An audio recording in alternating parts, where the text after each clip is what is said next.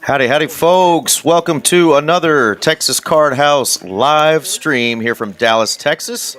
I'm Eric Van Loozen, joined shortly by Aaron McAvoy, who's going to be commentating from Austin tonight. As always, got a great stream tonight for everybody. Got fun cast, and we're going to get after it tonight. Looking forward to it. A lot of information to give out as we've got some really cool stuff coming up promo-wise from our staff as we're having our 5-year anniversary for TCH Dallas. So keep the stream rolling tonight.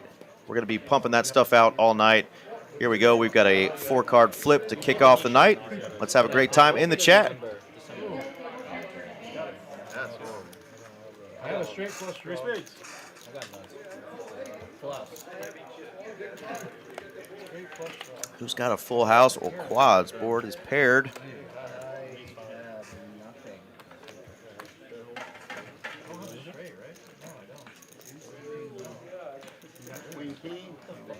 You have anything? No way, 5 wins.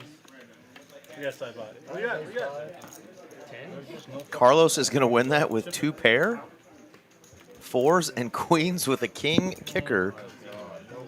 What kind of PLO hand is that? Goodness gracious, what a start. Easy win there for Carlos in the 5 seat. Go around the table real quick. Let's go. Got Bobby in the 1 seat. Our man Charlie in the 2. DJ Danny in the 3. Mr. Eric Chang Slick Rick in the 4 seat. Of course, I mentioned Carlos. 6 is going to be JD. Zack Barron over in the 7. Our friend AJ in the 8. And, of course, Scott Herbertson. And one of his caricatures, I can't tell which one he's going with tonight. Rocking in the 9 seat.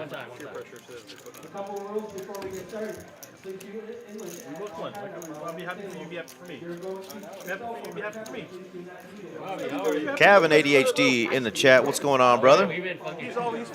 Venati joining us. I would like this to be the kind of And reminder, next week, too, we are going to have our TCH staff Halloween-themed live stream. Guest appearance by yours truly on the felt. It's going to be a lot of fun. So tune in to watch some of your favorite dealers and staff members from Texas Card House donk it up a little bit on the live stream.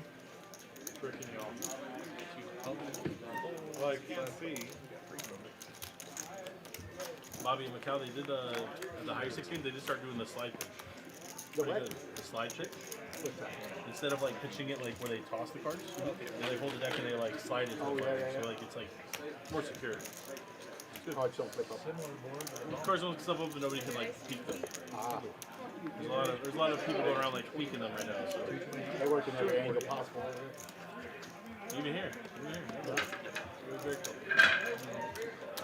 Like getting a massage and having your girl look for you. I mean, to be honest with you, Should be back-to-back wins here for Carlos starting off the night here. Flop to queen. Out flopping the 6s of Charlie, who turned a gut shot. He is blinged out tonight, baby. He's ready to rock. And Macau just played all night and went straight from Macau to the airport. back to Hong Kong Airport or Macau Airport? You probably went back to Hong Kong Airport. You're flying back home. Does get out of the way, and Carlos. Where'd you play? This was a long time ago. I played to win. Can he get the hat trick and win 3 hands in a I row? didn't make it to the win. The win's on like the North Island, right? That is our man Kevin doing the dealing tonight. On the North Island. Got that red beard back going. I swear he shaved it last week, and he's already got a full beard. Bach keeps them all over. Ah, Keeps all the casinos It only alive. takes a few. Free Panda joining us. What's going on, Johnny Rodriguez? Muskie in the house. What's going on, Muskie? Who you got tonight? Who's going to be our big winner tonight? That 7 seat has been the big winner for multiple people on previous streams. Let's see. 7 seat treats Zack well tonight. Camera time. For the ladies. His 6% female followers. Pocket pair for JD. I think he just Pocket smelled pair's it. not doing hot so far. Going to get out flopped by DJ and Danny. What is that, hibiscus? Definitely not going anywhere for $100. Whatever. You don't think I can afford Pantene? All right. I started using some conditioner cards. Yeah. Maybe you're smelling me. Johnny thinks our 2-seat, the quack quack, No, I smell you. bling bling. Smells like Marble Lights and brisket. Danny going to take this one down. Muskie's got Bobby tonight. No good? So he says there's going to be a bunch of dang it Bobbies. Sucked out. No, you're here. Yeah, I mean, I don't know if I've ever seen, of all the streams he's played, I don't know if I've ever seen Bobby over there in the 1 seat. So you got conditioner. throwing me off a little bit to get started. Danny looks like his hairdresser quit in the middle of his haircut. When Z-Fish doesn't wear a hat, like I'm always surprised that he's bald. I don't know why. It's always a pleasure. I'm just. But like you would like, I've never seen him without a hat. Guns came out earlier. Twice. I've seen him twice ever. I haven't seen that. The first time I saw him, I was like, "What are you doing? Like a Paolo impression?" Scott, the man of many jerseys, rocking the New York Jets Aaron Rodgers jersey. We went to dinner one night. He didn't wear a hat. We walked up to me like I almost didn't recognize. They're losing so much gold. People look twice at me because I really got that. Yeah. Papa Dale says Team Scott all the way. There we go. Got some friends and family members tuning in, Yeah. rooting on their Patnets. Oh, this Here we go, going 4 to a flop here. Big flop for Charlie. Gutter ball, diamonds. I have not been. Oh, I'm sorry. Do you apply for tickets? Second pair and bottom pair also involved. It's pretty pointless anyways. Is it? It's like literally impossible. AJ gonna bet that second pair. You know Charlie's not going anywhere. Do we have any idea what like the chances are? I've seen. I can't remember. I think it's like maybe like 1 in like 150. 250's the bet, and we get a call. Oh, that's not bad. I mean, I hit those. You see how good I run? I hit those. Oh, another 6 ball comes. Little runner, you know? That was folded though. I just got lucky. One of my college friends had like his family has lifetime tickets or whatever. So like, they like yeah, like they like 2 tickets. So like, brother will use it on Monday. Just go take someone on Tuesday. Go take someone on AJ's gonna bump it up a little bit, makes it 525. If you find it, there's people that It's like very. Charlie is gonna come along though. Yeah. I only went one time. I went on. It's a great story. And hello, 7 ball. Gutter comes in. The year that he chose. Oh wow. So my buddy's son went to school. Checks it over. And AJ's gonna be like, wait a minute. I'm flying a private jet up there. Yeah, checks back. No value from the straight. But 1,200 in profit nonetheless for our man in the 2 seat. Quack quack. Duck man, Mr. Charlie. You know, we were thinking about partying. Or as his wife calls him, Duck Daddy. Family was with us and everything. And it was just all that plane ride home. Yeah, he lost it like 4 or 5. No, he actually made those comebacks right at the end and only lost by a couple.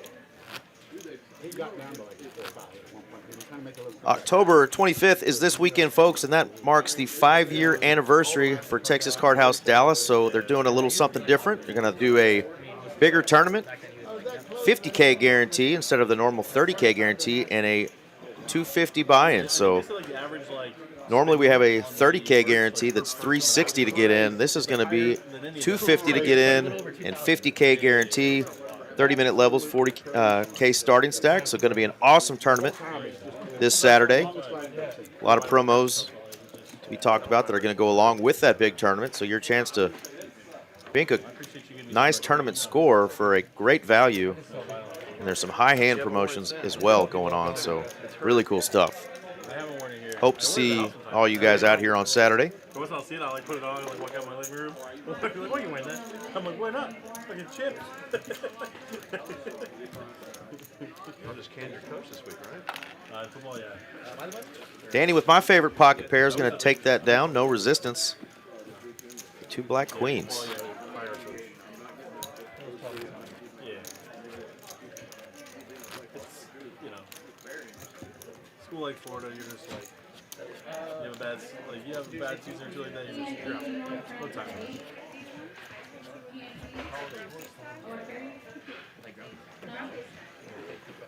Mentioned the high hand promo that's going to be going on that same day as that big tournament from 11 a.m. to 10 p.m. Got a high hand promo, 500, 300, and a third place for $100 in time is going to be going on. A school district decided to give kids a 10-day fall break. So 10 days? 10 days. We just started. Carlos still running hot. Here we go. Flopping a set of sixes. Unless you're solely responsible for figuring out something new for 10 days. Nothing to be too scared of out there. So he was playing it a little sneaky. Way better time to travel than summer. Yeah. They only do it because like the weather's better and like it'll be off peak a little bit. So, like, Not as crowded. We went to Universal Studios. That was cool. Exactly. Yeah. And the weather was Definitely going to come out with a bet here. 900 in the middle. That's what I'm saying. Like, it's actually probably really nice. It's like annoying in this one, but like. Is that 550? Yeah, it comes out for 550. That's got to throw a little alarm bell Zach's way. Going, you checked the whole way, called me. When I bet, now you're coming out swinging.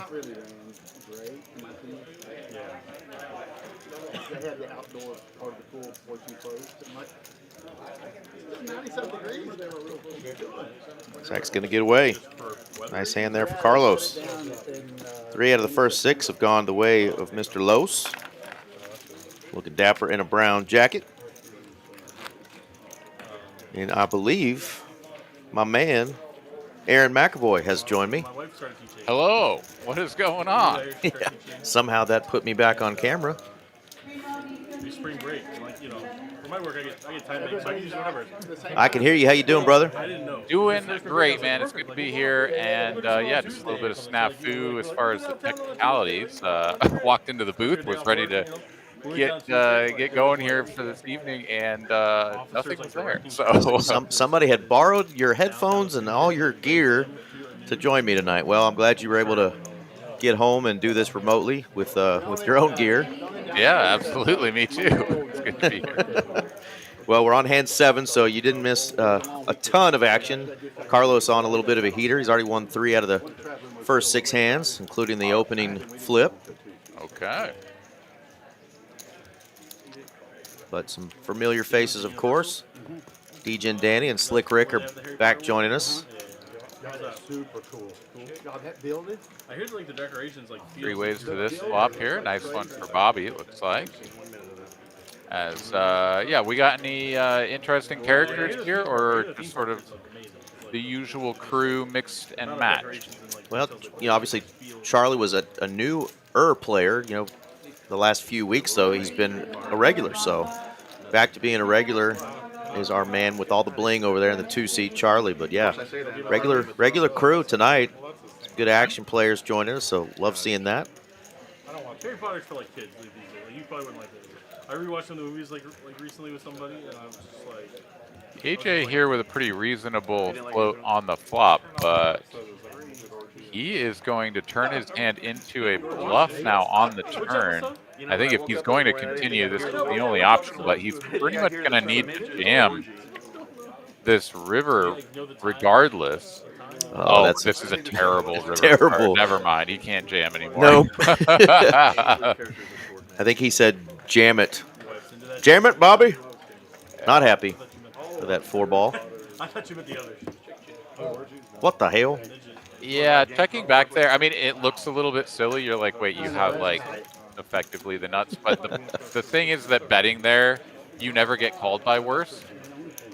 Like, literally nothing that's worse than an ace will call. So there's really not a lot of point in betting, because maybe just trapped quads or 6s full or something are going to light you up. Anyways, nice little pot there for Bobby.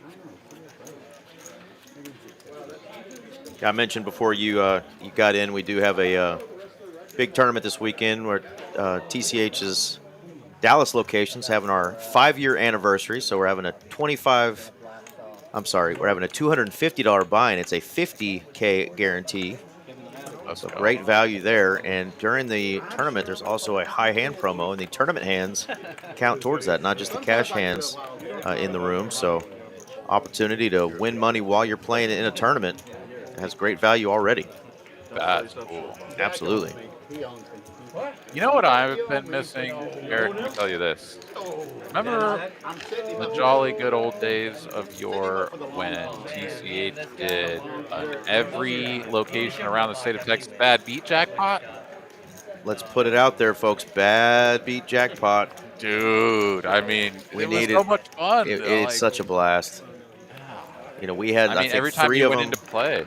We had 3 of them hit here. You guys had one, I think, and Rio Grande Valley had one hit. So, really exciting when we do those. So we'll keep poking and prodding at the staff to maybe get a bad beat jackpot coming back. I'll show you the promos they're doing there this weekend. They're doing the 5-year anniversary high hands, a $5,000 drawing, and then a time promo as well. There's a couple other drawings included that are just under that 5,000 amount. So some big drawings they're doing while you're here in the building playing. A lot of cool stuff.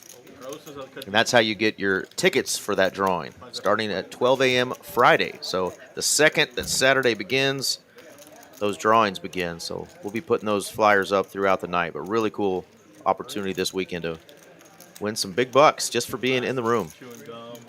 That's cool. All right, we got an open and a call, leading Zack to squeeze out of the small blind here. Ace-4 suited. He makes it real chunky, and I do think you want to make it big from the small blind when you squeeze. This is a little bit on the aggressive side, up to 900, maybe 700 is a little bit more accurate, but nonetheless, Danny is just like, whatever, 9s are too good. You got it, you got it.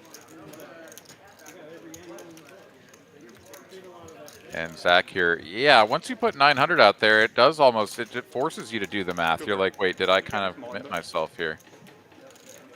And some shea butter. The whip jam? You never seen me do that, have you? The whip jam? Yeah. It's always ace king though. No. I know you got like 7. That guy's good. I got 3 out. We got 3. What the fuck? Yeah, my head's bad. You're alive. I feel like gambling. I already got 900 out. Good call, man. Good call. Hey, thanks. I feel like I'm gonna get there. Yeah. Feel like I'm going to get there. I'm one of those wheel hands, you know? Oh, one of those. Really? Not a real hand, but a wheel hand. Well, cat's out of the bag. Not that it matters, because Zack either calls off or doesn't. Agreed. I mean, he's actually getting right around the price that he needs, right? I mean, yeah, he's going to put the money in. He's like, I'm like a 33%, 30%, depending. I mean, I'm behind too. But why not? Let's YOLO it in there. All right, 2 times it is, and very safe flop for the 9s. That is the brickiest brick ever. King is live.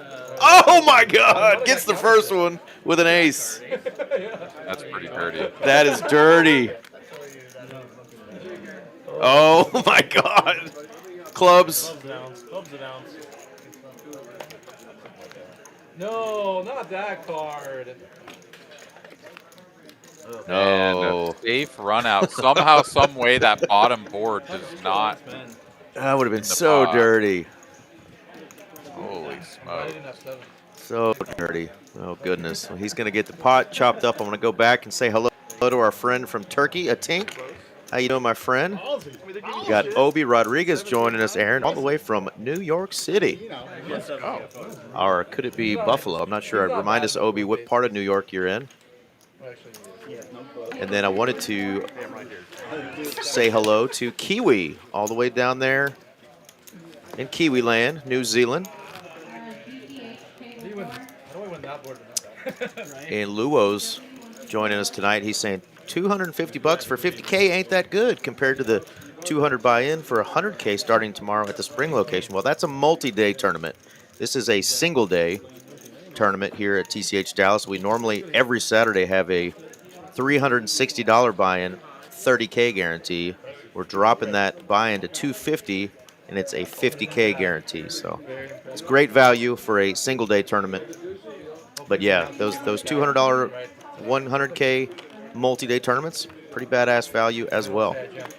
And let's be honest as well that, you know, the guarantee is almost meaningless because unless like there's some sort of massive power outage and all the traffic lights don't work, like there's going to be much more than the guarantee. Yeah, in the they're gonna prize smash it. pool up in Dallas. They just always do that. So We may have Yeah. 80 to 100K guaranteed in that at the end of the day with only a $250 buy-in. So it's going to be great value. well, it will be unguaranteed, but it will be in the prize pool. That's right. Yeah. Maybe if you put it in. Unguaranteed.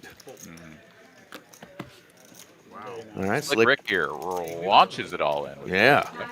No late game necessary today. We came to play tonight. Let's go, dude. We're one orbit in. I'm only here for a few hands, and we've already seen a couple of jams with Ace-4 and now Queen-Jack. I love Heck it. yeah. Love it too. Okay. Albany is where Obi's from, upstate. Gotcha. Near Albany.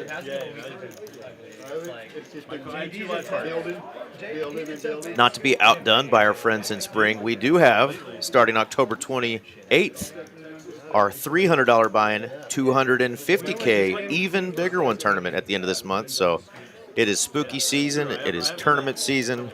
We're having our 5-year anniversary. It is just a great time to be alive and playing cards in Texas, Aaron. Dude, hell yes. And, I mean, you know, you guys have these, like, whatevers, man. Down in Austin, let me tell you what. Starting here in 1 week, actually, like 1 week from yesterday, the Poker Atlas Tour will be kicking off here in Austin. Crazy.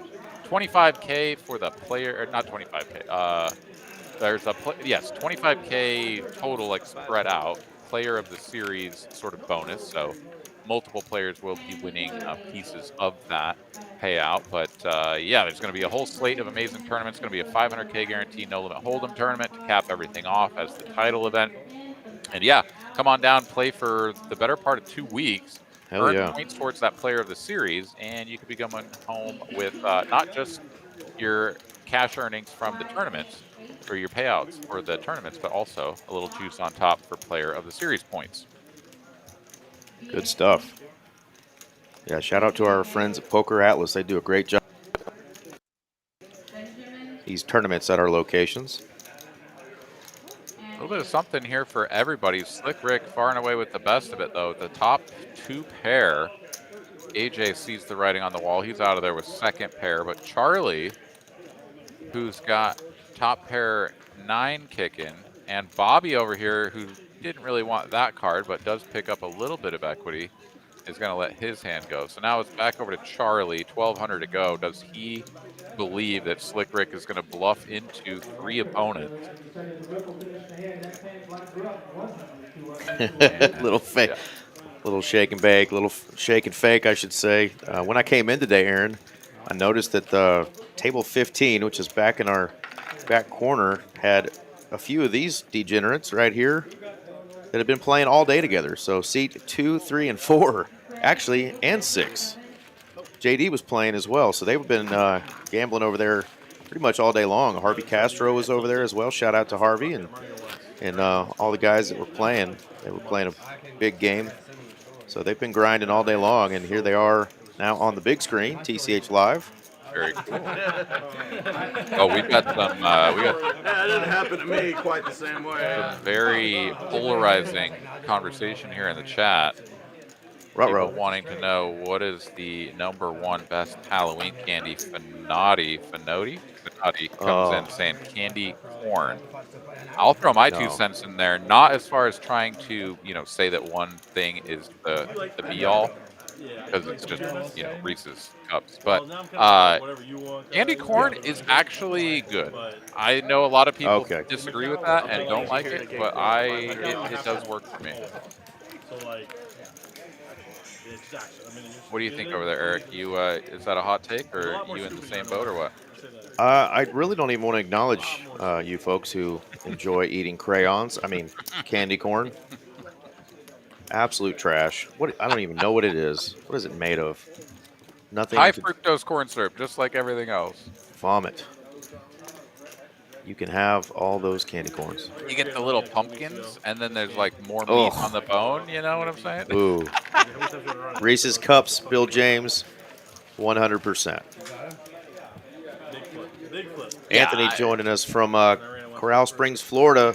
What do you think, Anthony? What's your go-to candy on Halloween? Do you share my sentiments and hate on the candy corn, or are you non on those suckers? I mean, it is true that you can get Reese's any time of the year. You can also get candy corn. You just have to look for it a little bit harder. But that, I think for me at least, is sort of like hearkening back to my youth, of like when you went to a house and you said trick or treat and they put something in your bag. Like that moment was either like a 10 or a 1, right? You know, when you got like an apple with a razor blade in it, you were like, okay, that's only like a 3 or 4 on the scale. But like, you know, a Reese's, I mean, that's just 10, like every time. Yeah. Right? Kit Kat, Reese's, those make kids happy. Candy corns? Ooh, they're gonna need to mute Kiwi because she's throwing out black licorice. Oh, there we go. All right, 3-bet to 700. Bobby is going to make the call here. He is dominated in every possible way except for hearts.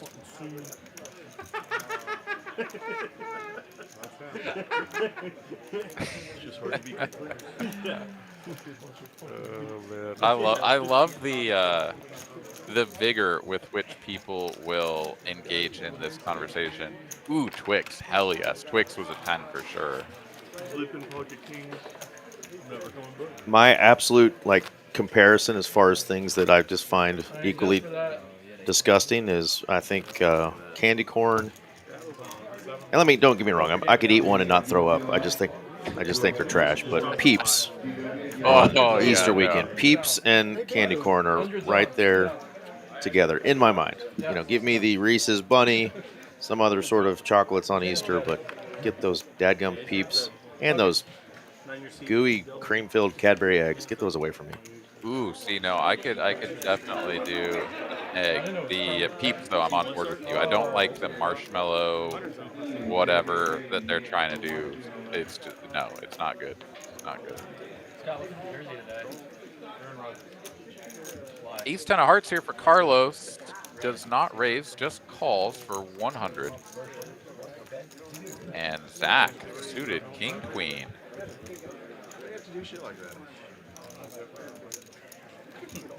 Fair enough, Fanati. All right, raised 500 and a call. Delicious queen high candy corn flop here for Zack. Carlos, 3 to a straight, 3 to a flush, 1 overcard to the board. Depending on Zack's continuation size, he could think about floating. This is going to be 500, so half pot. And Carlos will indeed peel one off, and he pairs the 10, not what he wanted to see. Yeah, adds to Zack's equity there with the spades now. Ooh, Bill James brings up the circus peanuts, that really gooey, weird, I don't even know what it tastes like. Like my brain has a sort of a memory of how awful it was, but yeah, I remember it not being good. Carlos checks it over once more. Zack will continue for 2/3 pot, leaving himself. Oh, whoa. Wow. Yeah, we're calling this one. Goodness gracious. Yeah, and a very odd move here from Carlos. We don't see him run these sorts of bluffs very often, but he's going to go for it. And with 13% equity, he needs an ace or a 10 here on the river, or he is going to double up Zack Barron for the full amount. Whatever you want. One time max. Max Payne, they said. One time. Here we go. And no ace, no 10. Zack will get the double. And Carlo, uncharacteristic, but I like the aggressive play. I mean, it's a bit of a misstep here, obviously, but picking up some equity on the turn and decides to just try to blast his opponent off of the pot. So I'm here for it. Absolutely. Zack is here for it too, as he's going to take 4,700 in profit with that double plus. So 7 seat remains hot. I mentioned that that 7 seat has been probably the seat that we've had the biggest winners on this live stream here in Dallas. And so far, so good for Team Zack Barron. That's why I didn't think he had Well, it. and he first got the encore backstage. All right, Dante says, I want to play in this game. Well, if you do, this is how you get on this Dallas stream. There'll be a link in the chat throughout the night to play on some of the other streams, whether it's Austin, Houston, or the Rio Grande Valley. But to play on the Dallas stream, this is who you contact, the lovely Miss Mallory. You can scan that QR code for her info. Best way is to reach out to her on Instagram. She's at Mallory Poker. She is one of our ambassadors and puts these great stream lineups together. So if you're wanting to join us on our Tuesday night cash stream, that's who you contact. And not always a 5, 10, 25 no limit game. We've got some PLO streams we've had before, and some smaller stakes, and Big O as well. So let her know what you're interested in playing, and she'll see if she can't get you in on one of these. Heck yeah. The thing about when you join a club, Park it inside. pay that kind of money. I saw Miss Shada out in the room, and Betaju joining us as well. So we got the Herbertson clan rooting on Pops over there in the 9 seat. Doesn't really get old, but it's nice to go play something Excuse me, Ace Jack for Bobby. Slick Rick will make the call out of the small blind. JD is like, it's a little bit awkward, but my hand plays really well multi-way, so I'll just call as well. Zack comes along for the ride, and we'll go 4 ways to a 9 high rainbow flop. Pair of 5s for Zack, the best hand as it stands. We'll get a free turn card, 3 of diamonds. Further improvement here for Zack. Straight draw and the best hand with the pair.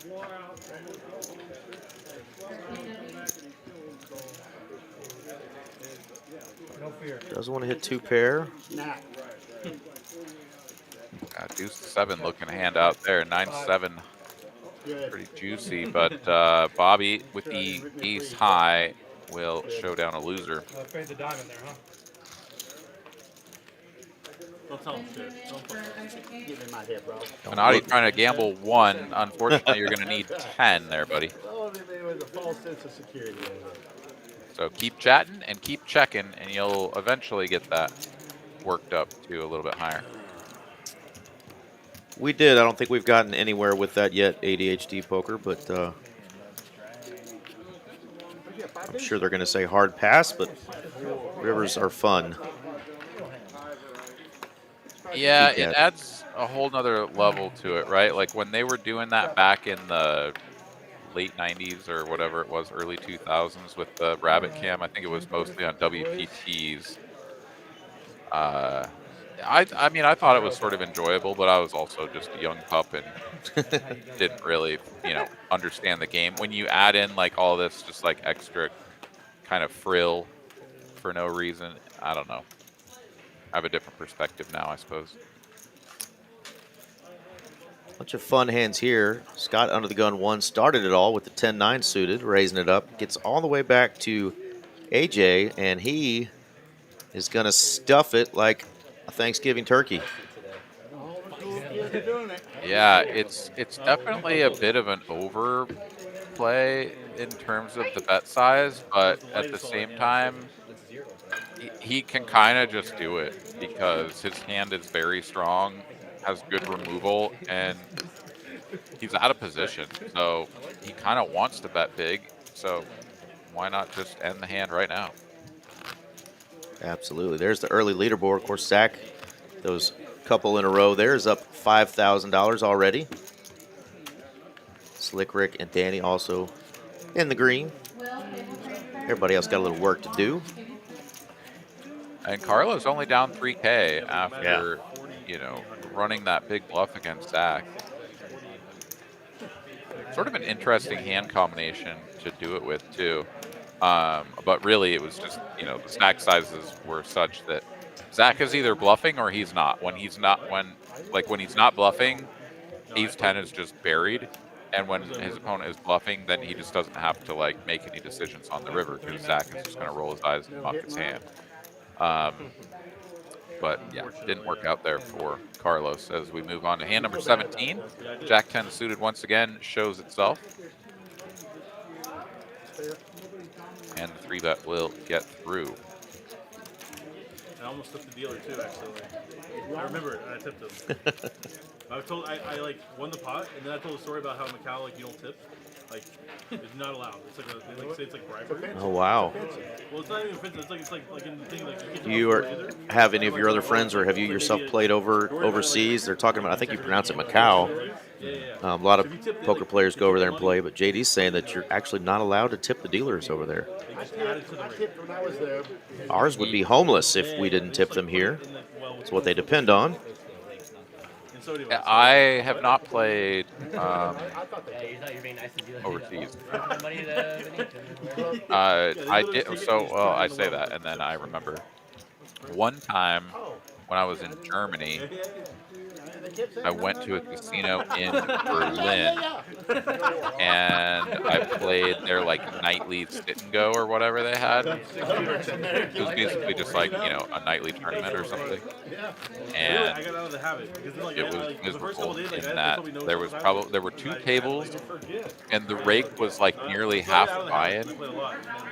It was like you know, 70 euro buy-in or something, and like 40 went into the prize pool. And afterwards, I was like, Goodness. Yeah, like I don't remember exactly how bad it was, but it was pretty bad. But I was just kind of like, you know what? Like I came here to play tonight. You know, I was there for different reasons. This was many years ago, but we were there actually for New Year's. But just decided to go play, and you know, it was like whatever. I'm just gonna get in the mix. And the blind schedule was so ridiculous. It was like the most ultimate turbo you've ever imagined. Right?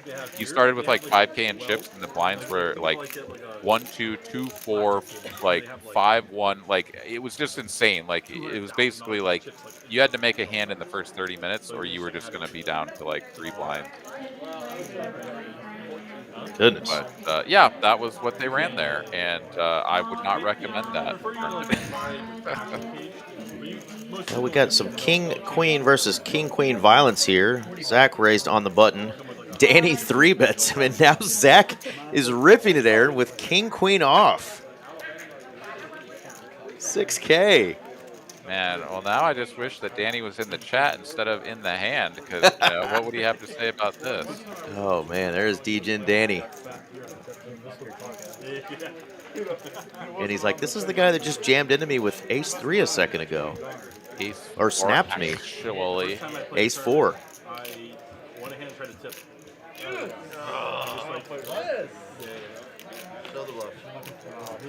He would if he could. chop it up is right. Yes, that is Mallory Poker in the chat.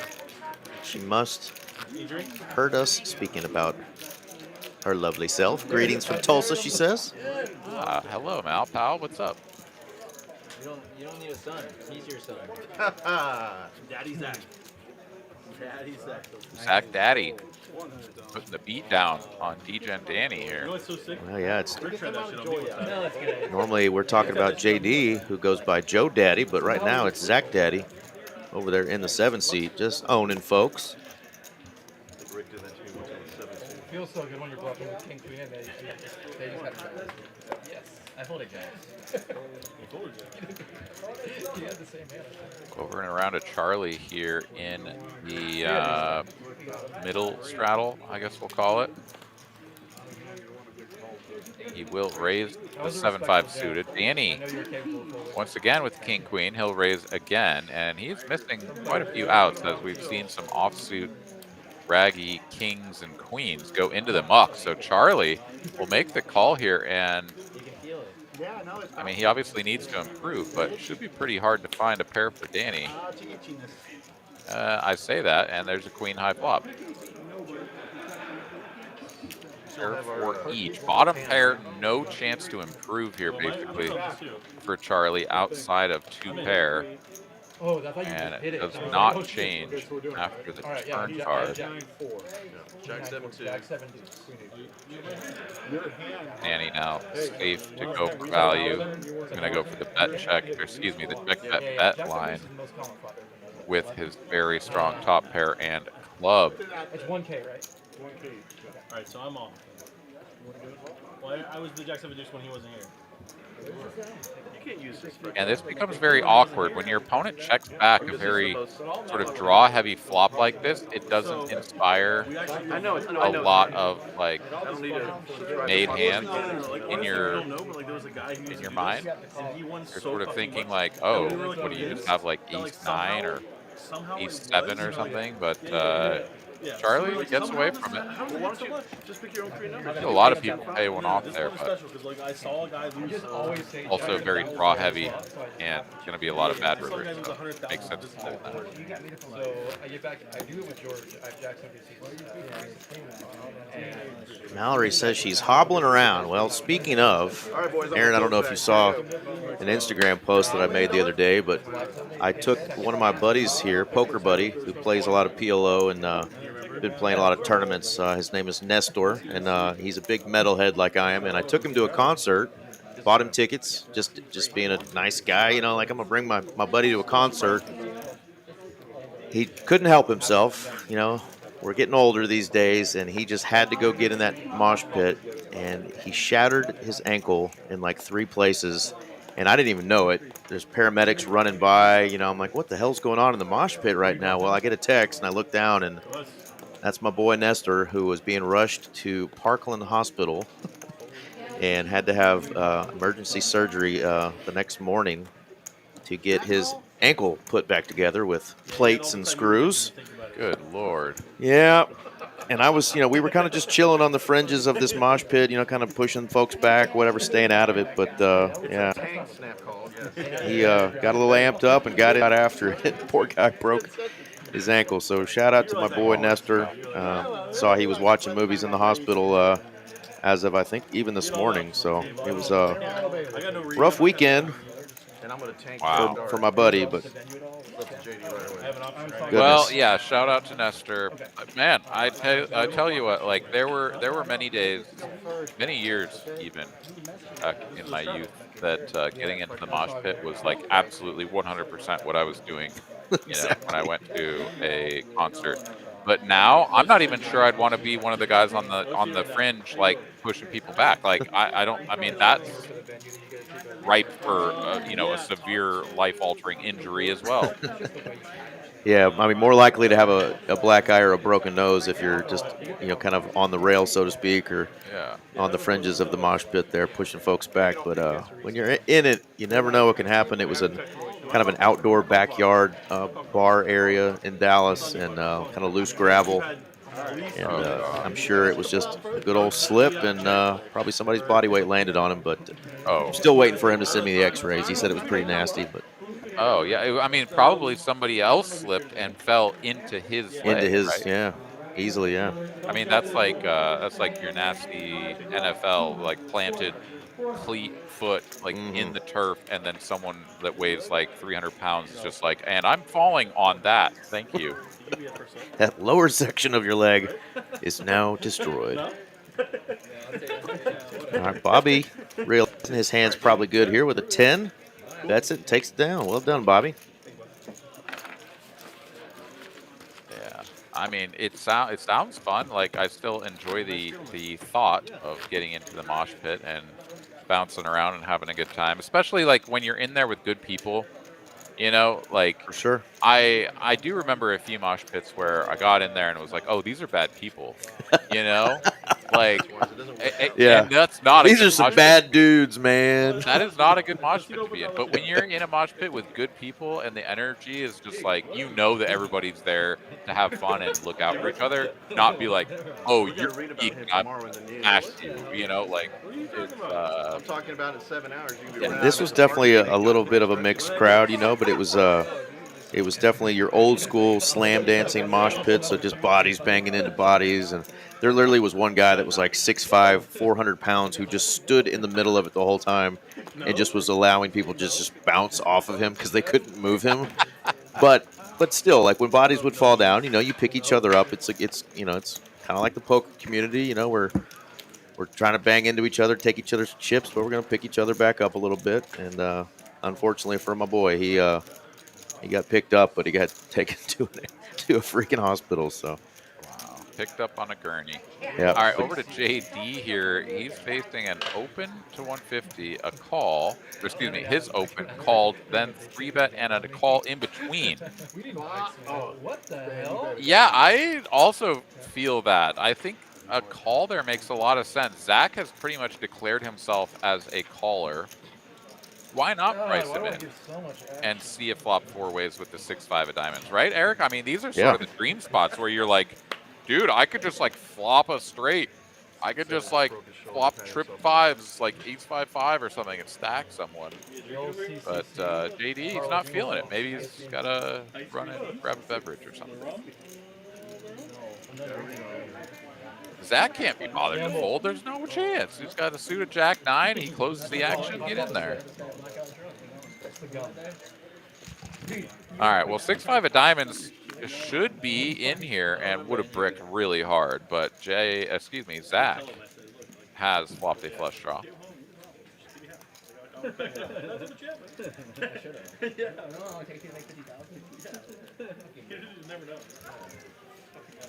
He's getting yelled at the chips. He's yelling at the chips. He goes, "Dad, if I not too clear, I'm kind of a big deal." Like if I tell people this is chips, like they're Check over to AJ here. He has the best hand with the pair of queens, and he is going to blast this too. 1,500 into 2 opponents with a very marginal hand. I'm not saying I hate it. In fact, like when you get these sort of wetter textures, you will, like, let's just say you have ace king, right? Like you're not going to want to bet like quarter pot or some sort of more typical continuation size. But the queen is just so vulnerable. Building a big pot now, especially with only 25-75 behind, I mean, you're going to have half pot if he gets called. And in fact, Zack here is now just wondering, like, I guess I just have to go all in and just see the turn and river.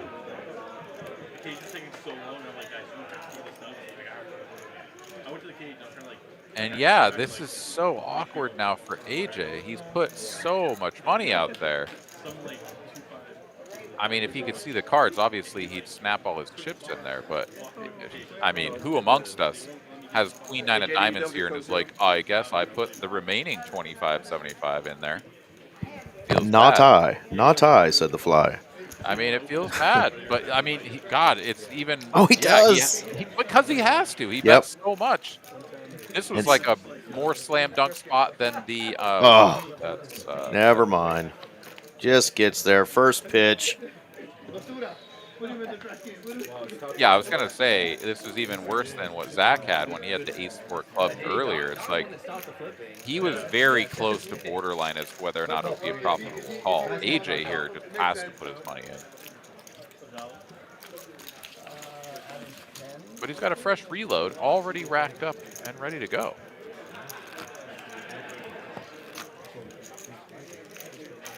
So he's back in the mix for 10K. And Zack attack. Zack Daddy, the 7th seat is on fire. 12.3K in profit through just 23 hands. 48 minutes. Goodness gracious. Yeah, is this where you gotta walk your goldfish or something? You know, you just. Yeah, I gotta go water my scorpion. Yeah, he's getting a little wrinkly. Weak kid, of course. These boys are here for the long haul, barring some sort of truly unfortunate occurrence for one gentleman or another. I suspect we will not have any players bowing out, but you never know. Things could go south. Over and around to Slick Rick, Queen 9 offsuit. In the big blind, Carlos will make the call. JD will make the call. And here we go. 3 ways to a flop.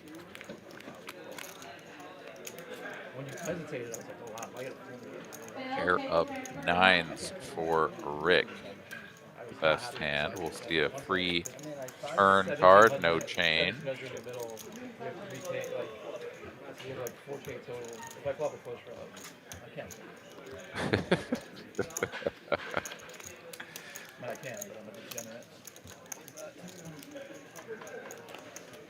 As much as I love doing the commentary, oh, JD drilling the set on the river, just now catching that, as he will go for a little bit of value. You know what I really tune in for though is the shade that Free Panda and ADHD throw at one another. Absolutely. Absolutely. So he must have a flush draw. You guys definitely keep us entertained in the chat. Slick Rick is going to pay this one off. I mean, he's played his hand so slowly that the 9 is very much in the bluff catching department, especially with the nut kicker and the club blocker. So, yeah, just going to lose 500 there. Well, I've been pleasantly surprised so far at the pace and the action, though the way these chips are getting in the pot so far tonight. I think having a couple of these guys, you know, play all afternoon at a table together is kind of helping that out. So we're here for it. These guys are ready to play tonight. Just 1 hour in, 50 minutes in. This is awesome. I don't even see those knit buttons, Aaron, but it looks like we don't even have to get those out. Taco over here is like playing out of his mind. He played out of his fucking mind. Yeah, right you are. I mean, the knit buttons, I guess there are occasions where the game comes out because the action feels stale and there's someone at the table who's like, come on, guys, we need to change this up. But most of the time, isn't it just because they just like to see more blood on the felt? That's what it feels like to me anyways.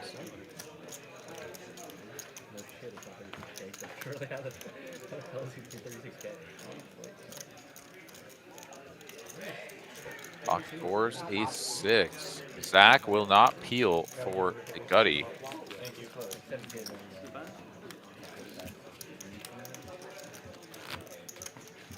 All right, well, let's see what else we got cracking with this 5-year anniversary. We mentioned this bad boy, the 5-year anniversary Saturday tournament, $50K guarantee, $250 buy-in. Also have high hand promos going on every hour. There's 3 tiers, so the highest hand gets $500, the second highest $300, and then the third highest gets $100 in time, and that starts at 11 a.m. So every hour they're doing the high hand drawing. There's also a $5,000 drawing, and of course they're doing a time promo that day, so you can buy 5 hours for $55. So if you're coming to play cash and not the tournament, you can get $3 off those first 5 hours that you buy. Ben, I'll do whatever y'all want. Ace King suited for Carlos, 3-bet. But Slick Rick is going to make the call because the 3-bet size was not particularly large. But it is a good flop for Carlos, given the diamond texture of his holdings, not particularly for his opening, or rather 3-betting range. And Slick Rick here, I mean, he has nothing, but yeah, I kind of think that this is the board texture that you just look at your opponent and be like, all right, you tell me if you've got it. Oh, you do have it. Cool. Lucky for Carlos, he had the diamonds there, right? Like, if he just has 2 black, ace, king cards, whatever, and gets raised, I mean, he might float, but he's certainly going to be playing the hand out of position without the betting lead for the rest of the way. Sitting right fucking there. Absolutely. In your hair from the southeast.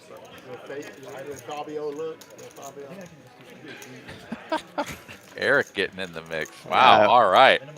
These guys are my boys. I got to razz them up a little bit. All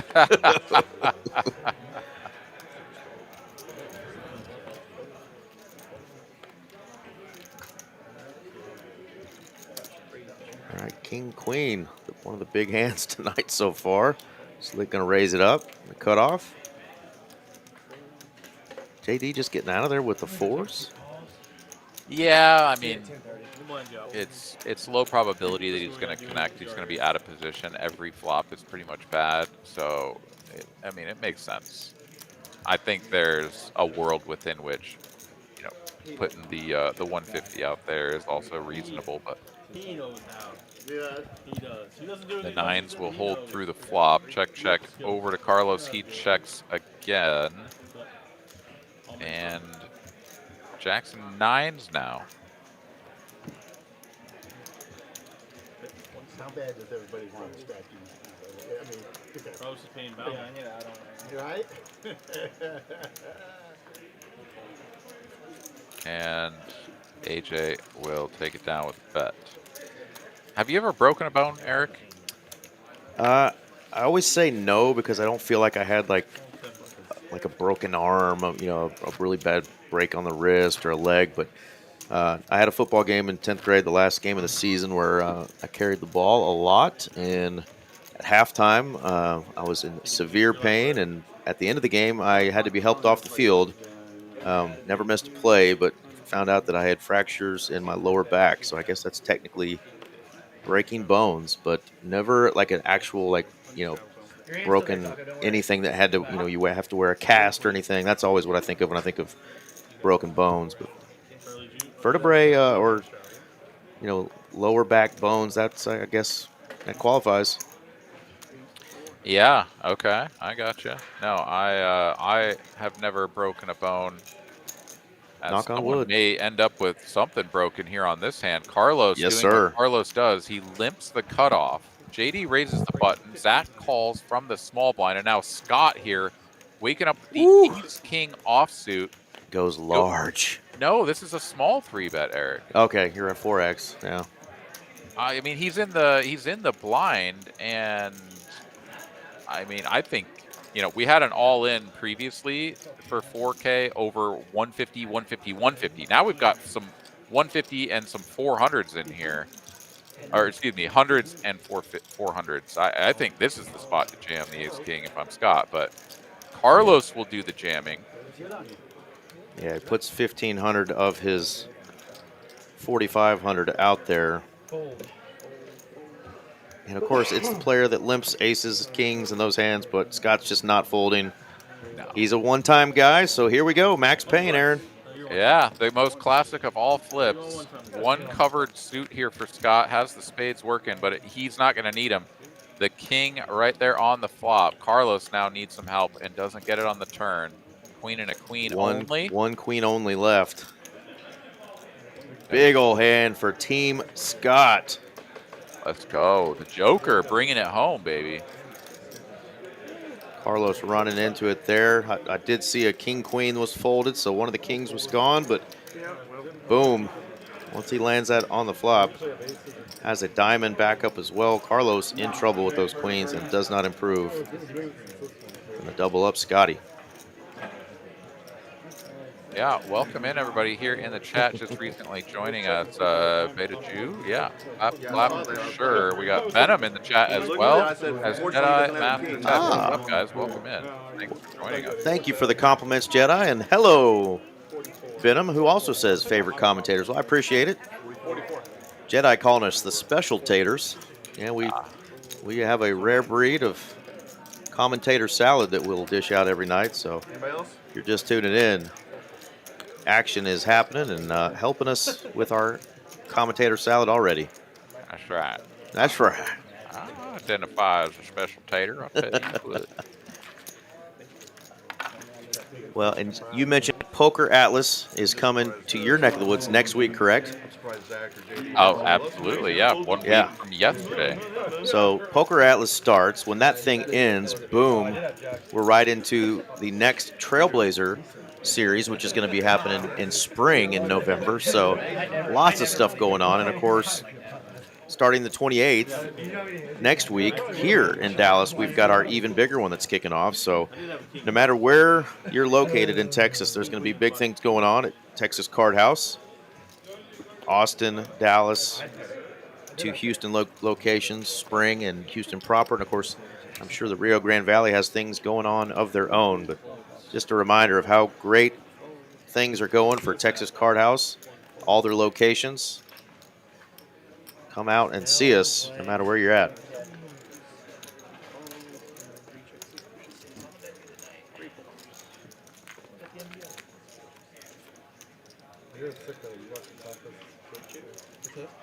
Middle set here for AJ. Unfortunately for he, no one has connected.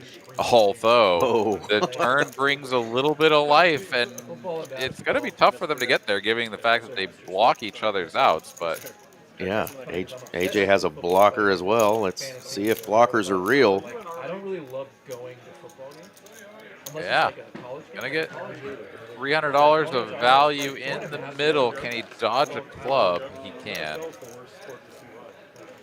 And Danny with the full-blown nothing burger, but has that 10 blocker. Yeah, I'm. A world within which he bluffs this hand, but AJ probably just going to need to try to get his value with the bet up front, given that he bet and got 2 callers. He almost put a 2K stack out there, but he's going to go a little over pot, I'm sure. 1,000, 1,100, 12. And yeah, easy fold for the brick draws. No chance at a rebluff or whatever if they suspected that he was bluffing when it's that big of a bet. Not worth it.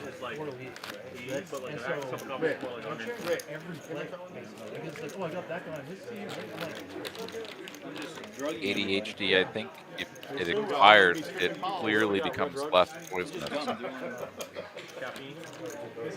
Performance enhancing gum. Oh, dude, you see the Jack 9 suited now? You're just gonna.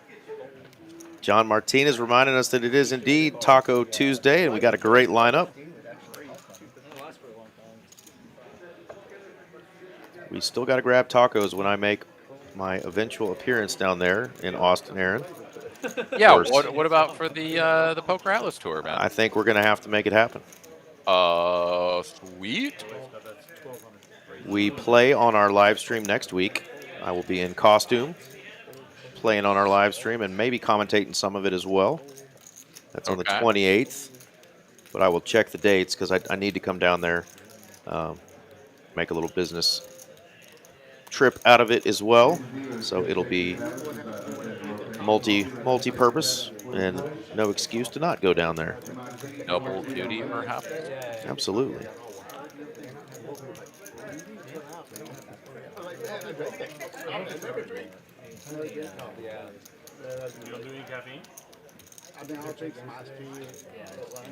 Well, yeah, we'll coordinate. You should check the schedule. Like, do you already have days that you're for sure down here, or is it kind of nebulous? Okay. Yeah, just trying to make it work. All right. Well, check the schedule for the Poker Atlas Tour. See what might fit in with something like that you're interested in playing, and we'll go with work schedule or whatever, and then yeah, we can get a crew together or something if you want to meet some of the commentators stuff down here, or for sure go grab some food and play some cards, whatever. Yeah, and I like joining the Austin stream while they're doing their thing, and give them a shout out too. So it'd be nice to meet them in person. That was funny and odd timing there. We got Jay Patel joining us, one of our favorites who has been on our stream, and he's saying Zack's the best, and he walks in right as Zack's folding the best hand. So Scott got one through there with the ace-king. Not many boards that the pocket threes are going to like. That was deuce, deuce, 9. Thought he might continue there, but Scott was making it pretty pricey. Got Zack off of that hand. So, Jay, you'll have to needle him a little bit, telling him he can't be full time. You're $75 poorer than you think.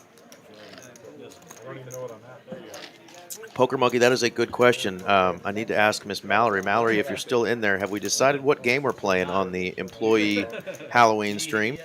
I put these glasses on to make me look smart. I heard maybe some round of each might be in the mix, but it's probably going to be like a 1-3 game with a $1,000 capped buy-in. But seems like a good game. Yeah, and the action's going to be silly because the folks that are on it, we like to get after each other a little bit. So pay no attention to the 4 on the screen. There we go. 4-3 deuce flop. Top pair, top kicker, wheel draw, backdoor, steel wheel draw here for AJ. But it's Bobby with the pocket 8s who has the best hand. He will make the call for 700. Yeah, the old CeeDee Lamb. We had a return of CeeDee Lamb this weekend. Looked pretty damn good, too. Dude, those Cowboys, man. I mean, it's been kind of just like this running joke of like, oh, this is our year, and oh boy, you know. But the defense is absolutely atrocious, but that offense is clicking. Like, every week I expect to be like, okay, here's the real Dak slinging interceptions and can't hit his guys. And nope, so far so good. Yeah, back to form from 2 years ago. Second MVP voting and got a good offense. And I think it's him and Shoddy. Him and Schottenheimer really work well together.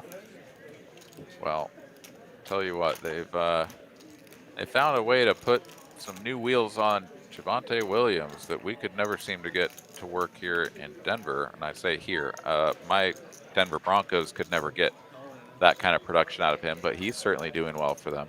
For sure. Bobby is all in with the 8s, and AJ is like, well, damn it. Not what I had planned here. Has already wagered what looks to be 600 or 700, though. So gonna need a count to figure out if he's just priced in. I do think that he can find the fold here. Like, having the ace of spades makes it less likely that his opponent is just working with some sort of like ace jack, ace queen, whatever, that had the ace of spades on the flop, and you know, is now just sort of YOLOing it in there. Like, that takes away kind of a lot of the bluffs that make some sense. Otherwise, it's what? Yeah, we can see that he's got just 4 true outs right now up on screen, with some we know that were folded. But he's thinking through his head, man, I could hit a lot of cards here. What's his big song? Louis Capaldi? They're all kind of like slow and suppressing. Yeah, I mean, at this stage of the hand, it's how often are you ahead as opposed to what can I hit you through. But it is part of the calculation. For sure. For sure. That's a really good question, ADHD. It's a really good question. Suspend your disbelief. Wow, the call is made. One time, Max Payne. Twice? Okay. Are you on the draw? No. You already there? And I don't know. I don't know what twice. if you have 5-6, you're. Twice? All right, once or twice, pick and then figure it out. But yeah, Right. the Don't ask what each other have. The haggling over that is. I mean, it's fair if someone's just dead, right? But like, we don't presume that to be the case here, and so yeah, just pick something and go. I said twice. Good God.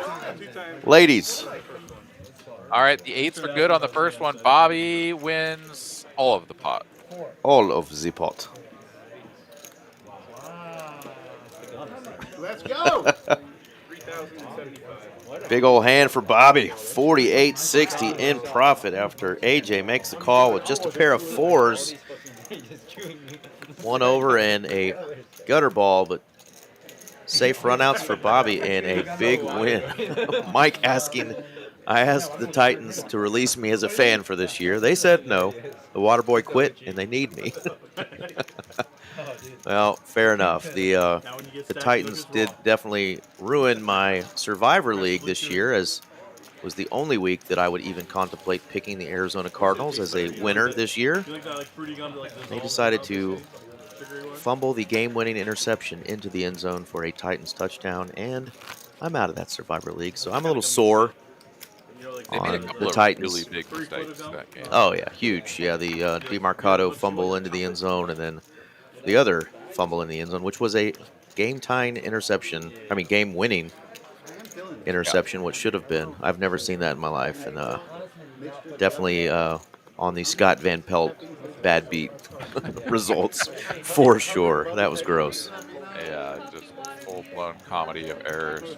But yeah, the Titans have been just truly miserable. There's always that one team each year that you're just like, wow, they can't get it together. And combination of players, coaching, quarterback play, whatever it is. But man,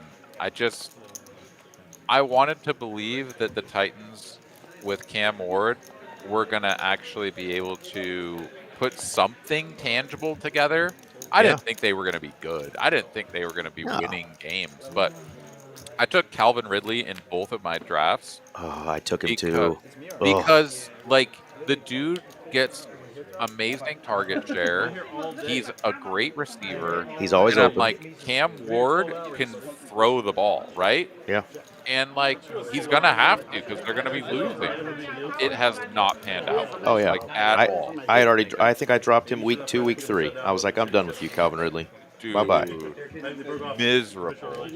Just miserable. Absolutely. I mean, obviously, there like actual Titans fans out there that are sort of rolling their eyes at our conversation about fantasy football. But yeah, it's got to be tough to be a true Titans fan because you think you're getting the #1 pick. We've been garbage. We're terrible. At least now we get like Cam Ward, and he's going to resuscitate the. Oh wait, no, we're bottom of the barrel again. Top pair here for Carlos. He's going to bet 850. It's an up and downer for Charlie. It's out of position, but got one overcard to the board as well. It is live. Yeah, but last time the big hand I had ace queen was. Yeah, and Carlos has usually a pretty good hand when he puts a decent sized bet out there. Did have that big bluff earlier, but Charlie looking to improve with open ender and an over. Doesn't get there, and Carlos just shows down the 2 pair there. Queens and eights. Jack kicking. He gets a little bit of that cheddar back that he lost earlier, so nice pot there for Carlos. Are you going for value ever there, Aaron, in that little spot? So I think it's possible, but you have to ask yourself what is going to call you, and the only thing that you're targeting is a jack. So if you're going to bet, it has to be small, which the danger of reopening the pot to getting check raised is maybe just not ever worth it. Now, if you have king queen or ace queen where your kicker is like beating the board and you can get called by queens that you beat as well, then absolutely go for it. But very reasonable river check back. ADHD Poker asking some real deep questions, like deep thoughts with Jack Handy. I know Jedi and Poker Monkey remember Jack Handy from Saturday Night Live. Classic comedy. Fun hands here. 8-7 of clubs opens it up. AJ with a 3-bet with the 9s. Uh-oh. Yeah, the 3-bet just a little bit too big there, I guess, for the 8-7, as kind of don't mind playing out of position with those sorts of holdings if the price is kind of right. Just because your hand either like makes something good or it doesn't, right? Every once in a while you will end up with some annoying situation where it's like queen 8 deuce and you have to check call a flop and check call a turn, just like holding on for dear life with your pair of 8s, and that's annoying. But otherwise it's like, oh, I have like a real hand, like a straight draw or flush draw or 2 pair or whatever.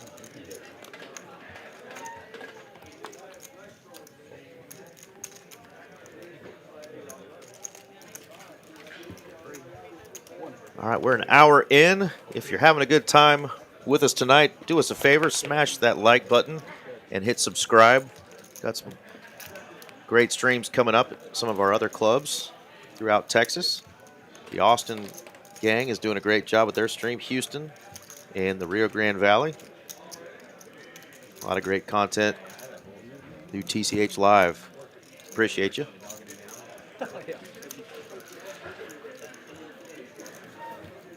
See if I can't win some points here. I just saw David roll a deuce. Oh no, that's also terrible. What are you down to? Well, you still have 2,200. You show off. I'm looking at a solid 6. Dude, I have been on one hell of a downswing though. I'm pretty sure that like a year ago I had 4,000 some points. Like I think I've lost like 90% of my gambles over the last year. It's not been good. That might be an overstatement, but it doesn't feel good. My internet points, Eric, I need them. You need your points. You need your confidence, as it is dwindling with every stream. Shrinkage. Shrinkage is real, and it's not even winter. It's getting a little bit chillier out there, though. I will tell you, I've had a couple of days in the last week where I went outside and was like, this is actually pleasant. Instead of like, oh my God, I need to get into my car so I can turn on the AC. Quick, easy win for JD. Quick reminder, one of these tables right behind our stream table, you can see the Big O game going on. That's Rebecca's game. Starts at 1 p.m. on Tuesdays. It's a 2-5 Big O game with a mandatory $10 button straddle with ultimate last action. They have a great time, and they play for hours and hours. They start at 1 p.m., and they're still rocking now, and will probably be rocking when I get out of here tonight at 11 p.m. She also does a Drama Hog game on Thursdays, so come on out, get to play with the lovely Miss Rebecca Thompson, one of our ambassadors here, TCH. Now that is one hell of a fun game, Drama Hog. You ever play that one, Eric? I've watched them play, so I know a little bit about it, but I have not jumped in there with them yet. Yeah. It does look like a lot of fun. And then Drama Hog Deuce 7, also very cool. All right, 3 ways to a flop. Carlos just calling with the 10s, invites his opponents along for the ride, and they are going to pick up a decent chunk of equity here on this flop. Pair and a straight draw versus the up and downer with a gut shot to the super nuts.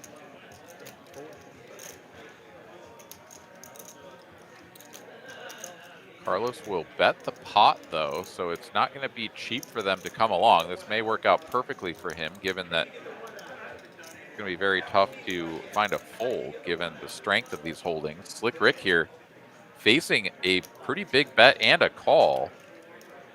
He can go 2 ways about it, but he's going to lean the aggressive route, which is going to be a check raise to 1,700, excuse me.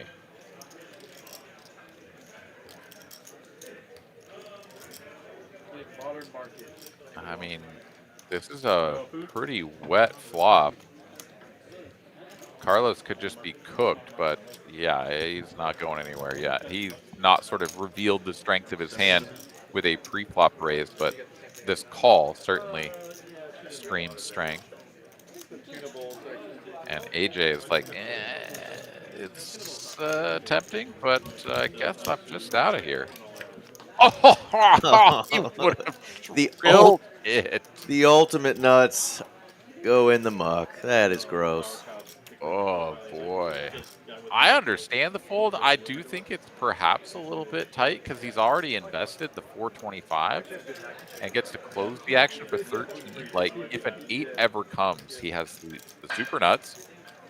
Obviously, the 8 of clubs would not have been necessarily the best card, but in any case, that is a really dirty turn card to see right after you fold. Right, and now Slick is going to poke at it with $1,000. It's like, Carlos is like, really? Yeah, very texture-changing card. A lot of Slick Rick's check raises actually are going to involve a 7. The front door flush draw does complete, though, so this is a little bit of an action killer for both players. I think Slick Rick can go for another block and try to get value from the hands that Carlos actually has. The other option is to just YOLO it all in there and be like, well, I wouldn't be folding to a bet anyways, but yeah, I much prefer the block. I honestly think the all-in is just a mistake. And yeah, he's going to get the call here. Carlos is just cooked.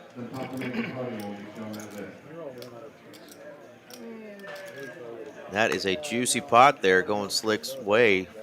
5,500.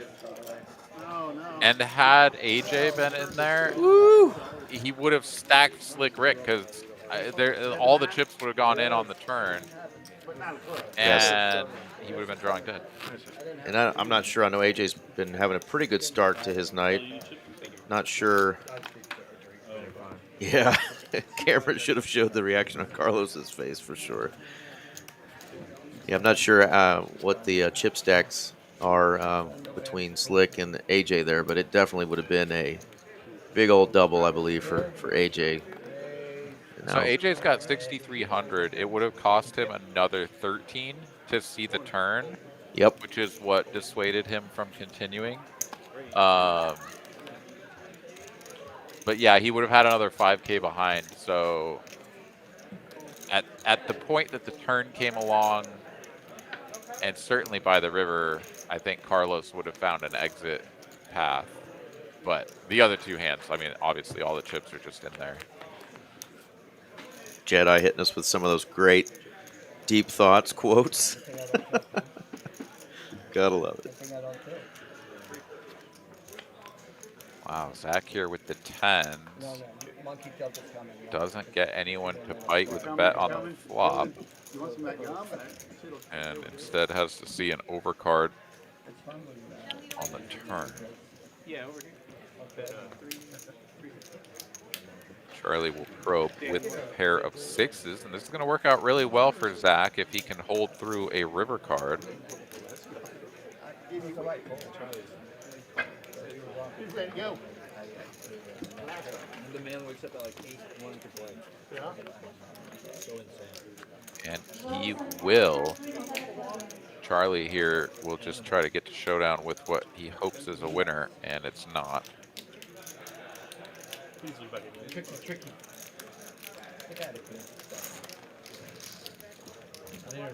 Zack takes it down.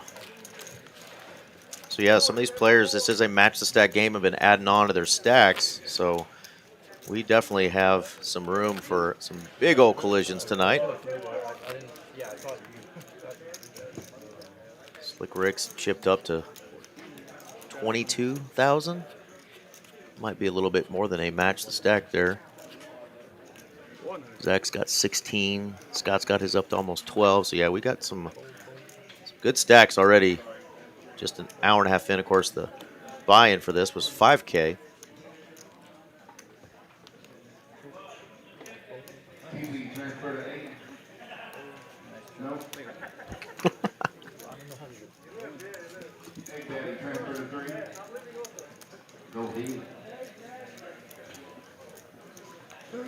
Each 7 off suit here for Charlie. He's going to get after it. Danny has the same hand. He's going to call. That'll push the best hand by far out of the way. And I mean, Danny here obviously with the clearest path to victory being in position, but they're both going to flop bottom pair. And there's some real showdown equity here. So the donk lead from Charlie, no diamond, very interesting decision. Danny will make the call. And there is another diamond. And it's kind of like the card that if you're gonna bet the flop, you almost need to bet the turn. Very awkward though.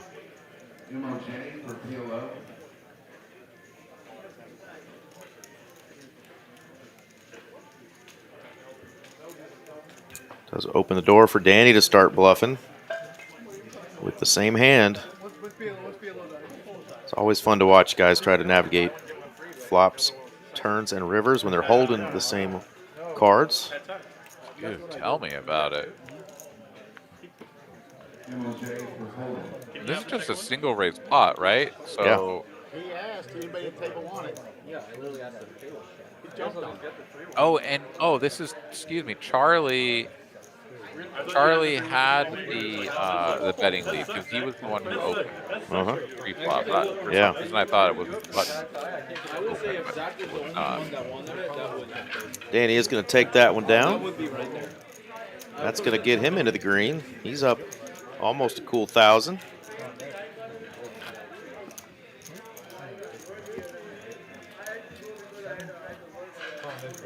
By button, I mean big blind or whatever, the first blind that came in.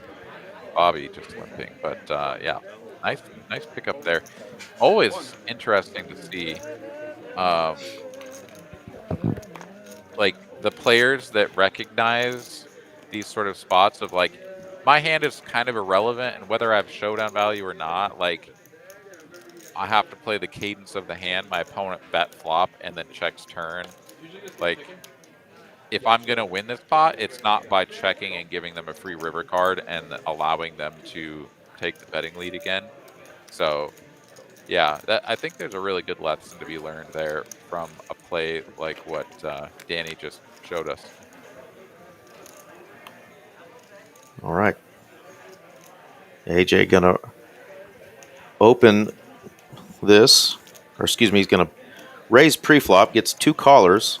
We get a king high flop.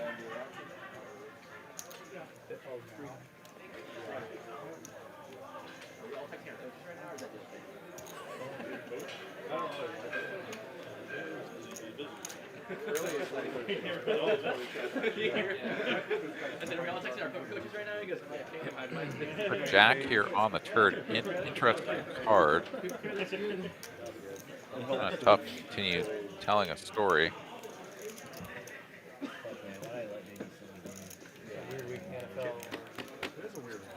And we will go check the queen on the end. Charlie picks up the bottom end of the straight. He says, "Hello, lady," and "Thank you, ma'am." Oh my, overbet. An easy fold for the no pair ace high hand. Takes that one down. This year, like the sharps are just leaning. Like if you're a professional bettor and you're not winning this year, like you're done. You should not be. If you're buying someone's picks and they're down, you're buying them. How do you get those picks? I don't buy picks. Twitter. I mean, it might be embarrassing, Jedi Master Ted, but you know, there are a lot of girls out there that like a bad boy, and if someone tries to kill you on your first date, you might just have one of those girls locked up. That's good. Well played. You know, provided you don't die. You don't die, right? You know, severely wounded. You know. On the road at Broncos, he just looked really good this week. I don't like Broncos didn't look great in that game. The Cowboys will be overhyped this week. Cowboys are great at home. Not on the road. Yeah. So it's simple. They're like Atlanta. Let's just shout out a couple names I didn't recognize from our chat. We've got Jeremy Hilliard joining us tonight, and Anthony Castillo was the one saying, show that reaction on Carlos's face there. Welcome to the chat, fellas. Hope y'all are having a great Taco Tuesday night. Limp pot all aboard. Charlie here with the suited 9 triz, but whether he's a believer or not, he has bricked the flop real hard. Carlos, the best hand, but he's now got to fade a turn card. He will. Improves to a full house. How long they'll keep that buy one, get one free deal. But he's out of there. No, he folded. My goodness. Out of there, and the 9 triz, the McAvoy special gets it done. I actually thought about you, Aaron, because I played in that main event from the Trailblazer a couple weeks ago, and a player that was just super tilted and just seemed like he was just kind of not knowing what he was doing, but he got it all in with the 9 triz pre-flop with probably 25 big blinds, super tilted, and just said, to hell with it, this was a good year for me. I'm all in. I think he got 2 callers, and that was all she wrote for him. The 9 triz, he gave it hell. Just didn't work out for him. You know, it's a tough hand to to believe in because it I mean, sucks. but it was a good year, he said, you know? He believed in it. Yeah. I mean, Yeah, I just want to yeah. To each their own. To each their own, right? I mean, maybe for a Cowboys fan, you know, great year, 93. Oh yeah, you know. But then when you get into the 2000s, you have to start using. You start using a jack. Like what? I Yeah, don't what's know what what's happened. oh yeah, exactly. It starts getting weird, man. Then you got to do math. You got to carry the one. I don't even know. Slick over there making me hungry, man. Looks like he's got more than one meal tonight. That he was getting after some noodles or something a second ago. I'm gonna have to go figure out where Mr. Eric Chang ordered from. Looked good. Yeah, well, when you're that age, you know, you need 2 meals. Absolutely. I know he's been getting into the working out, lifting a little bit, trying to get big and strong like Bull, Mr. Slick Rick. Definitely not his accent, by the way. I thought it was a good impression.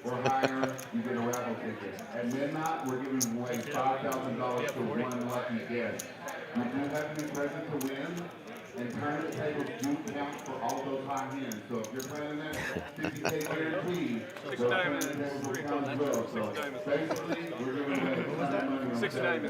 It's like you better not be talking about my dog Hazel Pants, Panda. No, he was just talking about Kevin. I'm not joking. He was the worst player at the table.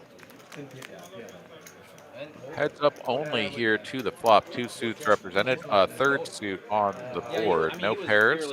It's all, It's advertising. Yeah, it's advertising. yeah, of course.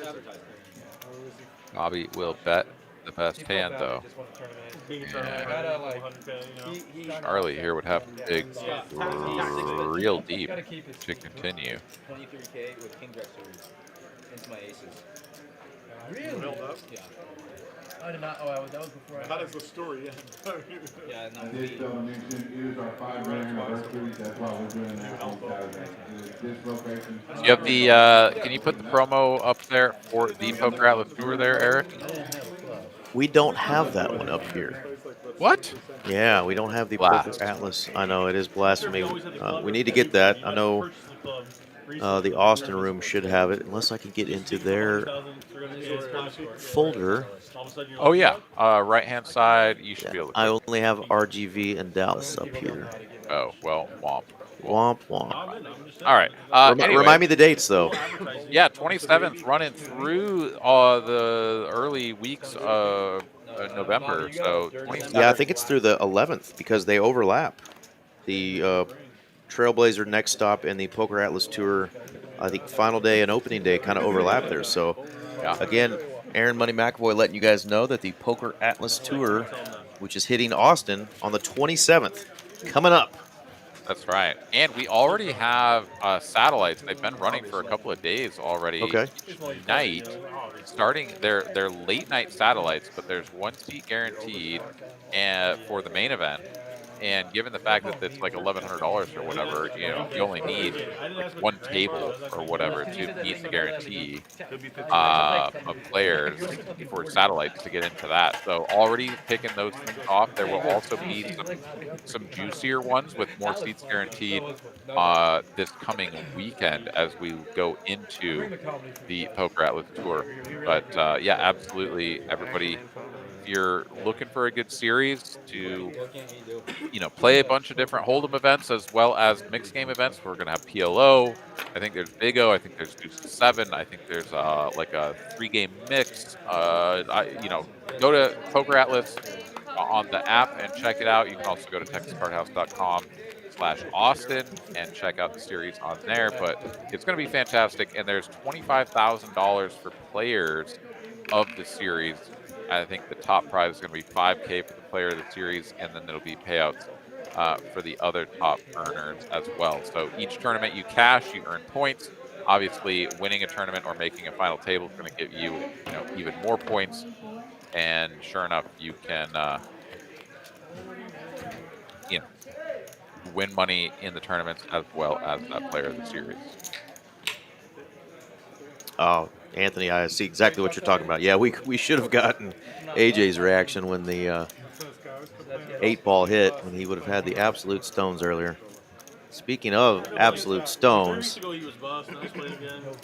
a couple of straight draws, and one got there Mr. Slick Rick got there. Yeah, AJ with nut low. He's like, well, I went for it. 5 high. Like, you literally can't get worse than this. He did go for it. And speaking of going for it, I want to give a big shout out right now to one of Texas Card House's best dealers and employees. He's dealt on the stream before. He works over mostly at the Las Colinas location now as a floor, but J-Nick just ascended to 14,000 feet in the Colorado mountains and popped the question, and she said yes. So congratulations, J-Nick, on getting engaged, and we'll see you when you get back in town to help celebrate you and your lovely soon-to-be bride, Miss Kimmy. Great job, buddy. Congrats. That's awesome. Yeah, good stuff. Look at the play styles here real quick. No one in the tight aggressive quadrant got the nit, and then everyone else is just like playing a bunch of hands. Love to see it. No. There's not 2 boards. That's why I'm saying it. What's the ruling on Slick, you want 5? That's still the same flop. Well, I don't know. No, sometimes pre-flop. 3 ways. Still works. Yeah. 3 ways again? 3 ways. Okay. All right, Zach, so if there's multiple boards. So 14,000 feet. Yeah, this is the time. Do you know which mountain he climbed? You guys get it in? Let me see. He's got it on his story. Oh, come ascend Mount Bennett with us. If it's part of Mount the hand, Bennett. Okay. I think he went up near Breckenridge. They started out, I saw some of their travels, and then I think they were going somewhere near Breck. I mean, it's a pretty aggressive time of year to go up there. Like, the Yeah. caps are all snow covered. Like, you're not getting up to the top of one of these. I'm looking at where they're at, and they got a little bit of snow on it, but not real snowy just yet. But good stuff. Okay, well, I guess they've managed to find a window here right before the season starts, because typically, yeah, it's like October, they're already getting snow up at those elevations. But it's been a little while since I've been up there. Maybe the snow cap is really sort of the November time frame. What do I know? Oh, all I need is a queen? All I need is a queen for the nuts? Set of jacks I see in this flip here. They did a little juicier one here. King or a queen? Not just 200 a pop? Oh, yeah, no. It is 200. The first one they did was 100, so they're going up. I'm paying you mine. Yeah, thank goodness, Kev. Great job dealing, by the way, buddy. But J-Nick did not drop that ring up there at 14,000 feet. I saw it on her fingers, so it was a success. Yeah, but really cool, and shout out to him. J-Nick's one of my faves. Super positive guy. I mentioned a couple weeks ago that in the chat that he was getting me hooked up with some fishing gear, and I've been meaning to pick up this fishing gear that he hooked me up with, and he sent me a picture with his now fiance, then girlfriend, and said, here's the gear. She was holding the 2 fishing poles, and the tackle box was right next to her, and he said, girl not included. And I was like, no deal. But shout out to him, man. He's a great guy, and you'd recognize him, Aaron, if you saw him, if you don't know the name and face together right now. But J-Nick is a great dude. Very cool. Yeah, congrats to them. And I mean, how cool is it when you find somebody that likes to do those sorts of things that you like to do, and you can go and sort of indulge your passions together, and it's not just like one person is like miserable the whole time. I mean, I don't know everything about their life, but the fact that they're both at the top of a 14er seems to make it clear that both of these people are into that sort of thing. Absolutely. Couple of pocket pairs here. Zack and Charlie going to battle.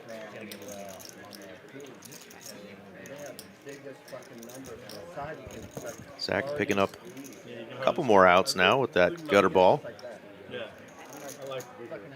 ADHD a little bit further down says, does anyone remember when Home Depot used to sell hot dogs? Good times. I mean, I do remember that. I mean, I don't go to Home Depot like all that often, but That is a thing that died? Like, that's just, like, for sure over? He was spending That's like interesting, ADHD. I've seen a lot of ladies lately saying they were starting to go to Home Depot and Lowe's and look lost. I didn't know that that's where they go to look for hot dogs, though. Oh. Blue-collar hot dogs. Blue-collar hot dogs. So maybe you should just hang out there and be the hot dog yourself, ADHD. There you go. It's like $60. And then you could be like J-Nick and find your future missus. But he was multi-table. I mean, I appreciate the He was just like he was like doing it on 2 tables. He was like this one. whatever the like go get 'em attitude of any girl that's like, I'm gonna go to Home Depot and meet a man. Like, good for Yeah, you. absolutely. I guess. Yeah, Come and find us. You know, it's like Mr. Fix It. He's out there somewhere. One of the guys who plays boxing went with him, and he came back and told us. Bet a Jew throwing a little shade to her man, saying Scott is still the Nitosaurus, according to that graphics from the play styles earlier. Well, hey, Daddy's up heaps tonight, so let him keep knitting it up and finding good. But it does work in his favor when he decided to get after it with a little bluff. This is the 3rd time he's had Ace King tonight, and getting a chance to put in another 3-bet with it. Yeah, and no messing around here. Out of the straddle, 1,500 to go. I like this. Yeah, and look at that respect. He always shows his hand. He just don't care. Ace King, I'll take down another 755 in profit.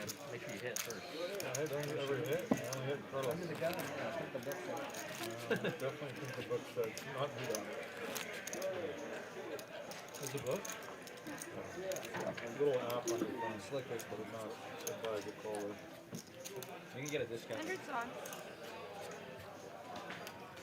Family discount.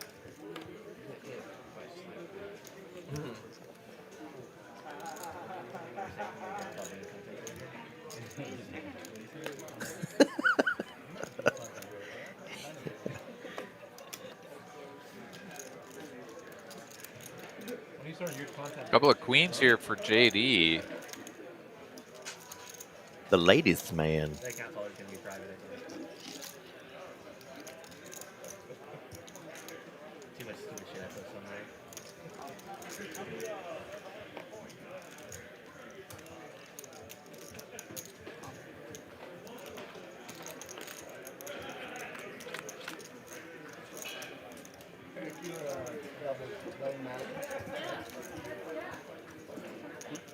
Double masters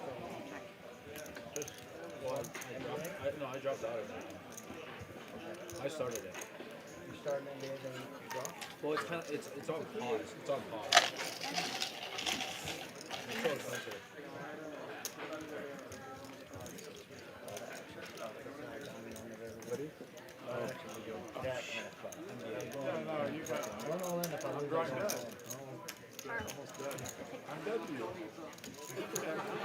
I bet a 500 here on this 9-high board. Danny here popping middle pair and a gutty. He'll come along for the ride. Nearly 1950 in the middle.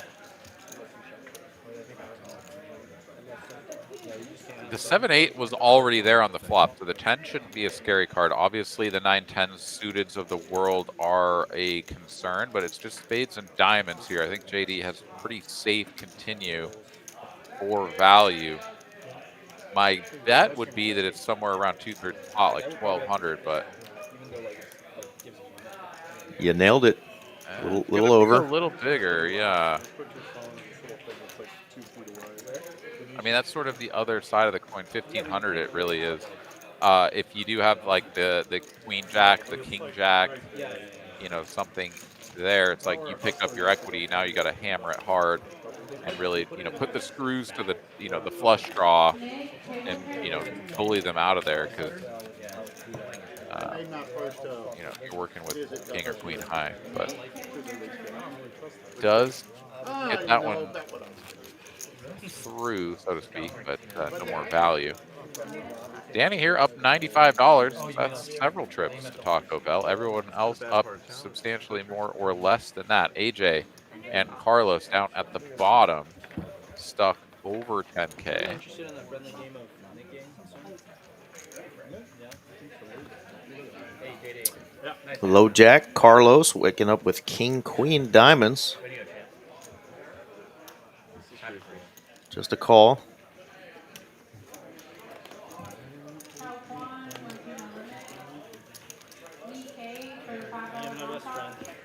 He said, me and my best friend. I think so? Yeah, and anytime Carlos limps under the gun, it is very questionable. Like, everyone's like, yeah, really? I mean, he limps from a lot of positions, but that one in particular raises some eyebrows, I think. Not that anybody had anything, worth playing. I thought he came back.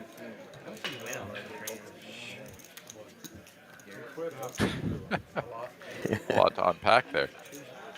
Live at the bike, you want it on. I think it's ultra. Oh, back here. I don't know if you can probably find live at the bike. Like, here's what I want to know, though. Did the hot dogs at Home Depot compare to the hot dogs at Costco? Yeah, everybody says they have a tremendous wiener there at Costco.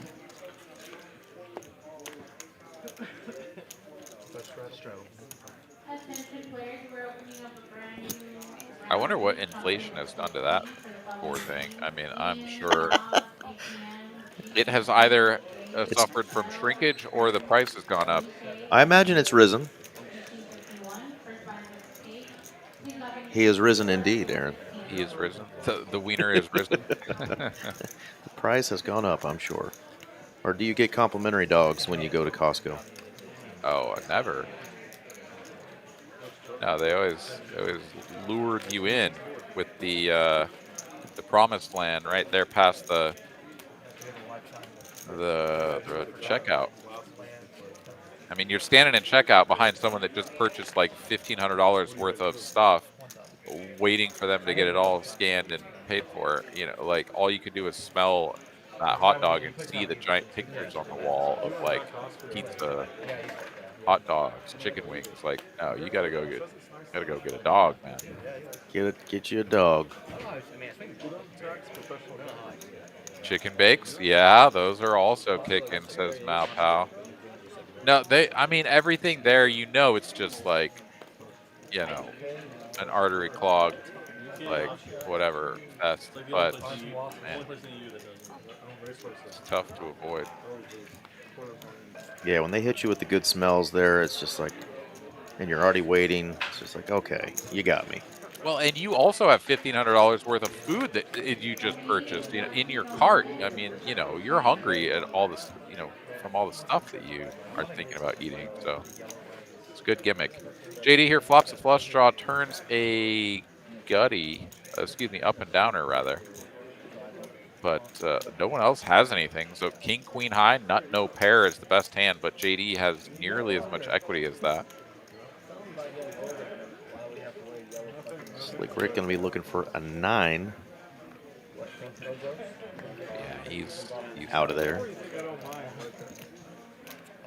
That's a cool $915 profit with the 5 high.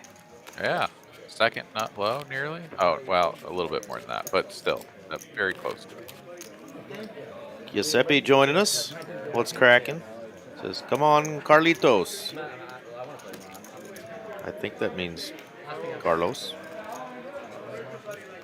Oh, Carlos. Danny now only up 1 trip to Taco Bell, and he's going to have to hit the value menu. Absolutely. Value menu only for $10 in profit. You can still do some damage for $10, but it's getting a little bit slim over there. I'll tell you that much. Oh, and there's our man Coop Dog, Mr. Cooper, bringing out those knit buttons. So maybe a couple players sensed a little slowdown after that early action, Aaron, and we're going to get these knit buttons going. Yeah, Coop Daddy, let's go. Let's go.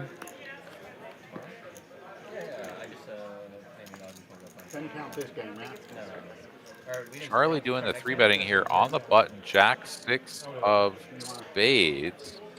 And he's going to get this one through. The knit game is not in effect for this hand, I believe, given the fact that they were delivered after the bet was made. So he tries to get rid of the nip button, and everyone's like, "Ha ha." No, Nice try, sir. Yeah, 800, 100 per person, Mr. Internet spot. AJ and Carlos, the big party throwers so far tonight. You got all those players in profit. If you're wondering where'd they get it, from the 5 seat and the 8 seat, a little bit from the 2 seat.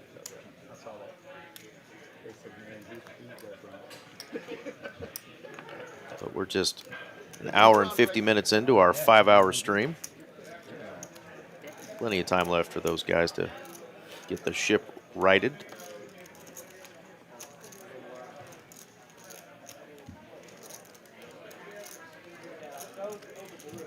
Queen Jack O here. Danny will open the button with the net game in effect. JD Jack 9 of clubs. 3-bet candidate and a calling candidate for sure. Can go both ways. He will make the call. And Zack will do the same with the King 10. So all of the non-ace broadways are represented, and wow, what a flop it is. Top 2 for Zack, up and down for Danny with the betting lead on the button. Checks to him. Put a club out there, and JD might just find a spot to check raise, but given this board texture, I think he's just going to be resigned to a bailout.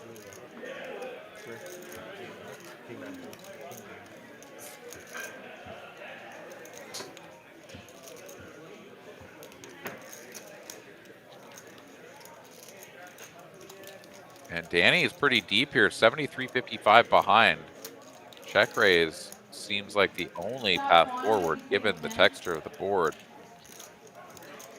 for Zack, and Danny should not be folding for any reasonable size. Well,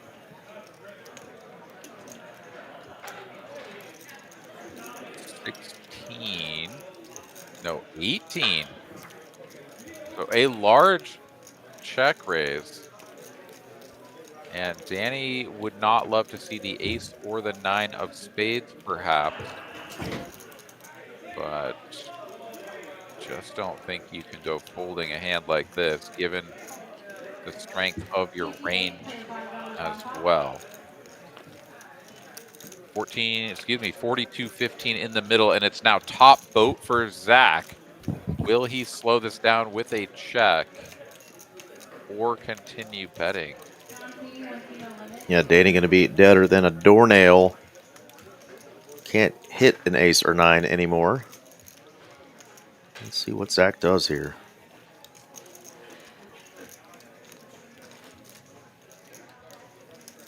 Like, the thing for Zack is that if his opponent has a king, like ace king or king queen, he's going to get all the money anyways. If his opponent ever has a draw,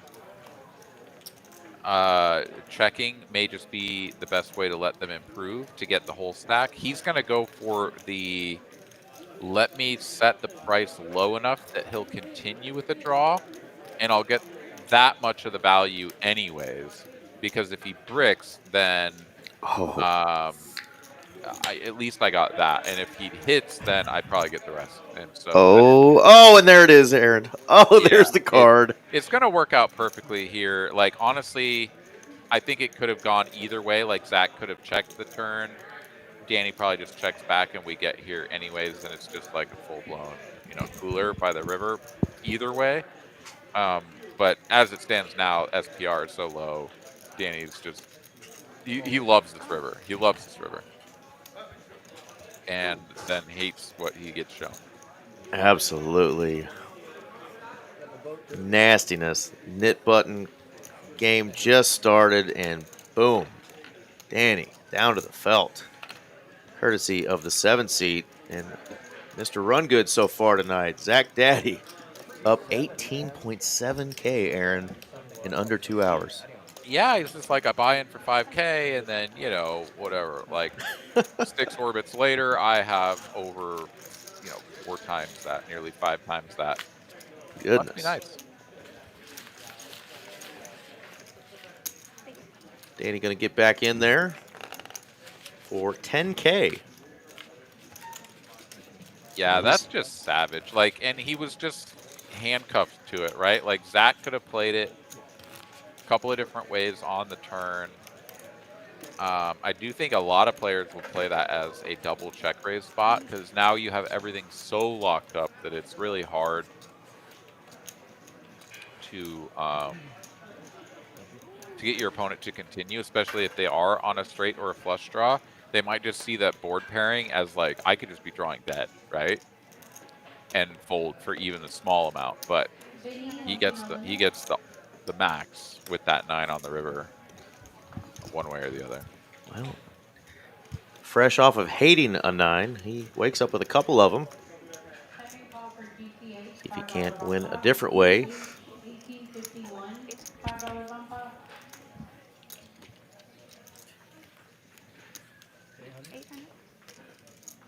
And he's immediately going to get 3-bet by his neighbor, Mr. Slick Rick.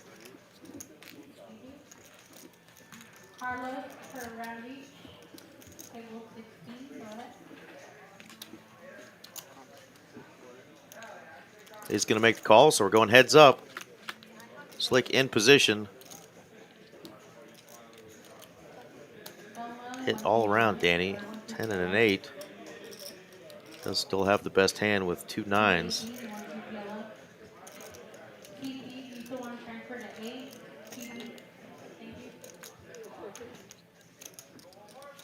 Slick Rick is going to bet and get it through. And gets rid of his knit button. Y'all aren't familiar with the knit game. Of course, if you watch our stream, you should be, but if you're new to us, knit button game is just a variety of the old stand-up game. Players all get a button in front of them. They win a hand. They have to show their cards, and that will get rid of that knit button.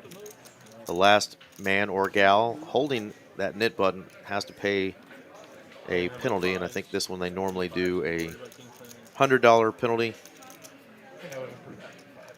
So they're going to have to pay $800. They usually put that into a splash pot instead of paying each individual player $100. They just do a splash pot, so they do have a way to get their money back. But creates a little action, keeps people from being super nitty.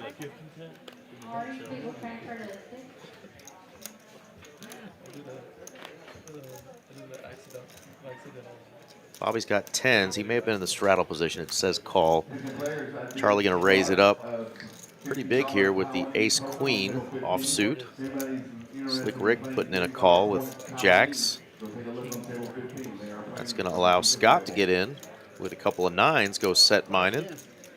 So big hands here, 3 pairs and an ace-queen.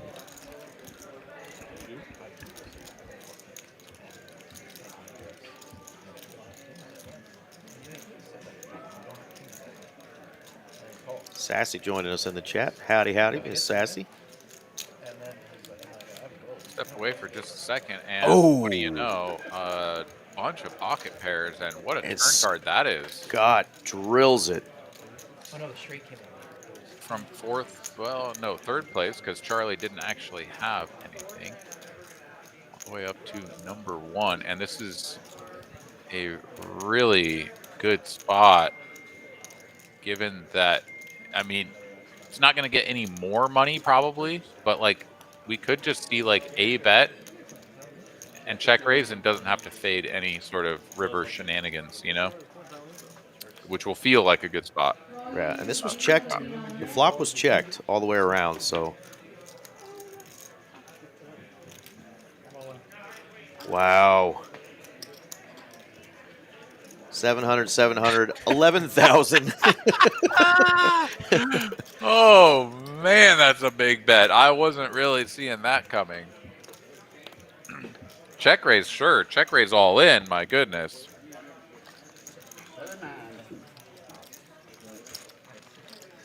Bobby called out the hand before he turned it over. Set of 9s. Indeed. Yeah, I mean, obviously the board with you having a set of 9s can get scary, right? There's some straight opportunities, some flushes with the spades. Definitely we're seeing a raise coming, but 11,000 from Scott out of nowhere. But he gets rid of that net button and says, I don't care. I'm stacking chips, baby. Let's go. Stacking chips and didn't get stacked. So yeah, it's a good day to be alive. JD here, not going to Taco Bell. He's gonna need to pick up some chippies here. Down $35 dues. Giuseppe says too much. Yeah, I think a little bit too much. Too buku. I mean, when it checks through on the flop, and then you go for the check raise on the turn, the bet is 700, gets called in one spot. Definitely makes some sense to go big because two players have showed interest in the pot. Maybe one of them, the original bettor, is bluffing. The other guy is definitely not, but whatever he has, you could be vulnerable to. So you're going to want to charge them, make sure that they don't get to see that card for free or for cheap. I mean, there's only 3K in the middle, right? You have 11,000. You know, that's a very big bet.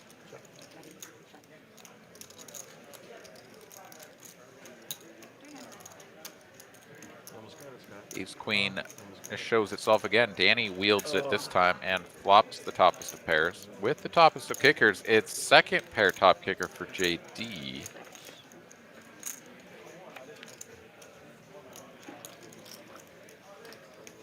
And Bobby sticks around with his pair of eights as well. Jay Nick joining us in the chat. What's up? There he is, the man that we all strive to be, the gentleman who's making our lives hard. We're going to have to climb mountains and propose because Jay Nick has been to the top of the mountain and he says, it is good. It is good. Thank you for getting my Beavis and Butthead reference. Thank you. I have seen the top of the mountain and it is good. So good. Danny here going to take it down at Showdown. Gets called here. Bobby makes the call. Yeah, hero call. Feels good. Shipping 2K in profit. Getting called by third pair. Right after getting just completely dusted by his opponent. He gets a nice little 2K in profit. Try to get himself back right. When you get paid in a spot like that, there is an internal monologue that goes on that is just like, oh my God, I love my image. I can get away with So murder much. tonight. Yeah. Well, you may not get away with a lot of bluffs, but you can get your value paid. Like, Yeah, for sure. oh man. And let's be fair. Some people think that that's a bad image. They think, oh no, like I can't get my bluffs through anymore. But it's like, no, you did the work. You did the work. You got yourself to this point. Like, you bluffed a lot. People saw your bluffs a lot, whatever. Now's the time to reap the reward. Like, take your foot off the gas a little and just value bet the hell out of some people that are never going to believe you. It's amazing. But, yeah. DFS Pratt says, he said Beavis. Yeah, it's, I have been to the top of the mountain, Beavis. That's right. It's good. To be fair, they got The aces going to work for the tune of 100 for some profit. Oh, He's like, all this action? And had he already gotten rid of the nip button too? Yeah, he did. Oh no.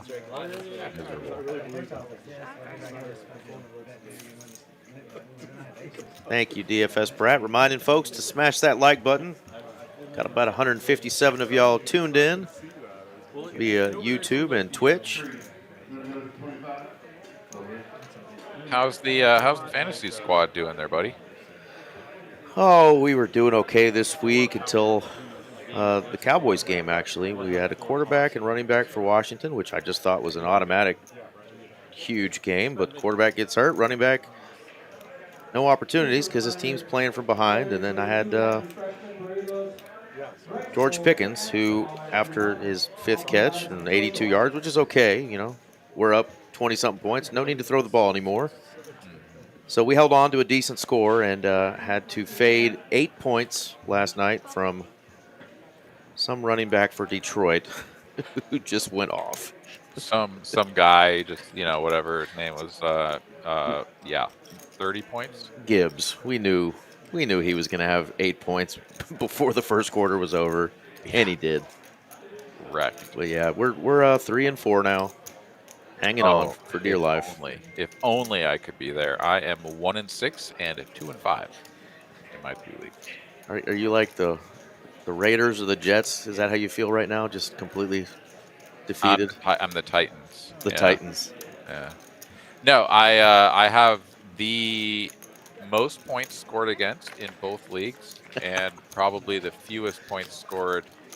For sure, the fewest points scored in one of my leagues because I've just been devastated by injuries in both. But the other one, I'm like, out of a 12-team league, I'm like 11th in points scored or something. I mean, it's like literally the worst possible variance of everyone has a lights out night against you or a weekend against you, and your team just completely shits the bed. So it's been brutal.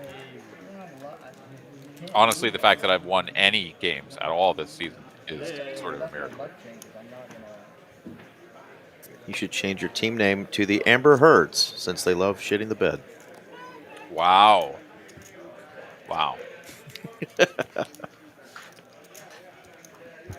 I don't know.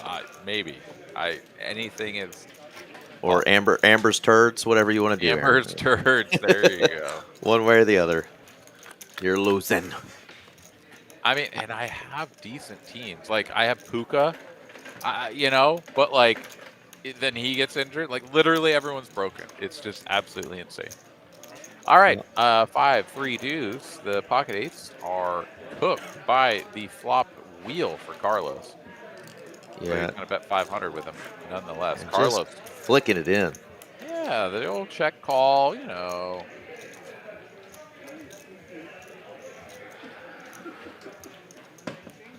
Checks again. I mean, pocket eights here have a very clear, like, bet, and then check back the river line, but he's going to go the bet check line. Kind of getting bailed out here with that run out. He really is, because eights now are like a bluffing candidate with the 8 of clubs. Like, you're not really hero calling for this size.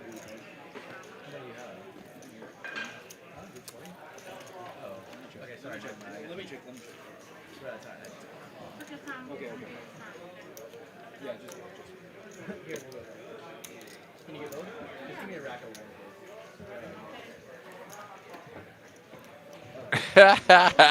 JD is like, there is a world within which you don't have the nuts. Okay, no problem. And eights would maybe beat that.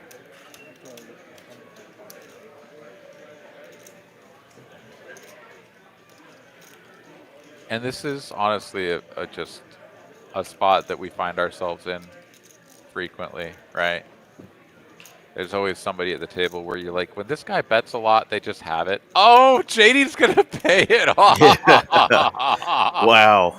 And I was just about to say, but like, you think it through and you try to convince yourself, like, they could be bluffing or playing the game. No, he's not. Not this time, anyways. Carlos looks over like the lack of respect there. Hey, this man gets money. That's right. Well, nice hand for Carlos. Some much-needed chips there. Absolutely. Climbing back up, baby. Oh, JD's going to think back on that one and be like, what was I thinking? Yeah, a little cool sip of my Coke Zero. I'm going to rethink what I just did there and target locked in. Seed 5. I'm going to get him. I mean, or just not call river bets from that guy. I mean, there's that. Especially not with pocket eights. Oh, no, but we've all been there. We've all been there. We're like, this could be the time that it can. Oh, no. He's got it. He's got it. It is not hero time. Bobby wanting to be a hero here with the ace-king. Going to put in the 3-bet. 1,200. Chunky.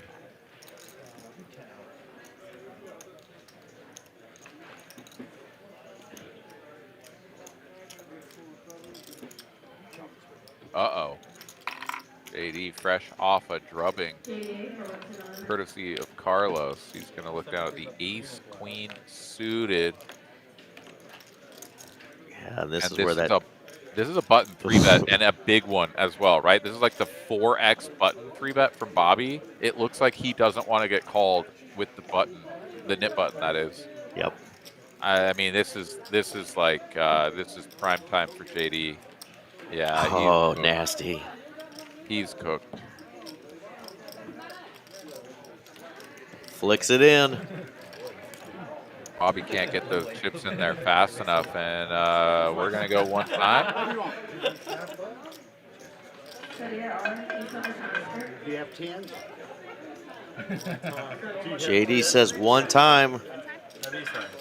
One time. All the marbles. One diamond out there. Some opportunities. I think he lied and said he had ace 9. So Bobby thought he was cooked, but nope. Yeah, that's a wrap. 5's full for Bobby. 8,300 in profit to our 1 seat. Goodness gracious. Well, that one's going to take a minute for Brittany to count out and get all those chips sent over. But yeah, back-to-back drummings for the J Diggles. We don't see that often. Just a bad spot there. Knit game going, and thought his opponent may just be putting in a big bet there. Ace queen suited, often good, but not this time. Yeah, really just got set up by the deck that time. I think the previous hand definitely could have found a way out, but nonetheless, knit game certainly factoring into both of these decisions. And oftentimes the knit game can be kind of a good thing as far as the more seasoned pros and players are going to be concerned, because it forces the other players to widen their ranges, right? Like, you're already playing a good, solid, wide, balanced, range where you're attacking and 3-betting and 4-betting at a decent clip. And it's the other players that haven't been doing that normally that, they kind of get goaded into it, pushed into the spots. And you can exploit them for their inexperience. That was just like, well, here, have nearly top of range against a button 3-better that doesn't always have it. Like, you're just getting wrecked. And that's exactly what happened. But JD is a consummate professional. He will get back on the horse and try to spin the stack up. He's not going to add on immediately, though. I sort of expected him to launch a couple of yellow birds out there. The canaries from the coal mine, so to speak. But maybe we'll wait just a little bit before we stack up.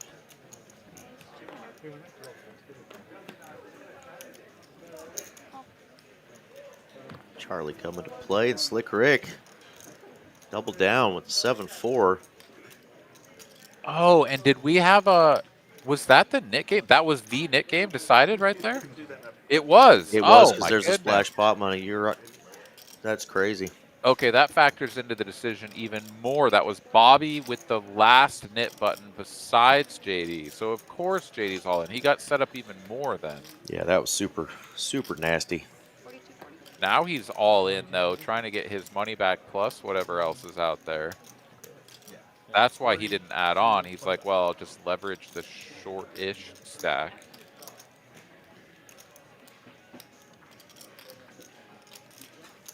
And what is the Jack-9 thinking here? Is he just really that out of line? But you don't beat much with Jack-9. Well, you don't beat anything. I mean, Slick goes, this is not the one. No, it is not.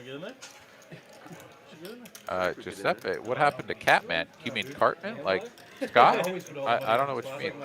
Everyone's still here. Catman is a player that plays in Houston, if that's who you're talking about. Oh, okay. Yeah, there's a Houston player that plays on the stream sometimes. It goes by Catman. Unless he's talking about Cartman and Scott's many South Park caricatures. Yeah, that's what I immediately assumed. But now that there's another individual that actually goes by that, that makes more sense. Well, DFS Brat said in the chat that he hopes to be soon playing in these stakes. Well, you have an opportunity with a good tournament here this weekend. Nice bankroll builder for sure. 50K guarantee for only 250 bucks on Saturday, our 5-year anniversary, Texas Card House Dallas. And on top of that, you can win some high hands, including a $5,000 drawing. This is how the high hands work. There's a $500 first place, $300 second, and $100 time for third every hour. Nice. So great value, not only while you're playing in the tournament, but cash games. It could be the bankroll builder that gets you to be able to play at these stakes.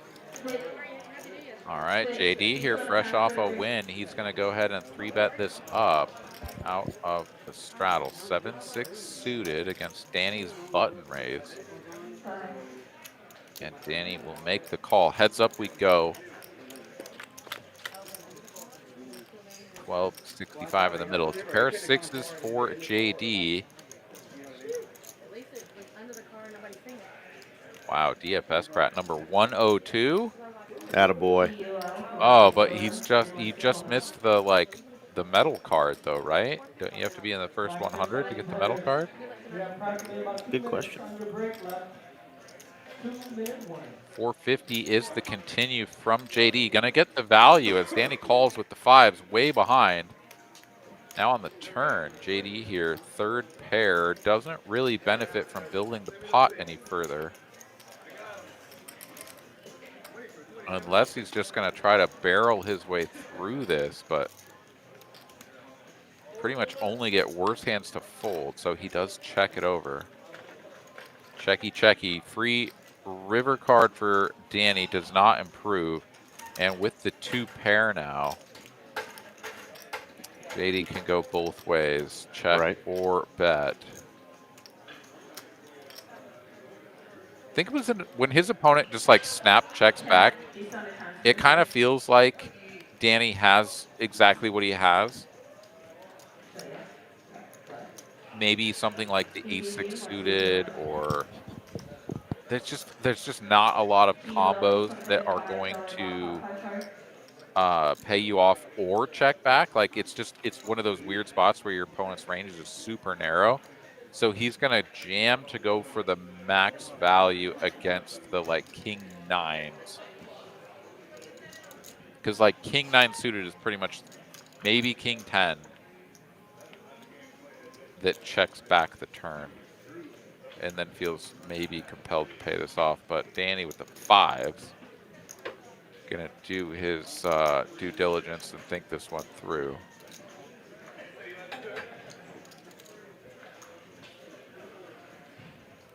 DFS says, yeah, I think to the medal card, right? Like, we've got the folks here in Austin that have the medal card, and it's pretty snazzy.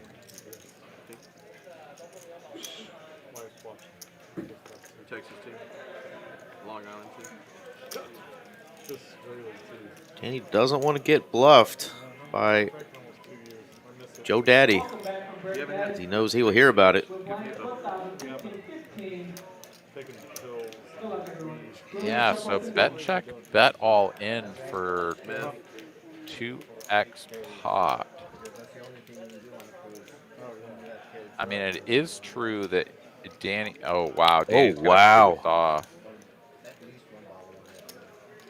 And the J Diggles is back, Aaron.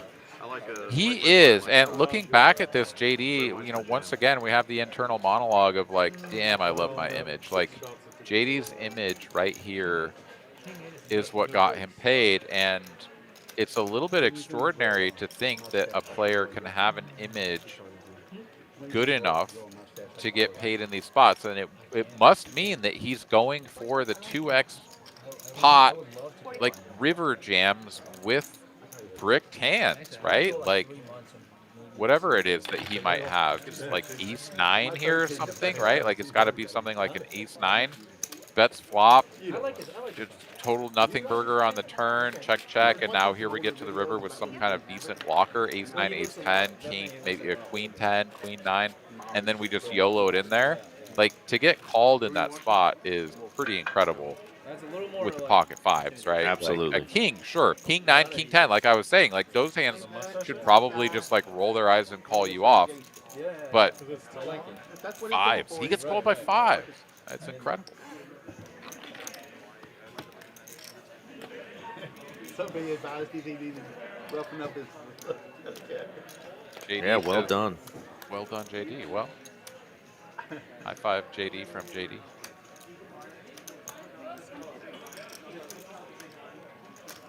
I love seeing those sorts of hands, like the above the rim shit from both players, right? Like, it is definitely not standard to 2-point, whatever that was, pot, like River Jam. And to call off with fives. I mean, that was just, it was above the rim by both players, and I love it.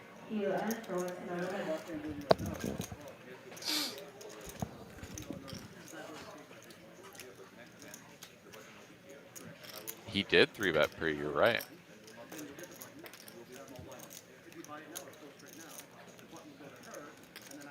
Got to do that sometimes with those suited canooters.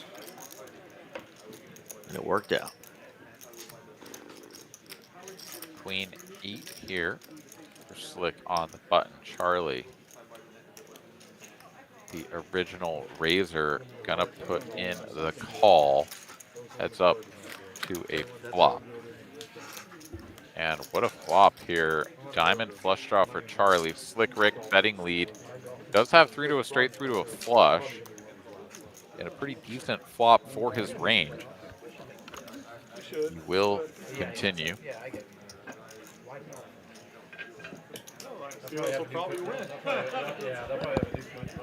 Sizing up, given the wet texture. Check call from Charlie. Picks up a wheel draw now.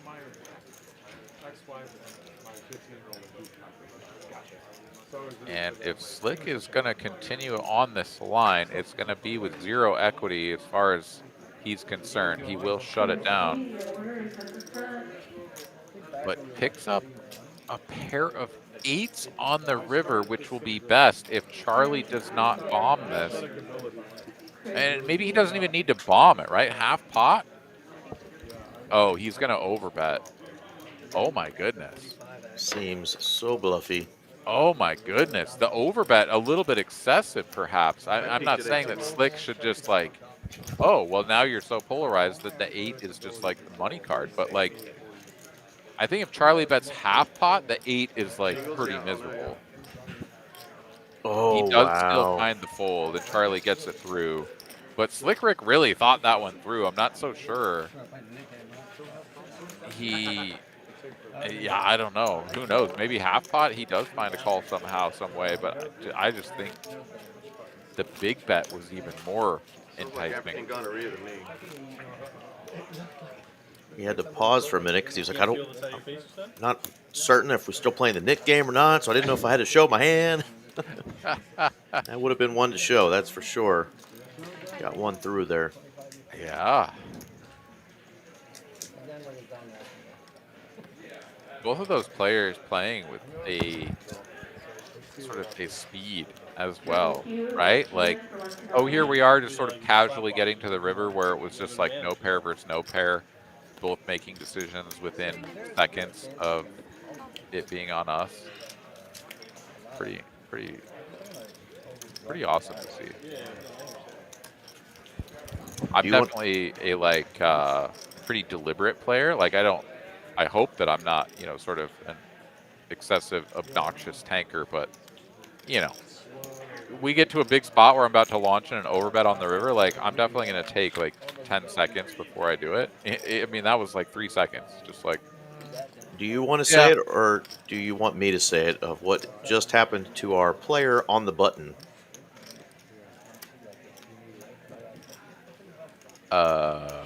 Who just called the $300 raise from Danny. Yeah, you can do it. Carlos doing Carlos things. And Charlie says, I will take the nuts. Yeah, rainbow flop, check call, give this man a little something. Oh, maybe not a pair. in his mind, of course. Definitely a card that's going to be able to get Carlos away from just absolute disaster here. But he is going to put some more money in this pot, Aaron. He's gonna bet really pretty small though. There is a purple chip lurking in that stack, but it's 750. I mean, it is a texture changing card, so it makes some sense to size down. But yeah, here comes the check raise, and Carlos is gonna be like, "Bro, get fucked."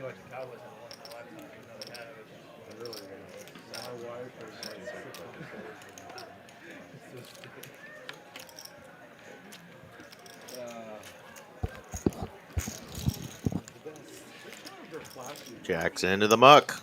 Charlie with a $2,100 win there.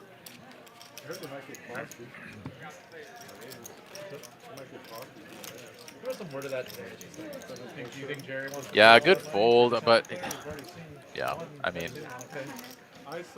we've seen it work for Carlos, and we've seen it backfire, and you know, every time it works, it's kind of like, well, you know, managed to sort of sneak his way into this one, and anytime it fails, it's kind of like, well, yeah, you kind of set yourself up for that one.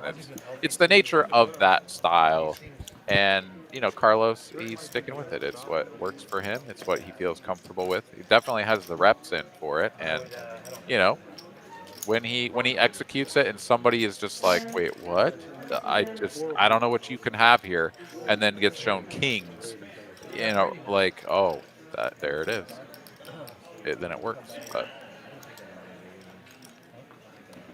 tough spot that go around. Indeed. Giuseppe says the ace saved Carlos. Yeah, certainly after the flop, right? I mean, once the 6-5 gets to see that flop, it's just over for the Jacks, but yeah, a little bit of flop lag here as well. Yeah, the deck loves to needle you the next hand. Be like, oh, don't you wish your opponent had 6-7 now?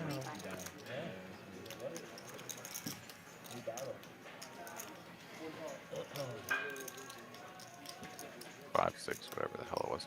All right, King 9, King 3, battle of the Raggy Kings. Charlie will release. And hand number 64 in the books. It is 65 here at about 8:40 Central Time. Aaron McAvoy down here in Austin. Eric Van Loosen up there in Dallas, hanging out with you guys here on this fine Tuesday evening. Thank you guys for hanging out with us. Absolutely. If you haven't already, please do consider striking the like button with the 4,000 ostriches, and make sure that you're subscribed to the channel for all of our future broadcasts. We know most of you are and tune in each and every week, but if we've got any newcomers out there who would like to potentially join us for a future broadcast, we'll be here live, Eric and I, each and every Tuesday. That's right. For the most part for this game, and every once in a while, get some PLO, some Big O, some different things mixed in. So always a good time here on TCH Live. Amen, Aaron. It's been fun. We've been doing this for a couple years together now, so it's been a pleasure. Indeed. Brother from another mother. Track. The 7 deuce gets one of the better flops available in the deck.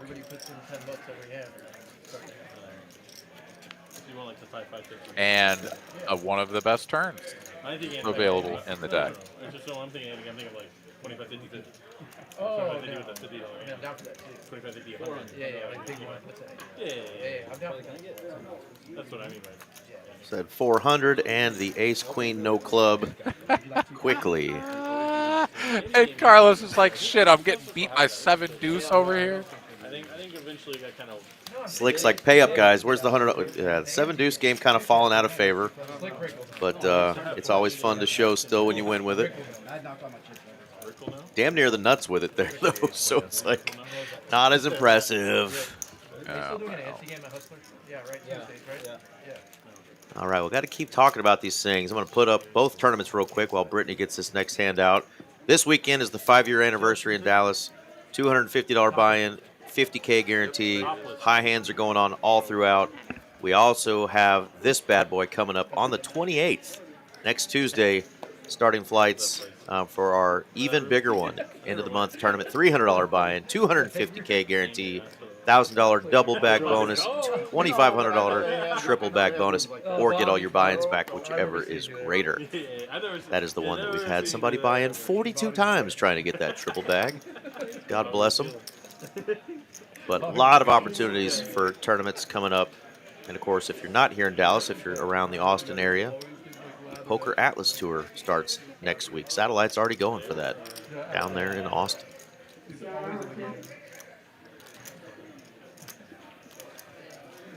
Things we had to do to get a game back in the day. I never went there, but I heard. Yeah, as far as I know, we will be streaming that sucker this Saturday.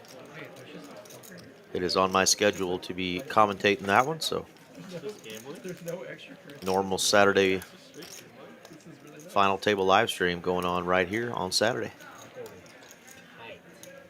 Charlie going to fold. Danny takes down a little $700 profit with the 5-4 offsuit.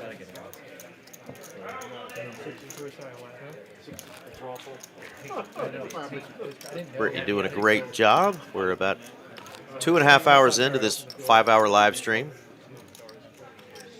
Got 3 players up over 9,000. We got Scott up 9.4, Bobby up almost 12K, and Zack in that famously hot seat 7, building a little empire over there. Yeah, he's been a little bit quiet here as of late. Most of the damage done, you know, sort of in the first hour and a half. But yeah, he's got a mountain of chips, and it's nice when you can sort of assemble a little castle and sort of, it's like, ooh, like, you know, where do I put my next chips? Like that's a fun problem to figure out.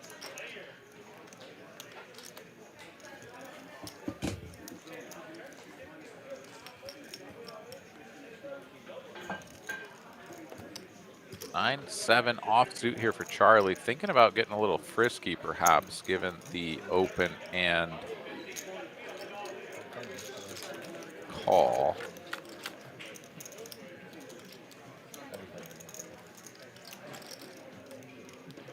Ace, king, 6, 2-tone board. Her king's best for JD. A little bit of something for everyone, but no improvement here for AJ or Carlos.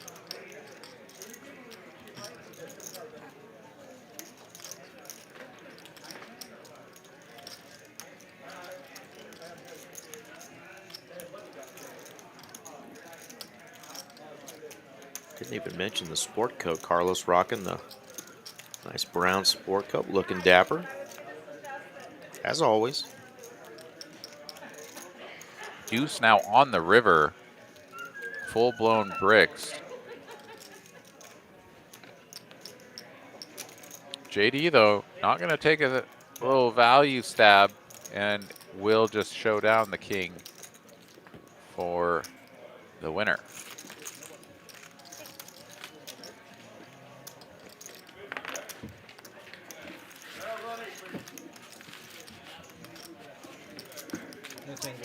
What events are you looking for the most in the Poker Atlas Tour that's coming to Austin? Well, I'm always a fan of the Deuce 7, obviously, big fan of that one.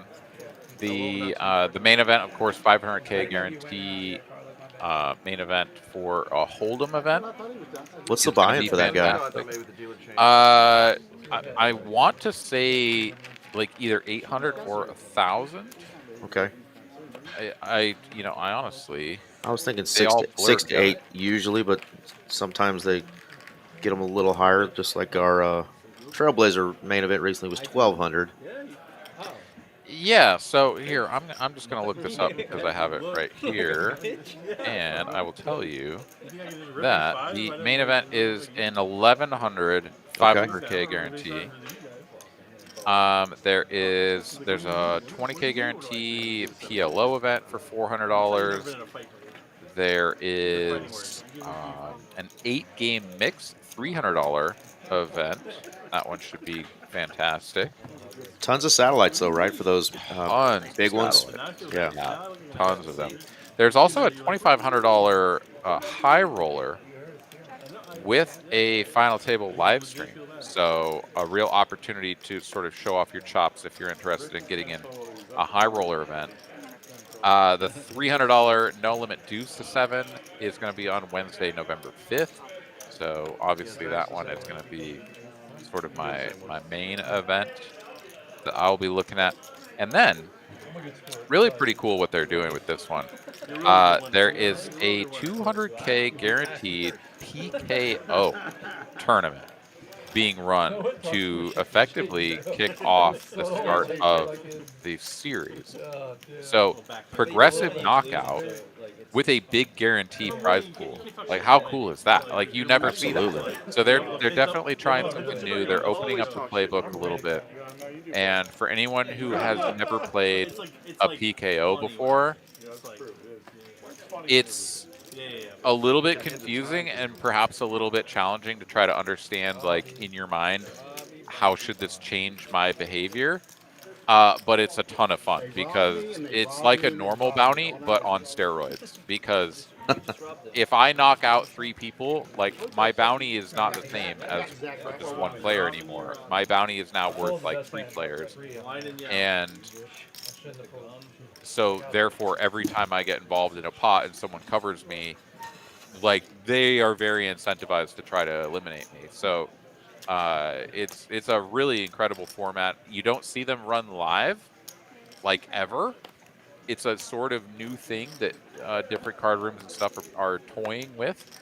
It's very cool to see, and I am excited to see it on the front lines here at TCH Social in Austin. Fantastic. Well, like I said, cool events. Poker Atlas always does a great job. So if you're in and around the Austin area, starting next week, get after it, folks. Big hand potentially brewing here. JD under the gun with ace, queen, spades. Of course, didn't open because we did have the $50 straddle on. Zack raised it up with a 9-8. Carlos just calls with the 10s. Yeah, and Nick game in effect, right? So just started, yeah. This is a little bit spicy. Definitely JD here can be getting out of line, and that is why Zack is going to make this call. Bobby even is like, okay, sure. And Carlos comes along with the call as well. Sort of a brilliant spot to limp 4-bet back jam if you're Carlos. But no, he allows Zack into the pot, who's going to flop top 2 here. This and is it's a juicy. Flush draw for JD. Is this real life? Is this real life?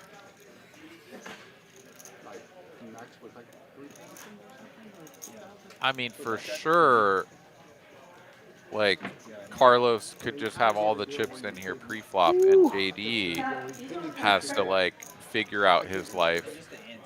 As it stands, we've got an overpair to the board here, and Carlos is going to make the call. Back over to JD now. Jay Diggles with the 2 overs and spades. I think we're all deep enough that you can just kind of peel one. You don't have to just launch it in. But launching it in, also, like, if you get a fold, like, 1 in 5 or 1 in 3 or something, like, you're just printing.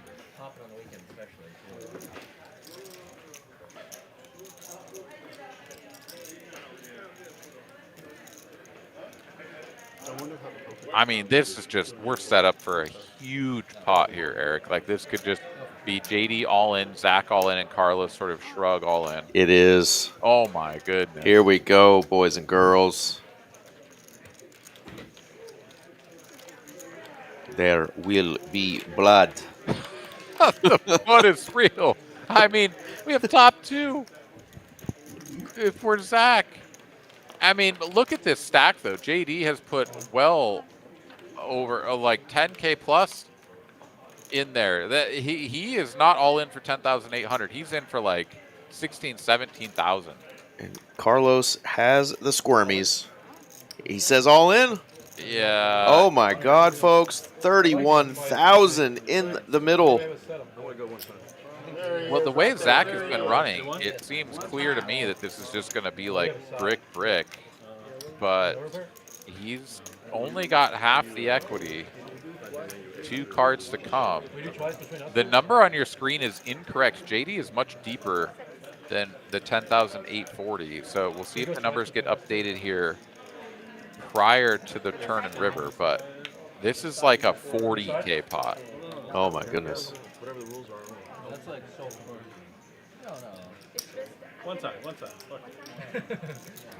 Yeah, this is absolutely a one-time spot. What do you have? You combo drop?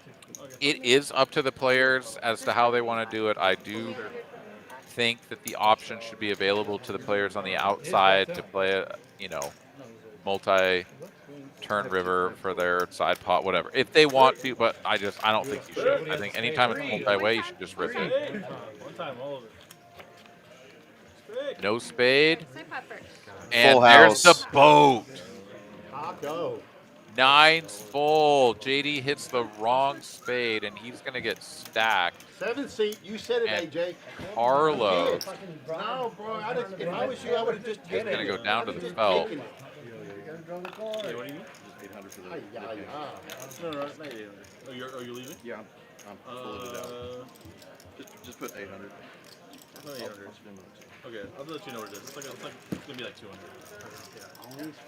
Carlos being a gentleman and going to pay out, something for the knit game that just got started because he is going to go ahead and go home for the night, Aaron. Yeah, and I mean, that one was a pretty tough spot for sure. It really couldn't have done much more than just like rip it pre and maybe get JD to fold the ace queen suited, because he was going to lose to both of those hands, right? Like either way, he loses to the flush or the full house. JD, of course, gets buried there on the end. And like I said, Zack is just going to get brick. Yeah. It wasn't really brick as much as brick boat, but Yeah. he's up $38,000, Eric, and we're on hand number 70. It was a brick. It was a brick of cash. A brick of cash. Oh my gosh. Well, tough run in here, tough sled tonight for our main man Carlos. Absolutely, He started man. off hot too. He did. He won 3 hands in a row. Oh, he won the flip. Or he won, yeah, he won 2 hands and won 3 out of the first 6 or something like that. So it was a great start. We thought Carlos was going to have just one of those nights, but was not smooth sailing from that point on. And GG's, Mr. Carlos. Can't blame him there. I mean, 10s are getting in and over pair. Both players could be getting out of line. Zack, known a little bit more so in that spot. God, it's just tough to call 2 all-ins, but he had the overpair, went with it. Yeah, I mean, you say that it's kind of tough or whatever, and I mean, the absolute strength of his hand was quite high. The relative strength, once JD is all in, and Taco's all in as well there. Zack. and Zack is all, like, that's not an insignificant amount of money, right? Like, JD had $15,000, $16,000, $17,000, and then Zack puts the money in. It might seem like you've only got, quote unquote, only got 6,000 behind, and like you just got to go for it or something. But like, dude, they're repping some shit, man. Like, and this is just not like 10-9 or Jack 10 versus a flush draw, like often enough for this to be a profitable spot, right? Like the 10s even hard block any of the Jack 10 sort of holdings that could exist out there. I don't know. I mean, It's tough. I feel like once you get that information of, holy shit, these guys have 35K in, and I'm the guy over here who's about to pile in my last 6,000, like, I should probably reevaluate my life, even with the overpair. As, wow, what a hand here. AJ, aces and kings, Charlie, 3 pair. I have a chance of getting him back. Obviously, the ace and king's still best, but bet at 300. And yeah, I mean, it's tough. The whole way down, it was tough. Another king here on the end. I'm in King's Timless and Red full. tonight at least. I'm just trying to shame you a little bit. Their knee has made up for a lot of tough beats around that one. Yeah, mostly flips. I just can't flip it. Dude, Zack is just on the heater of a lifetime right here. I mean, we've seen a couple of players just run up big stacks over the course of a night. I'm not sure we've ever seen someone run up like 40K before hour 3. But yeah, but One all black. Yes, please. I mean, that's 8 buy-ins. yeah, we had JD in that hand at like 10-8 or something, and I'm looking at the all-in. It looks like 10K in $1,000 chips, another 2, 4, 5. So probably closer to 15K he had in that hand. I Just do think that it insane. got entered in correctly when it was counted out. I could be wrong, but I think that they counted out those stacks because Zack won. Oh, maybe no. Maybe I'm wrong. It's close. It says he's got 43K in front of him, so Yeah, maybe I am wrong. But yeah, it certainly the numbers that were on screen were incorrect for a while. Yeah, DFS. If we go all the way back to when we were playing like 5100, yeah, there were some big ones. They were bigger. They were bigger. But at this stake level, I mean, this is just 5, 10, and a quarter. Obviously, the 50's been on, but And did I mention it, Aaron? The 7 seat is the hot one. I mean, give me the 7 seat, man. golly, there is something to it. You draw that 7 seat in our Tuesday night cash stream, be ready for a big night. Can you ask Taco Status? And I mean, as much of a heater as this is, it is still just like 7.5 buy-ins, which, you know, you can think about going in and playing. Maybe you play 1-2. Let's say you're a 1-2 player and you buy in for 300. You know, we can all probably think back to a time where we left with around 2K. I mean, he hasn't like racked it up. He's not out the door, but like, you know, we've had nights like that at 1-2, maybe 2-5. You spin up a 1K stack to 8K every once in a while. It's pretty few and far between, but it's happened. I didn't necessarily cut But the 6 meters, but damn, it was probably worth it. feels hella good when the buy-in is 5K. No, I didn't like win. Absolutely. I won the tournament win 200K, but 15 left, 14 left. I had aces. That was your ladder? Aces against tens. That was your ladder? Got some love for Slick Rick in the chat from Pebble. What's going on, Pebble? So that was, take a tough one, man. Slick Rick here, super YOLO. He is on the 0 equity bluff, but Charlie is just on ace high. And a gut shot.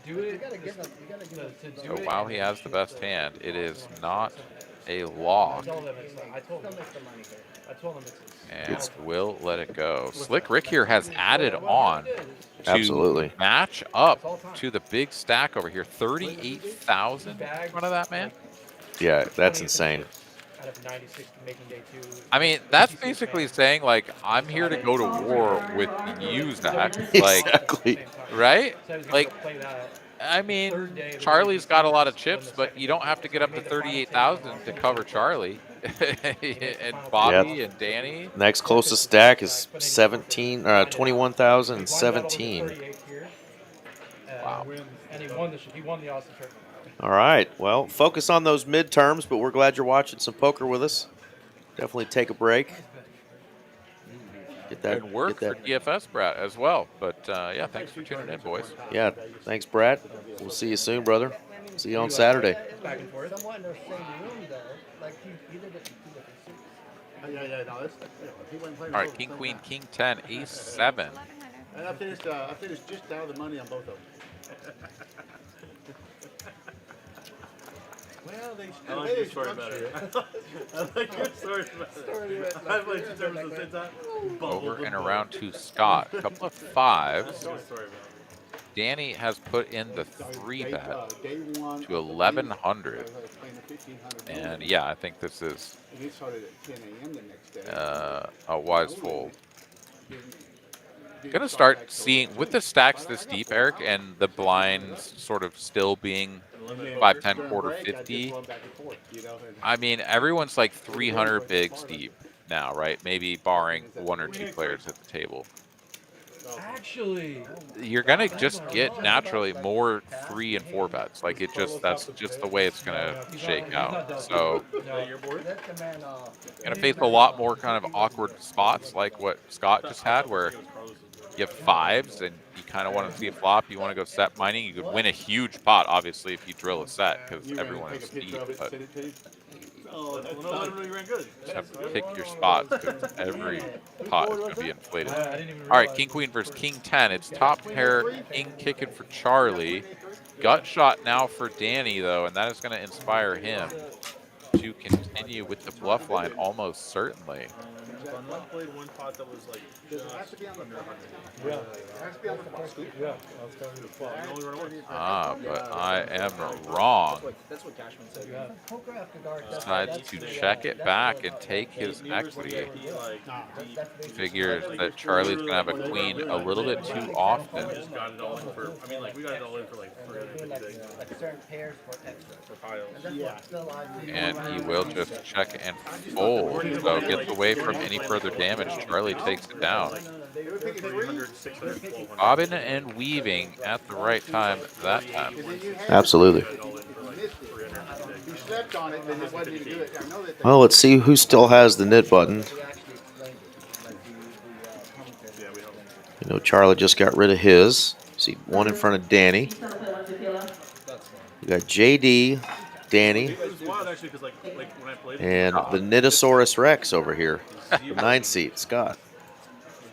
like emotionally to me, they had no value. I don't know how to explain it. But because of the conversion rate and stuff, like the numbers just were like meaningless. It felt like the tournament chips. Yeah, it just felt like tournament chips. So like I played several days of like 150 or 125, 250, and just like no sweat. Okay, so I'm betting this. I gotta Yeah, so like and I'm saying, like, I played big pot, and I had no idea how big the pot was. Later, I would be like, is there something right here? You. Good. Yeah, that's his. Who's 100? Are you gonna?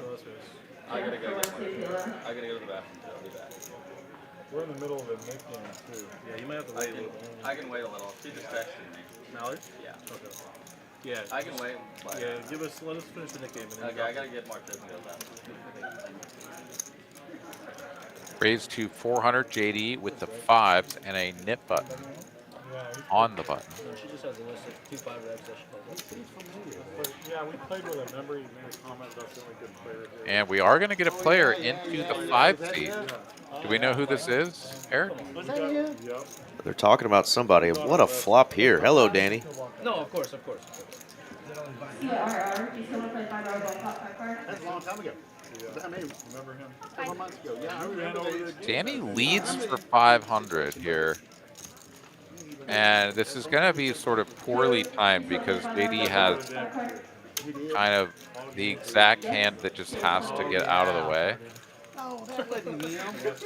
And it's not to say that he was going to make a ton more money, but yeah.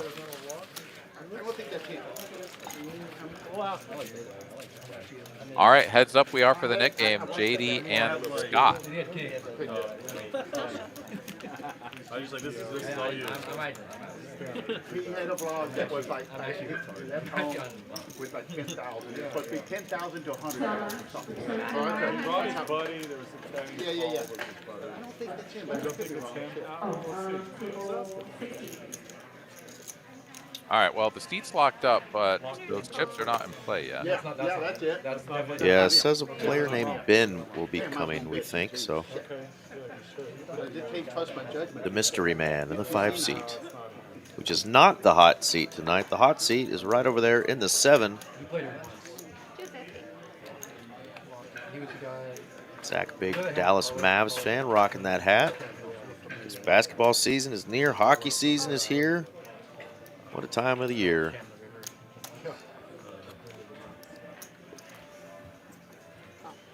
Baseball playoffs are getting super exciting as well. That was a crazy Game 7 between the Blue Jays and Mariners.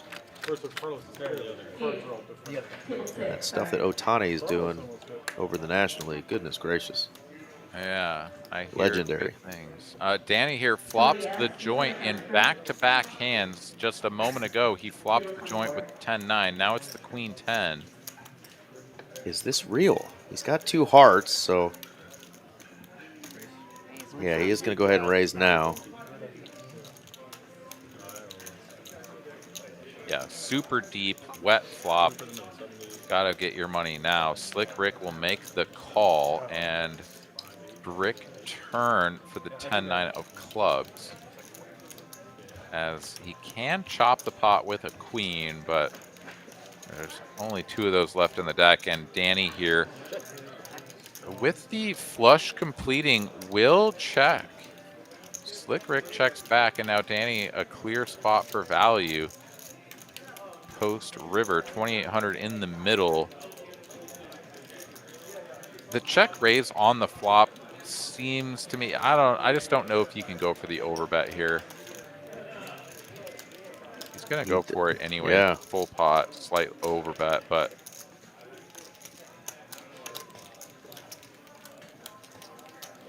I mean, I'm not studied quite well enough at these deep stack levels to know if we just do this all the time, but it feels to me like a lot of times when you see these texture changing cards that He's ripping it. Oh my goodness. Oh my god. He looked over at Danny's stack, said, I can get this through. I'm ripping it. Wow. Wow. Flop the joint. Now here on the river facing a bet for all your chips when you lose to a flush and a full house.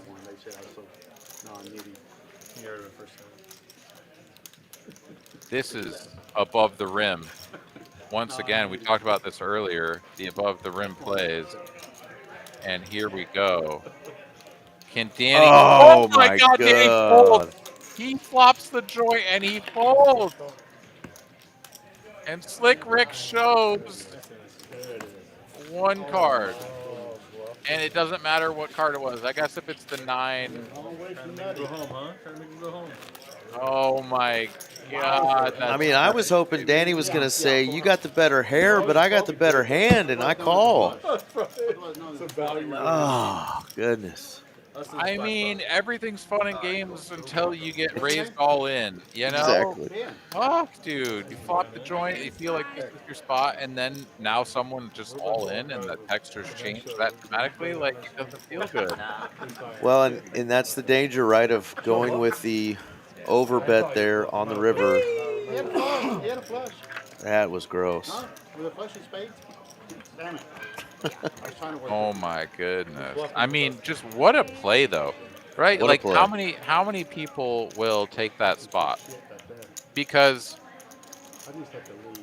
you know, the logic of it is full house or quads are like the best hand, and like no one has quads here. Running deuces, like that's not a thing. But like there are some full houses,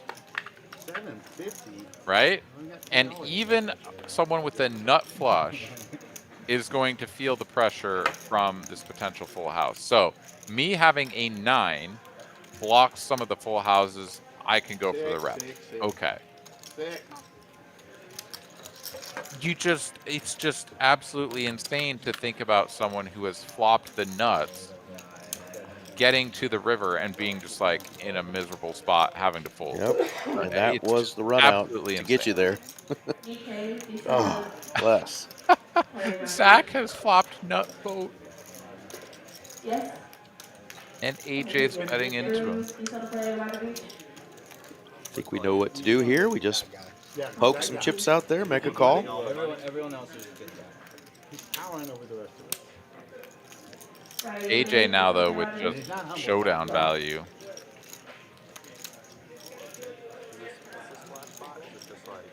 Yeah.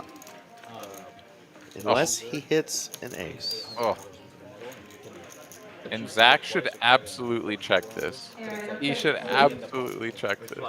He does. Oh, yes, he does. It's so gross. It's so gross. AJ is just another piece of meat to the grinder here for seat 7.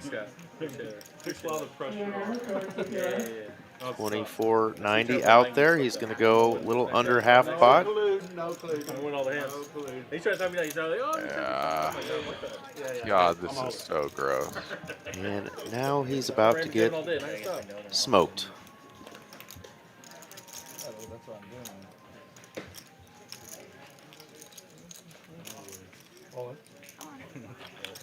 Then a lot of that being said tonight. It's just so miserable. It's just so miserable. It's like one of those $50 turbo tournaments. Yeah, Bobby's saying there's been a lot of that said tonight. All in has definitely been a key phrase at the table tonight. Good. We have been blessed to witness some of these hands. Good. Sitting down in the lucky seat. I'll let you go with that. Did you go to the Indiana game? I mean, you got to give your opponent credit for having some sort of massive hand that they've just held on to until this point. I bet it like halfway through, then I bet it again. In order to find the fold, you also have to give them credit for a YOLO bluff, like a 7-9 or a 9 or something. I'm kidding. Then they threw like the pick, and then they were like about to win. And all the flop. You didn't buy it all the way down to the bottom. Fanati had to put the kiddo to bed. Said, did I miss anything? Well, rewind to hand 69 if you want to see some fireworks, brother. But we've got some here. Hand 75. I just feel like our defense is better. I mean, this will be a pretty incredible fold if AJ can find the fold. It's kind of one of those things where you bet the river and they go all in. You know, you kind of opened yourself up to this, so you kind of need to be prepared for it. Like any targets. He's like a best freshman in the country. He's like one of the best. Obviously, it's easier said than done, but it's like when you don't do it, you're just tip those folks at home. Decide what you're gonna do before you make the river bet. Like spend your time thinking about not what should my bet size be, what can I get paid by, but he does find the fold incredible to preserve his remaining 3,000. But yeah, it's like think through that decision before you make the bet on the river. I'm in position, I'm reopening. What happens if I bet and they check raise me for all the chips? Like, am I gonna be miserable and hate my life and want to fold? Then don't bet.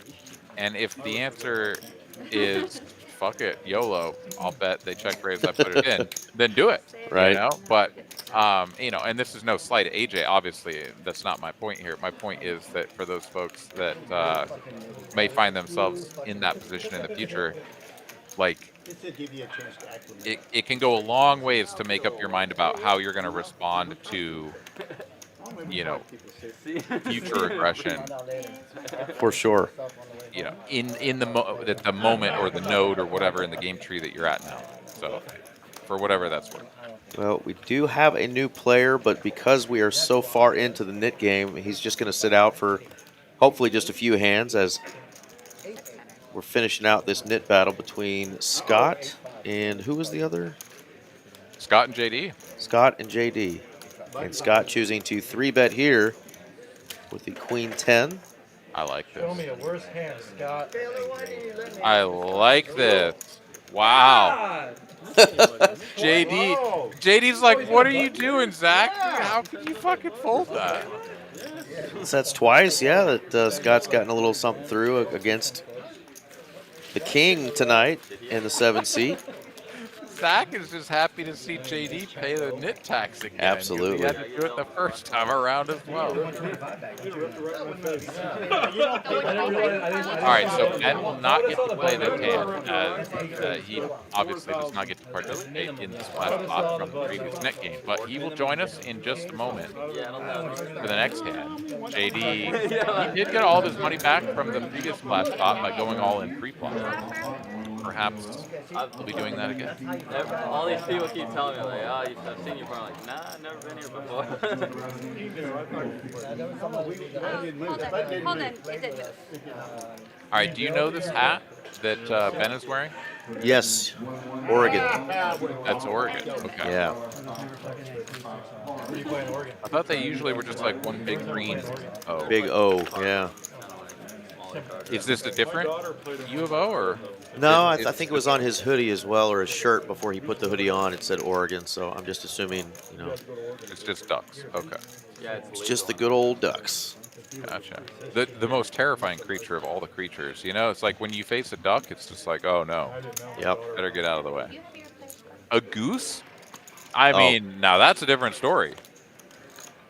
Absolutely. I don't think I'm afraid of a duck, though. A goose? I ain't trying to mess with no Oh goose. shit, is this a splash? That's very bad. That guy's really bad. AJ here has already showed the strength of his hand or lack thereof, so he is going to fold. JD with hot, steaming 9-5 offsuit. I don't know why we're looking at his hand, as the action is not yet on him. Zach Castro joining us in the chat. What's up, dude? Z-World knows all about that 7 seed over there, I believe. Dude, bro. Or was Z-World over in like the 3 seed when he had his big night? You'll have to remind us, Zach. I think he was like 2 seed. Or, Two or three when he had his big night, yeah. Dude, Zach's got the goods. The action tracking is a little bit all suspect here. All right, getting the hand scanned again. Action catching up. But yeah, Zach has the ace-king suited. He's up against 2 opponents. Excuse me, 3 opponents, as JD is still in the hand as well. Raised to 125. I thought we had a bunch of straddles, but perhaps I am mistaken.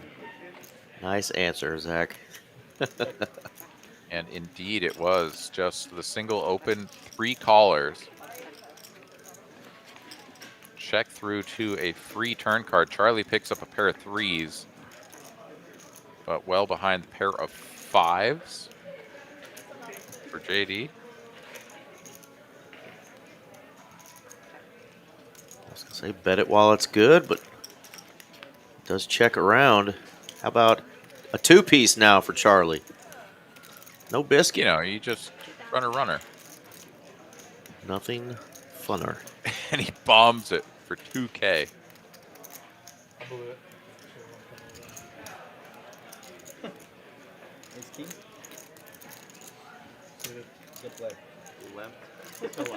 All right, there goes the hand. Charlie takes it down. He's just like, oh, you guys don't get to see this beautiful nonsense.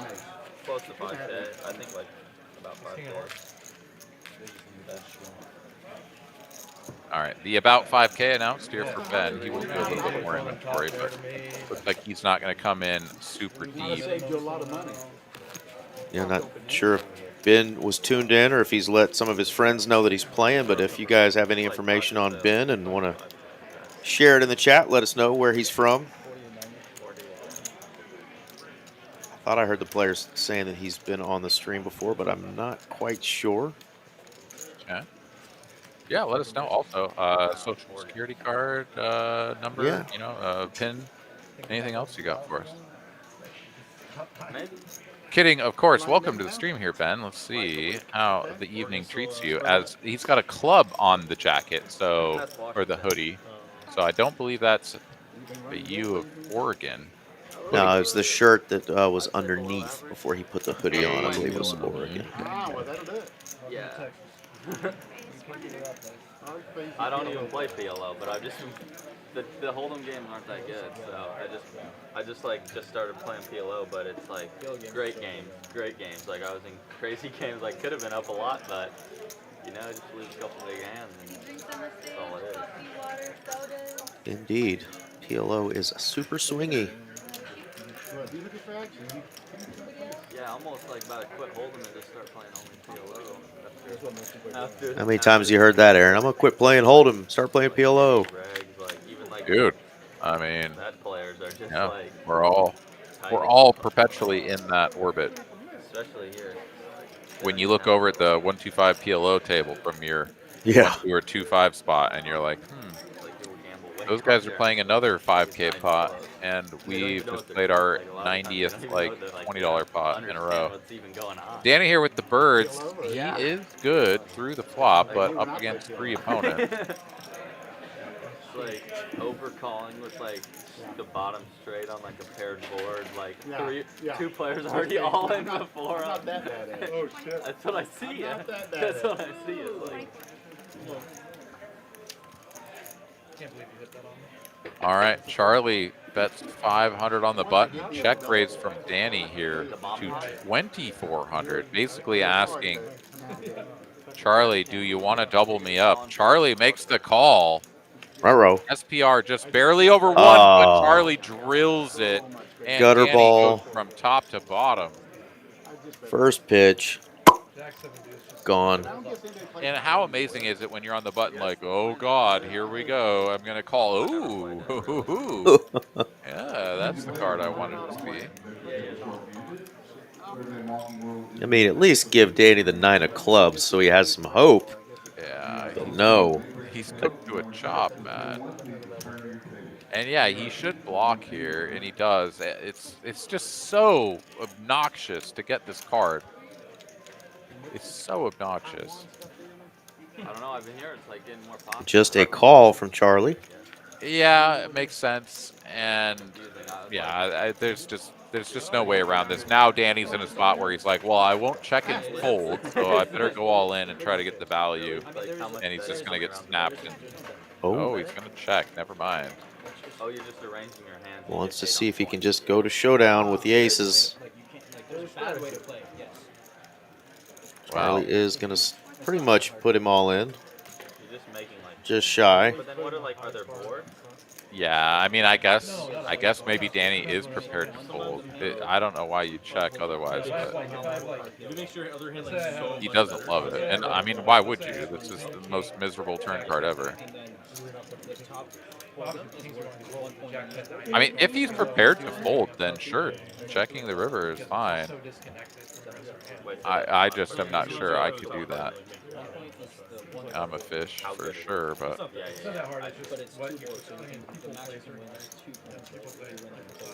a lesson I learned a long time ago, Eric. If you're not gonna fold the river, you may as well bet yourself. Yeah, you just completely avoid this awful decision that you're being forced to make now. But if you are sick enough to fold aces, you know, because like that turn card's just so bad that you can do it, then by all means. Yeah, God bless you. Check. I mean, he's got 6K behind, and this is a bet of 4,000. Like, his opponent has not just put him all in, which would be like the obvious thing to do. He does find the fold. Danny is a better player than I, and he preserves 4,000. Showed him the hand, and that is going to do it for Miss Brittany. Great job. She dealt some fire hands, and I think the players just started feeling a little friskier when she got in the box because, man, we had some big bluffs and some big pots while Brittany was in the box. Great job, girl. And we got Hot Rod, Mr. Rodrigo, joining us in the box now. Dude, I'm going to step out real quick, Aaron, and grab a beverage. But I will return In just a second, you hold down the fort, my man. Will do. Ben here stuck $25. Danny stuck $24,000. Zach up $37,000. And a whole bunch of stuff in between. We have seen some absolute carnage here. Let's not forget to our main man Carlos, our usual occupant of the 5 seat, has taken his leave. Bad beats here tonight for Carlos, but we'll see him back here shortly. He'll be running good before you know it. As it stands, though, a whole hell of a lot of chips here on this table. I mean, you literally just look at Zack and Slick Rick together are pushing, 85,000. We're well over 100K here on the table, and this is where you find it here, TCH Live on a Tuesday. 5-10 and a quarter, $50 is on just about every time. And with dealer change, we'll do a little bit of a PLO flip for, I believe, 200 ahead, maybe, yeah, just 200.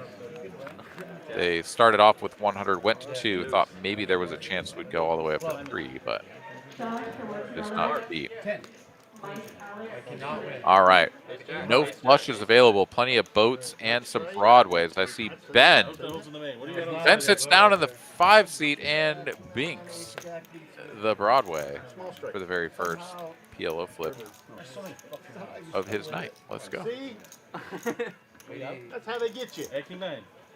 Stuck a quarter, up 1,600. Sorry, guys, got to go water my plants. They get thirsty. Oh, you would have won. Look at that. Kidding, of course. All right, so Ben will receive his payout from the flip. Yeah, he's tilted. Carlos sees always win. Wait, what? See, that's how they get you. They always let you win the first one. I won that one. Wait, did JD just take the money? Did he buy his spot? I think JD bought his spot. Damn, I should have snapped. Wasn't for sale. You can't just take it. Table bully. You can't take it. You did, didn't you? Yeah. You threw it out there. You said it's mine. Have the over. JD bought his spot in the flip, And then it's just shooting one right now. and he won. It was almost a loss. And now it looks like Ben is up 1,600, but he's not. Well played. Cost myself 3,000. I'm up at That's all I can do. Well, what do you know? That was one hell of a shift of gears from what we thought just happened. And now imagine being Ben. It's like, oh, I literally just lost $1,600 because, well, I guess it was $1,400 in profit. No, it was $1,600 because he would have been the. No, I did Yeah, overtime for the I don't know what the hell. That's nasty. No, this is regular game. Tonight's the first. I'm not sure that I could sit down at a game and have someone be like, I'm going to buy your hand and then watch that player play my hand. I don't think I could do it. I'd be like, no, I need to play that hand. As it stands, we're moving on. Hand number 81. Check through the flop. Zack here with the same gut shot he had on the flop, as well as a gut shot to a higher straight. So double gutted here. He'll take a stab for 250 and get the queen high to fold. You're on the 1-2 list. That's a kilo.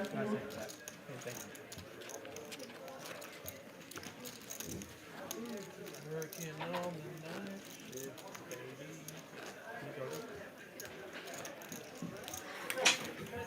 AJ, what are you saying, Lewin? So once again, Danny down 24, JD down 17.5, AJ 14,000 down. Ben is still break even or down a quarter. Everyone else up just about the same, except for JD, who is up a little bit more, 1,600 positive for him due to the accounting error. So it sounds like Eric has rejoined. I have indeed rejoined the troops. So let me just fill you in on what happened. So Ruh-roh. Ben was unconvinced about playing a $200 flip on the dealer change. JD said, I will buy your hand for $200. Does Please. so, and wins with his hand to scoop the $1,600 in profit. And Ben, who is credited for the win in the graphics, JD played 2 hands, There used to be a Yep. WTT rate, but it'll sell out kind of quick. and he's like, "Young man, that's why you play these." It just requires you like Yeah, Beginners. I mean, it's just absolutely brutal. The chips get pushed in front of Ben. I am fully expecting Ben to win the pot, and then JD reaches over and grabs them and pulls them into his stack, and there's a conversation at the table about WTF, like, how do you not play your own hand? Like, now JD wins your money, whatever. Like, it was pretty wild. Although he's not been hitting the flip. Sharp. You're gonna Fantastic. Get that last flip, though, aren't you? You're gonna get that last one. You're just saving it, aren't you? Oh yeah, if this is one of those nights where Zach does what Zach does, which you're normally not privy to, Aaron, because you have already called it a night for that last hour. But Zach loves winning that final flip, and they do that one for $500. And if he were to win that one tonight, when he's already just cooking, man, I'm gonna go rub his belly because he might be the lucky Buddha. Sorry he to might give you a little bit of a payout from the pot. right. You Sorry might be right. to the lady friend of Zach. But I may be rubbing his belly. Oh my god. Yeah, I mean, Zach will probably be trying to talk everybody into doing like a 2K flip. Shit, with the way he's running tonight. He's like, Serious. you guys just want to make it like an even 2K? I mean, you know. What do you say? Yeah, problem? Yeah. You gotta run good on the all-ins. That's the main thing. It's flowing out in Dallas right now. Yeah, nothing better than running hot and feeling confident. Queen high flop here. Danny connecting in a big way. 3 to a straight, 3 to a flush for Charlie, so he's not completely out of this one, but the float would require the price to be right. Yeah, you can't play hold on. Was a Every time I played, I haven't not. 3-bet from Danny, and I think I saw Scott fold Ace Queen. I gotta rewind that booger because what a hand that would have been. Yeah, don't love that if that was the case. Charlie here does pick up just a smidge of equity on the turn or the gut shot, but without improving to a flush draw, I suspect he's headed for a check fold here on the turn. Danny with an opportunity to bet check bet or bet check. Does We'll go for say the bet. Scott folded Ace Queen offsuit. That's what I've been playing in. Ouch. Ouch. Yeah, Hold'em's like a little. We got a Twitch streamer chiming in. Get this nit out of here. I mean, yeah, it's easy to call those ones out post flop for sure. Also questionable if you didn't even see the flop, perhaps, but I mean, We're gonna say it was a card read error. It was a 3-bet, but a small one, 600. You know, relative to the stacks they're playing here. yeah, I mean, the bigger thing is you know, do the 3-betting yourself or 4-bet or whatever, right? Like the fold is, I don't know. We could pick it apart if I had paid attention to the action there. Didn't actually see the Ace Queen in the fold for the action, but it is what it is. He did not win the hand.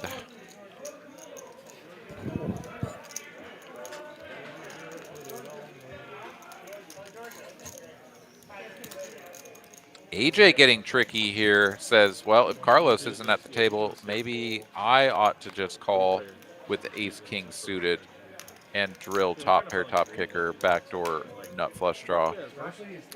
Love when that works out for you. That's for damn sure. Ryan Farrell with some big words here. Danny going to make it all back and then some. Well, he's got a long ways to go. What's going on, Ryan? It is possible. We've seen crazier things, but that's a big hill to climb. Down 24 dimes. Yikes. All right, no takers on the flop. AJ will go ahead and build his own pot here on the turn. Waiting to get everything read in. The players have been informed, I believe, that, you know, hang tight. We'll get everything caught up. Yeah. I like OKC too. Well, whatever it is, it has inspired Charlie to continue, so I presume it's some sort of heart. And it is indeed 4 of hearts on the turn. Waiting for a river card. It is a 5, so 4-liner to a straight. AJ does have the best hand, and we'll finish with the best hand if we get there, but We just had to play the Warriors every time. It's like, Charlie is going to bet enough to put AJ all in. he's back. We got him back. AJ checked it to his opponent.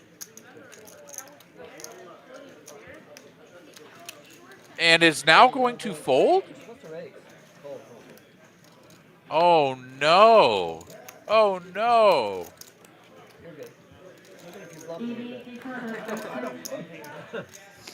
AJ loses a very crucial pot there. Insane things happening. Last couple hands. Yeah, I mean, yeah. It's so easy, Eric, when we get to see the whole cards to For sure. make these decisions and comments and whatever we have. At the same time, when we allow ourselves to sort of dwindle down and we get a short stack and we have a hand as strong as top pair, top kicker, and it's also like, yeah, your opponent can have some straights if they had like 7-8 or ace-8 or whatever. There are hand combos that for sure beat us, and even like 2-pair combos. But at some point, like you have to maximize the value of your hand, right? And we've seen it a couple of times here tonight, like for better or for worse, right? Like if I were Danny earlier, I would have bet the river all in for the reasons that I was, sort of expressing earlier, and would have like snap lost my whole stack. Whether or not like these things are correct or incorrect or whatever is challenging to discern. JD here flopping the joint up against a king high redraw.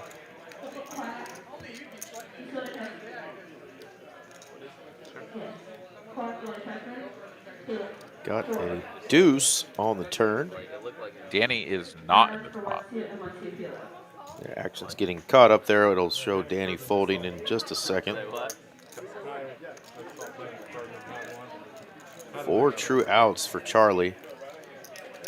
We can see here.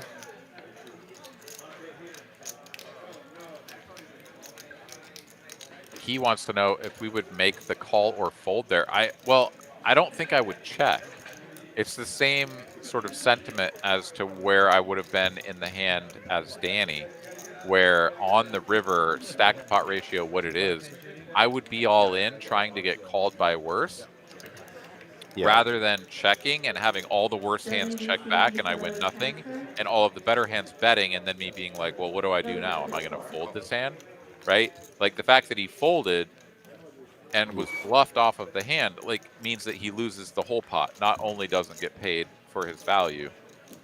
So you have to kind of do a game theory thing of like, am I more like risk averse, or am I more like, let me get my value where it's there? So I would have been all in. I wouldn't have been calling or folding. I would have been all in. How about this would have been on spot? my opponent. Oh, Charlie is going to check. Board double pairs. Didn't know if he would try to represent something. JD can do nothing but check now that the board double pairs. He's going to have a sigh of relief there to win with a flush on a double paired board. Yeah, I think, Aaron, on your biggest takeaway there again was the stack to pot ratio for AJ. Played the hand a little tricky pre-flop with the ace-king, got to the river, stack to pot ratio, just gross. I think you just need to bet and get it in and try to get called by worse, like you said. Yeah, because like you've under-repped your hand, which could go both ways, right? Like whenever you under-rep your hand, you can end up in ugly spots, but like be forced into perhaps over-calling, just because you're going to have so much garbage when you get there the way that you played the hand. Like if you played something weak and trappy, but it's like near the top of your range, Well, you damn well better call with that one, like if you're going to bluff catch, right? So like if we're going to check the river, it should be to snap call and be like, yeah, we had ace king trapped over here, bro. Like we're not folding this shit. But if we're not going to check snap call the river, then we should be betting all in ourselves, because then our opponent can perceive us to have some bluffs and look us up light, or just call us with like a cooler type hand where we have them dominated. Yeah, right? He's down heaps. You feel for him because now he's forced to, you know, try to make a move here and get something going with an ace-9, you know, when he played the ace-king kind of tricky. And he's just going to run into it here, as Danny is the one with the ace-king. I mean, AJ, one of my all-time favorite players here at this table. He rocks and rolls, man. And I would say the vast majority of the time, I think he's making, you know, pretty informed, intelligent decisions. He kind of. Hello. He's gonna drill this board. Let's go. Danny's dead. He knew what he was doing all along, folks. We're folding ace-king. We're just ripping it with ace-9 because we know quads are coming. Just quads, bro. But yeah, no. The point there was not to pile on to AJ. It was not at all. Say that the spots can be tricky, and it's always tough when you're in the spot too. You know, you may have a plan, and then that plan could get shit all over, and you're like, oh, cool. Now I don't know what to do. Yeah, that's, you know, frustrating when those things happen. But yeah, not frustrating to get it all in, completely dominated, and to run out quads against your opponent. Yeah. Attaboy, AJ. Nice little comeback there. And Danny can't help but just feel like he is the punching bag tonight. He's like, dude, I make big hero calls and I'm wrong. I get it in ahead. I lose. Like, what's going on here? Like, leave me alone. I flop the joint. I overbet on the river, and Slick Rick jams on me for 30K. Puts me all in. I make the wrong fold. Yeah, it's been rough for our 3C, but he is one of our favorites, and we're hoping, like Ryan said, that DJ and Danny can turn it all around. One of the nicest guys you'll meet in the room. Well, he's still got a smile on his face, which after, you know, someone gets buried for 25K, in particular with the way that these hands have played out. It takes some fortitude and strong character, strength of character to have a smile on your face and still be joking around.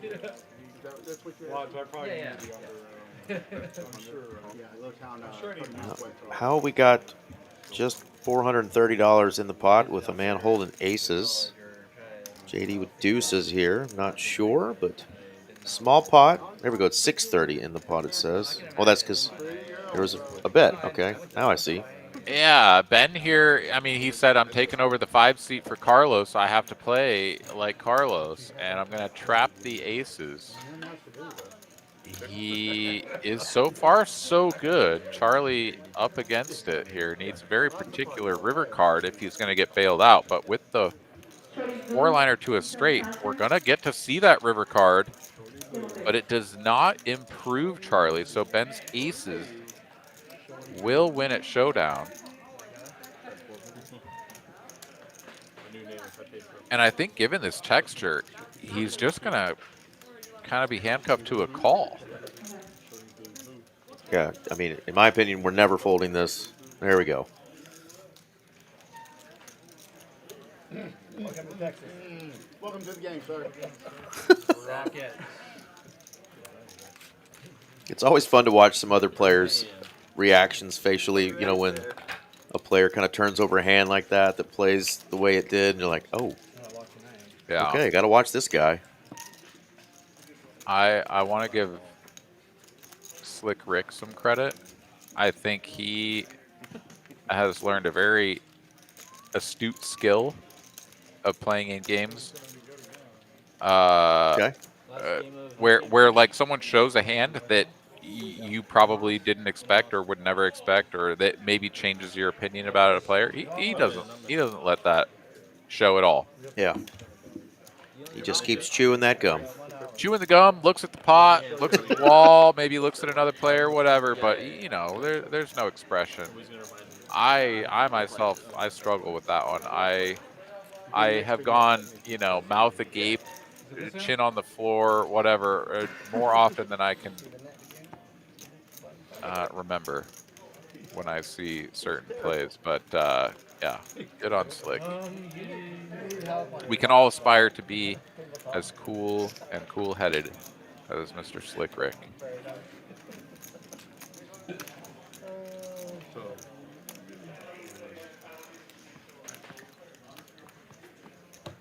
All right, knit game coming out. Hand number 89. Let's go. So Ben will get to participate in this knit button game. That's right. And he is still not up as much as what's shown on screen because that still includes the 1,600 that JD won in that PLO flip. So he is up a little bit, but it's not quite what we see there. It's basically just the last hand he just won, correct? Yeah, he's up to 700. So he has basically the 5,700. We can see, you know, kind of the 4K in blacks, whatever, and then it's like purple chip and the stuff on top that is his jelly. So yeah, he is closer to 6K than he is the 7,500 or whatever it shows on screen. Nonetheless, we've got a massive collision here. AJ, though, short stacked, so, I mean, the money's just getting in. There's no question about 4 and 5 bets and whatnot between the deeper stacked players. It's just going to be turn the cards over and see who hits the ace or not. All in, snap call, ace, king. The other cards are hiding. And I think AJ probably knows what he's up against here, given the nature of the snap. A little bit of life. How much is it? 5, 6. How much is it? How much is it? And cooked is AJ. I think you owe $100. No, just 100 total. We'll just give it a discount.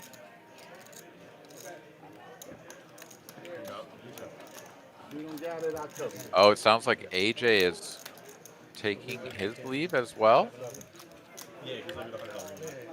AJ is indeed going to pack it in, and that's what JD was talking about. He's talking about the discount on the knit game.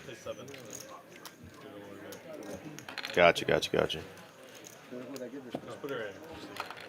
We'll pull it when I'll probably lose it a lot. JD, the consummate professional, has the net game all figured out, knows exactly how to spin it when a player exits early.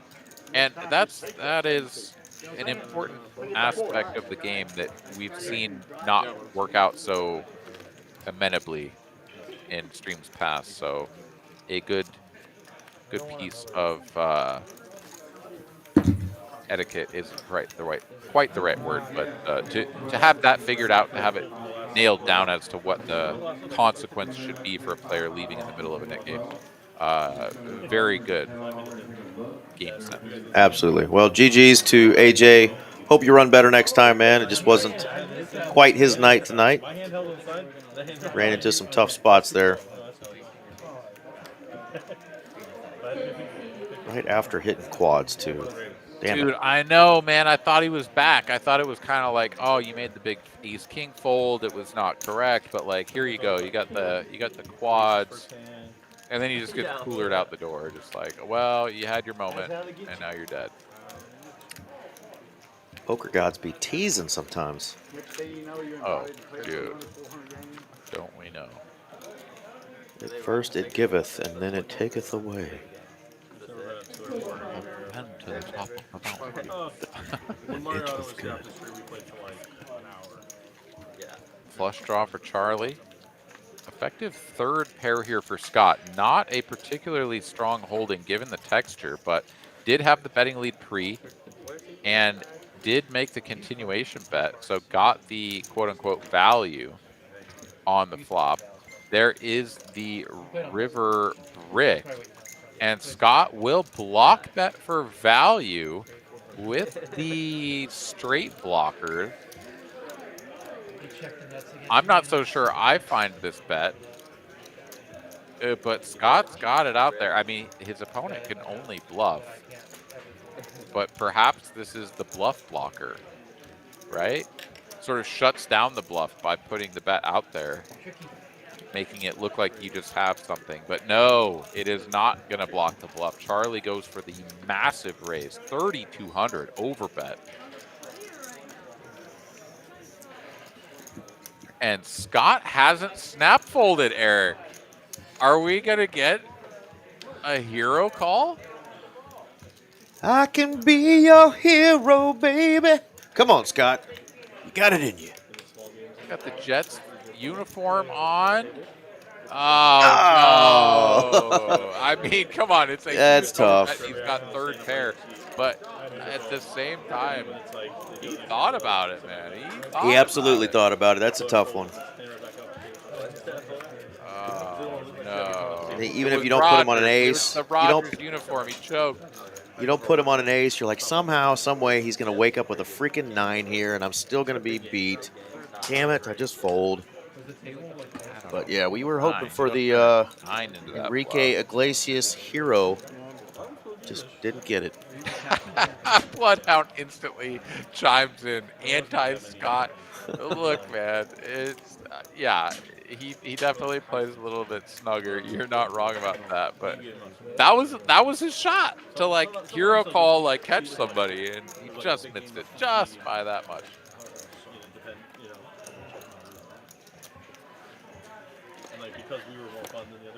It takes some gusto too, as well, to attack those spots, right? Like when you know your opponent is like pretty tight and like always gonna have something. I think the bet size though did kind of give it away, like the block.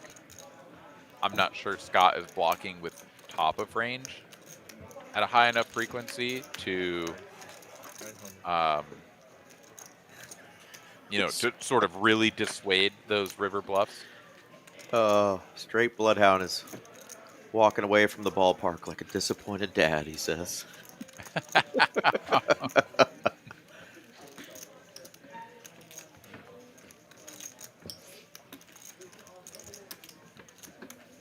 Sad panda. All right, all of the hearts are represented. A heart flush on the flop one time. Damn it. Window card is the King of Hearts. We got a long ways to go, Eric, if we're going to turn this one into a three-way flush, but it could happen. So you're telling me there's a chance? Telling me there's a chance.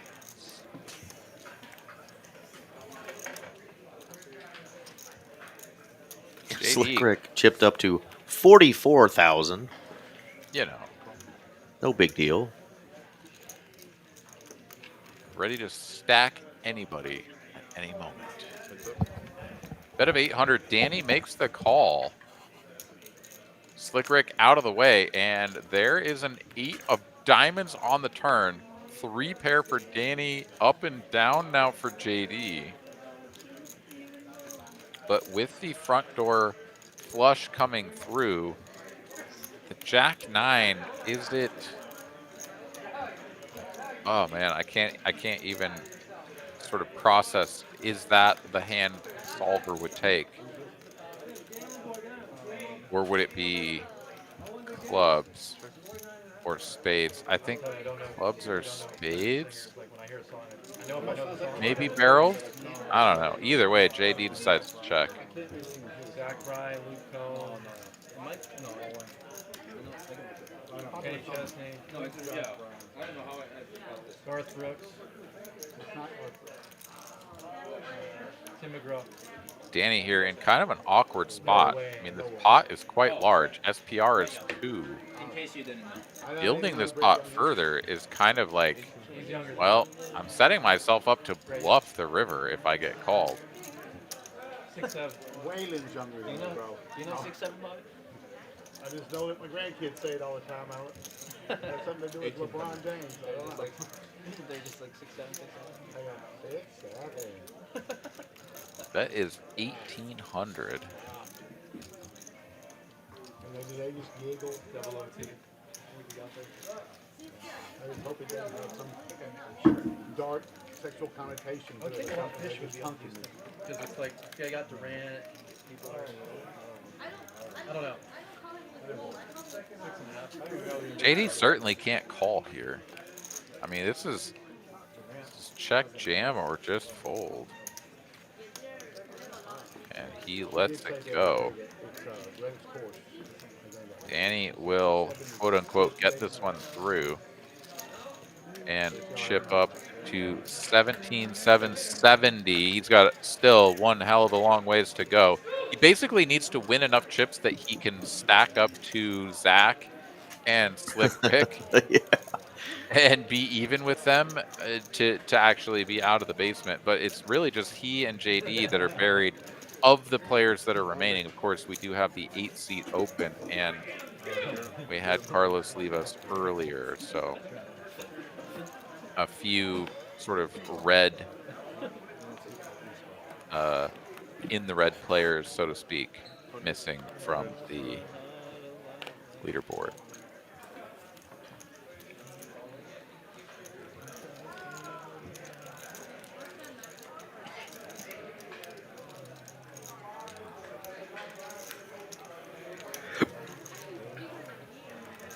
The birds for Danny. An opportunity to run up a pot and smash some fools. He's going to limp the aces under the gun. We've got a new Carlos. We've got a new whatever. Well, it helps when a raise does happen, so he's not going to get to a flop with no action. It is back to him now. Oh my God, it's JD though. Does JD have enough information on Danny to know that this is part of his game? He does. He snap-folds the king-queen. Zack gives him a little bit of the what? And JD's just like, no, not doing it. It's over. I hope he didn't show that one.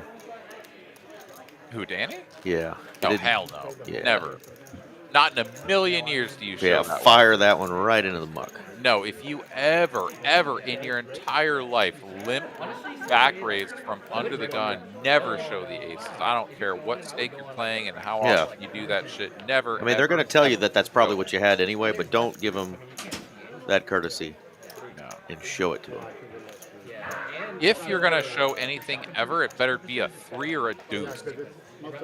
Or maybe a 4 or 5. Okay, like there are some of those, like, you know, ace wheel, whatever things that you do that with if you're going to actually try to be balanced, which no one does, but because no one limp back raises. But Take it back. Don't show that. I love it. It's perfect. Oh, it is perfect? That's against him. Okay.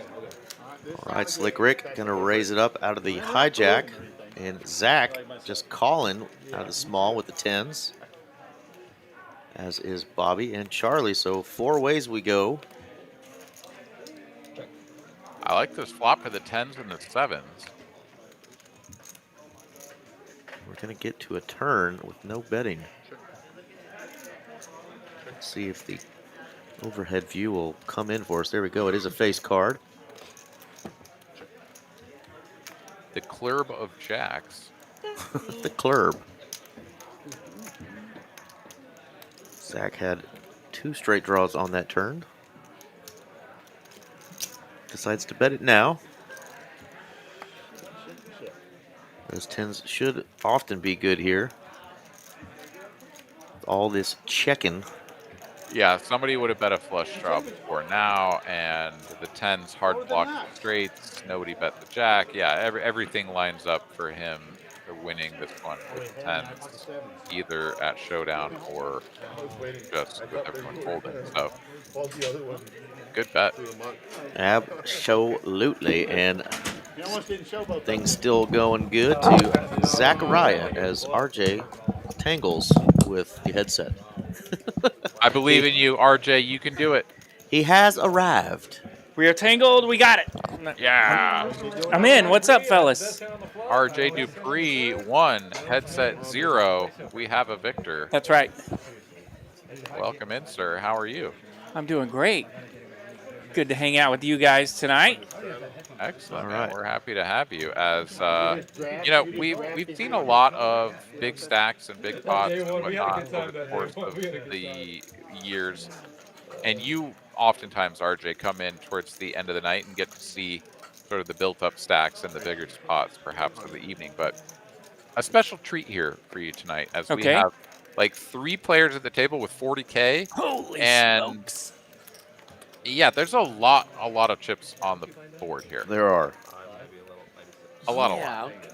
And Fanati letting us know it's time for him to catch some Z's, so he will catch up on the replay, he says, but thanks for the good times. So we got the varsity stacks out tonight, Absolutely, Fanati. Have a great night, brother. Yeah, take care, Fanati. And yeah, varsity stacks and big pot energy coming in. Danny here, though, just going to call with the jacks against JD's cutoff 3-bet. Invites Ben in, and so Danny here going to play out of position with the big pair. We'll see how this fares for him. He does cover both opponents according to the graphics, and gets a reasonable flop. JD here, one of the worst flops in the deck for him, and Ben, a pretty sizable piece of this. Obviously not going to love having bottom pair, bottom end of the straight, but straight draw, that is. But certainly going to love seeing this free turn card. 10 would be disaster for Ben. Obviously still not, you know, crippling, so he could probably get away from the bottom end. But once we get a view at this turn card, we'll have an idea of why Danny is checking, and it's because bingo bango for Ben. He makes it straight. Danny, though, with the overcard and the gut shots, the overcards and the gut shot, with the diamonds also working, sizable chunk of the remaining equity as JD's hand hits the muck. 42.40 after this bet of 1,700. Spicy little enchilada on the turn here. Yeah, and Danny is just going to let this go. He's like, it doesn't even matter how good my equity is given the bet size. I could just be dead. And I've been here before tonight. Like, it doesn't feel good, so he's out. And, of course, it's the ever-popular now 6-7, as Sirat Rabani tells us. 6-7 indeed. 6-7 indeed. Well, Aaron, we had a blast tonight, my friend. What a night. You had a fun start to your night coming in from the club with your gear just disappearing. So glad you were able to still make it home and join me tonight, as we've had a really fun 4 hours. But I never doubted you, Aaron. The man, RJ, the relief pitcher, the closer, is here. He's in. He's in, and he's going to pitch. He's going to pitch a save for sure. He's got it covered. Yeah, absolutely. All right. Well, to everybody out there in the streets, thank you guys for tuning in. We'll see you next Tuesday. And for Mr. Eric and RJ, you guys have a good rest of the evening. I'm Aaron here in Austin. Going to see you guys all here in a week at the Poker Atlas Tour down here at TCH Social in Austin. Looking forward to battling on the felt with all of y'all and trying to come down with player of the series. Let's go. Watch out. I'll see you guys next time. Have a good one, brother. Adios. Good night, Aaron. All right, friends and fam, that is Aaron Money McAvoy down there in Austin, Texas. Always a pleasure. Catch you on the flip side. We got our man Hot Rod Rodrigo in the box, dealing the closing part of our set here. Going heads up to this flop between Charlie and Slick Rick. And RJ, I don't know if you were in this room at all today, but 4 of our players were actually playing back on table 15 all day long. Yeah, they've been firing that one up at both locations every now and then. I wonder, they kind of play some here, play some Las Colinas. but they've definitely been firing it up, splashing around a bit. Yeah, when I came in, I know I saw Charlie, Danny, JD, and Zack were all on that table. Harvey Castro was over there as well, and I think a couple other folks I recognize and maybe some new faces, but a lot of fun. We've had a great stream so far. We had, shoot, 5 or 6 all-ins within the first probably 10 hands, and it just hasn't really stopped much. We got the knit game rolling shortly after that, so it's been a fun one. Yeah, look at this. 2 different 40K stacks. Charlie's coming up on 30K over here in the 2 seat. And it looks like production says hand at 96 doesn't let me fold seat 2 in this hand, so it's going to appear that Charlie is still in the hand at some point when he is not, so sometimes those graphics get a little finicky. Old technology. Kind of like Amazon Web Service. It couldn't even keep itself online yesterday. No, say not, man. All I know is JD's going to flop nut flush draw here. He's going to pick up the majority of the equity. And it's showing that Charlie's still in there. And he is. So far, so good. 400 to bet. Charlie sticks around. Now, I feel like I walked by the table a little bit earlier and Bobby shouted hello. Rodrigo gave me a thumbs up. Charlie just didn't stick around here, RJ. He went ahead and put in the RJ raise. Do it. Chunky. I got to drive forward. I'm not afraid to use it, but JD's got the hand you don't want him to have right here. And hello. Spade. Sometimes you feel like the nuts, and sometimes you feel like representing the nuts, and you walk right into it. Let's see if that's what happens to our friend Charlie here. And indeed. There's Bobby saying hello to me as I was walking by. They just gamble with like free play pretty much. Or What to do with the nuts? And JD's stack is, good God, that is off. He says he has 5K in front of him. He has a 5K chip. At least one. And 2K in blacks and about 4 or 5K in blues. What the hell? Yeah, so you're looking at, I see at least 12.5, and there might even be 2 orange up front there. Does that look like 2 or 1? 6 diamonds here on the river. Doesn't change much.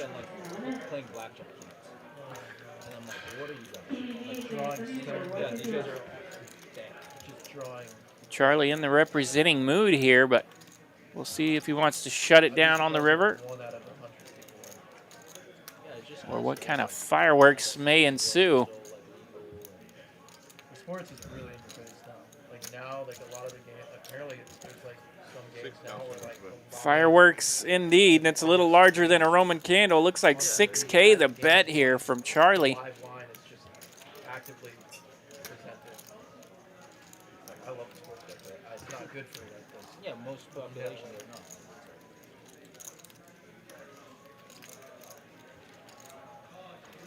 Certainly wouldn't want the kids to. No, in the DraftKings, it's the same game parlays. You're drawing dead. You're drawing dead, same game parlays. Any parlay. You said You might think it, but you said if you follow the long-term, shark. you get it. You said if you follow the shark, but I don't understand how you do that. How do you? Basically, what I do is, like when I start my week for football, I look at the lines. I look at where the money's coming in. So you, the public, you can. Chunky. Yep, 3 barrels of bluffing here for Charlie's firing on every street. Now he's going to get raised by the nuts. JD's all in. 3 barrels of bluffing. And you wake up with nothing.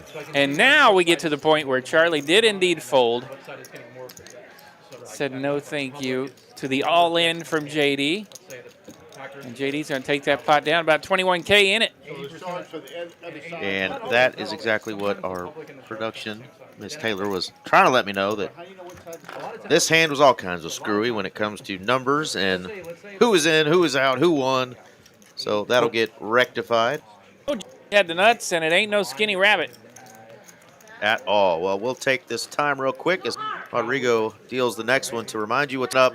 5-year anniversary of Texas Card House Dallas this weekend. Happy birthday. That's right. $250 buy-in, 50K guarantee.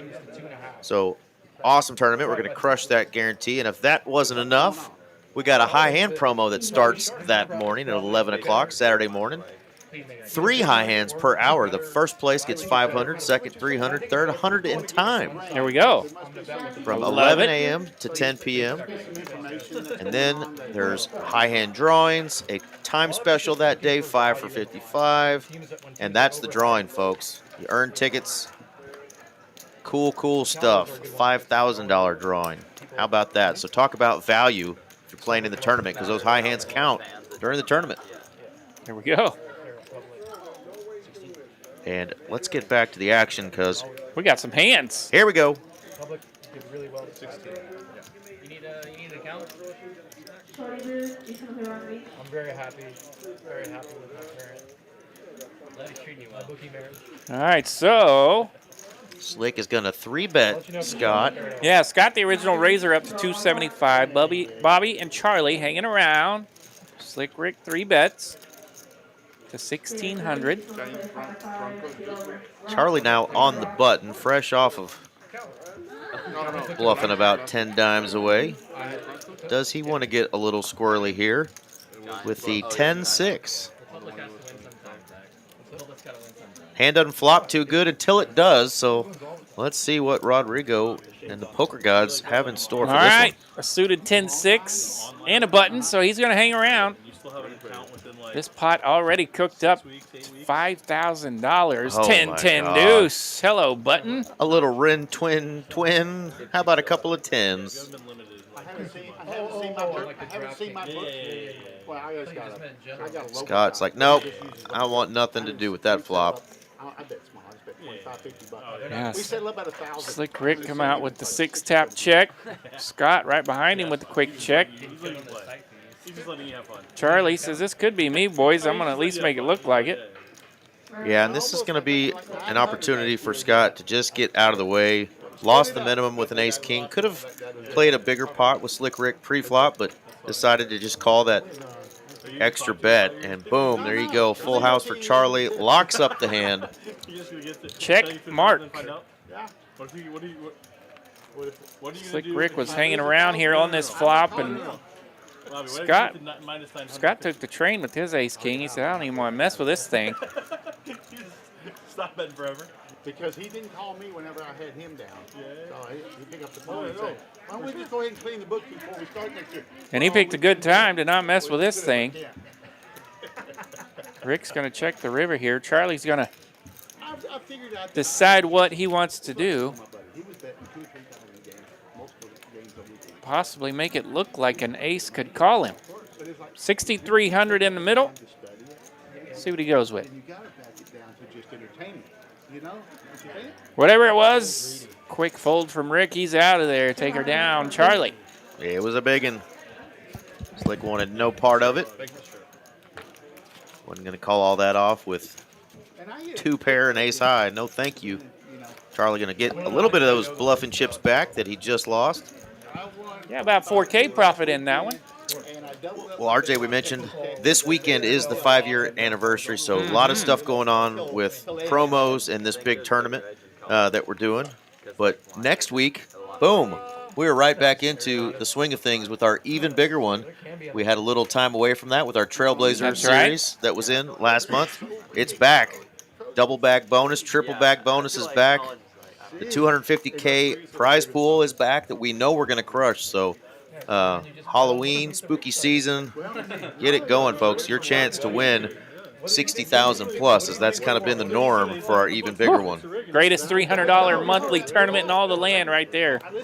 Turned $300 buy-in into 60K. Hello.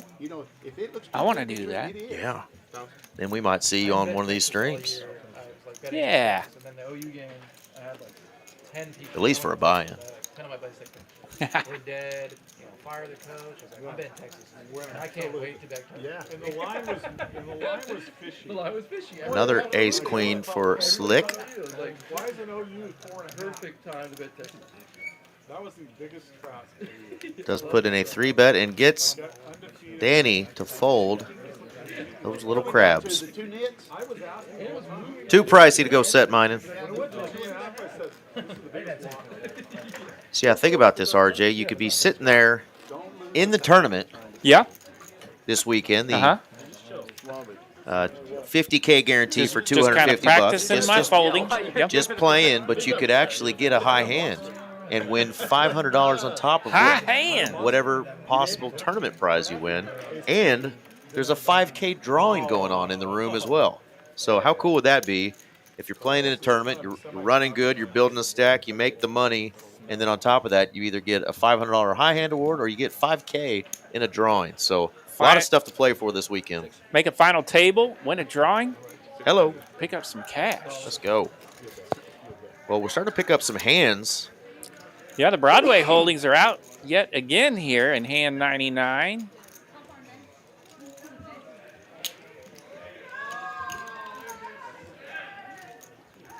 Jay Diggle says no thank you with the King 10 of clubs.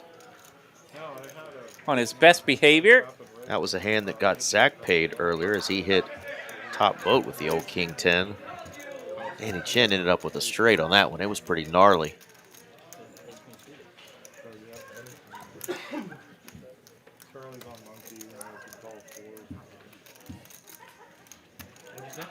So you would have called, it's like being in between both of you is like, too much aggression on both sides. That's fun. Yeah, Scott mentioning that. That's why he didn't get on out of Charlie's line. button. He was just kind of stuck in the middle of the aggression and didn't want to mess with it. Nothing wrong with that. I know. And of course, as we mentioned, it was a pretty good time to not mess with it as Charlie had the goods. Well, here we go. Danny and Slick Rick going to battle here. Always interesting when players either have a similar hand, the same hand, and they flop nada. Danny going to stick with it, betting another 3K on this flop, 6 high. Slick Rick put in a nasty bluff against Danny earlier. Danny is not going to want to get blown off a hand again.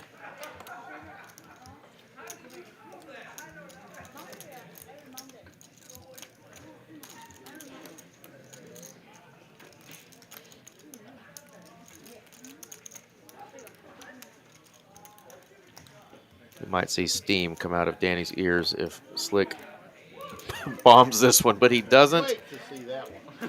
And Danny will take that down with the ace high. They had a hand earlier, RJ. Felt like he was thinking about it, huh? Danny flopped the joint. Back-to-back hands he flopped a straight. Queen 10 on this one. I think he had 2 hearts in his hand. There was 2 spades on the flop. He bets, gets called by Slick. He goes check, check on the turn when another spade comes. So the spades front door did get there. Board pairs deuces on the river. Danny decides to put in a big river bet. Over bets the pot by about a couple $100. It's over 3,000. He's got about 11 or 12K left. Slick kind of peeks over at his chips and rips it for 30-something thousand. And Danny tank folds, and it was nasty. That one does sound nasty. He showed it to him. That could make the Slick Rick highlight reel. It just might. It was a dirty one. It was a dirty one indeed. Hey, Scott, we got a chance. We got a chance. Flop the joint, and you just get the absolute worst run out and get blown off your hand. But it was a great job of Slick picking out that Danny didn't like that turn and river too much. What is going on with this pot? It's $100 to go. 4 players. Charlie's going to land top pair. Scott's going to have middle pair.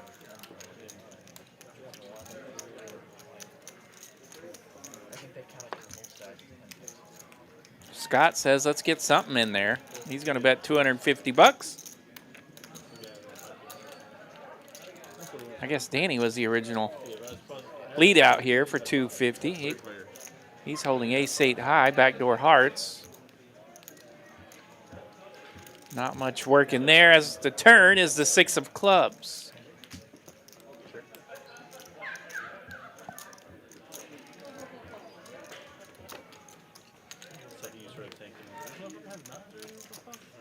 Right when you start thinking, I was like, he's probably gonna jam. I'm probably. 9 of hearts on the river, not helping anyone. Charlie's got the best hand with the raggedy top pair. Oh yeah.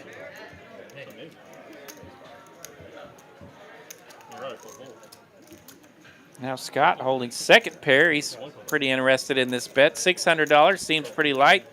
Scott's going to check it out. Find the bad news. Charlie's got a king.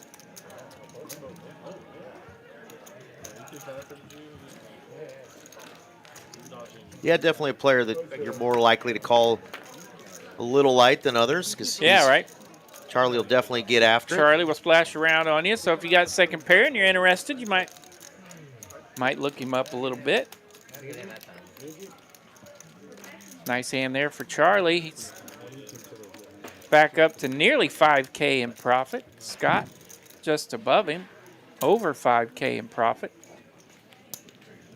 Bobby having a nice night, about 11K in profit, and Zack way up in the penthouse. Holy cow, he's 40K up.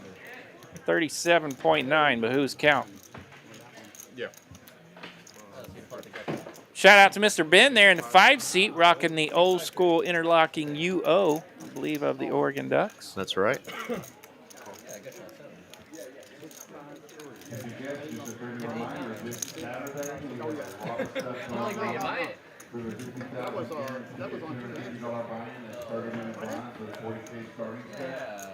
JD going to raise it up with the queen 9 of diamonds. Scott makes the call out of the big blind with the ace 9 spade variety. And Charlie says, I'll come along with the old 7-6, or as the kids say, 6-7. 6-7. Don't know what that means, but it's... We call it in the chat, 7-6 or 6-7. All the rage right now. Slick Rick makes the call with the 4-3. And Scotty going to wake up with some spades. Let's go.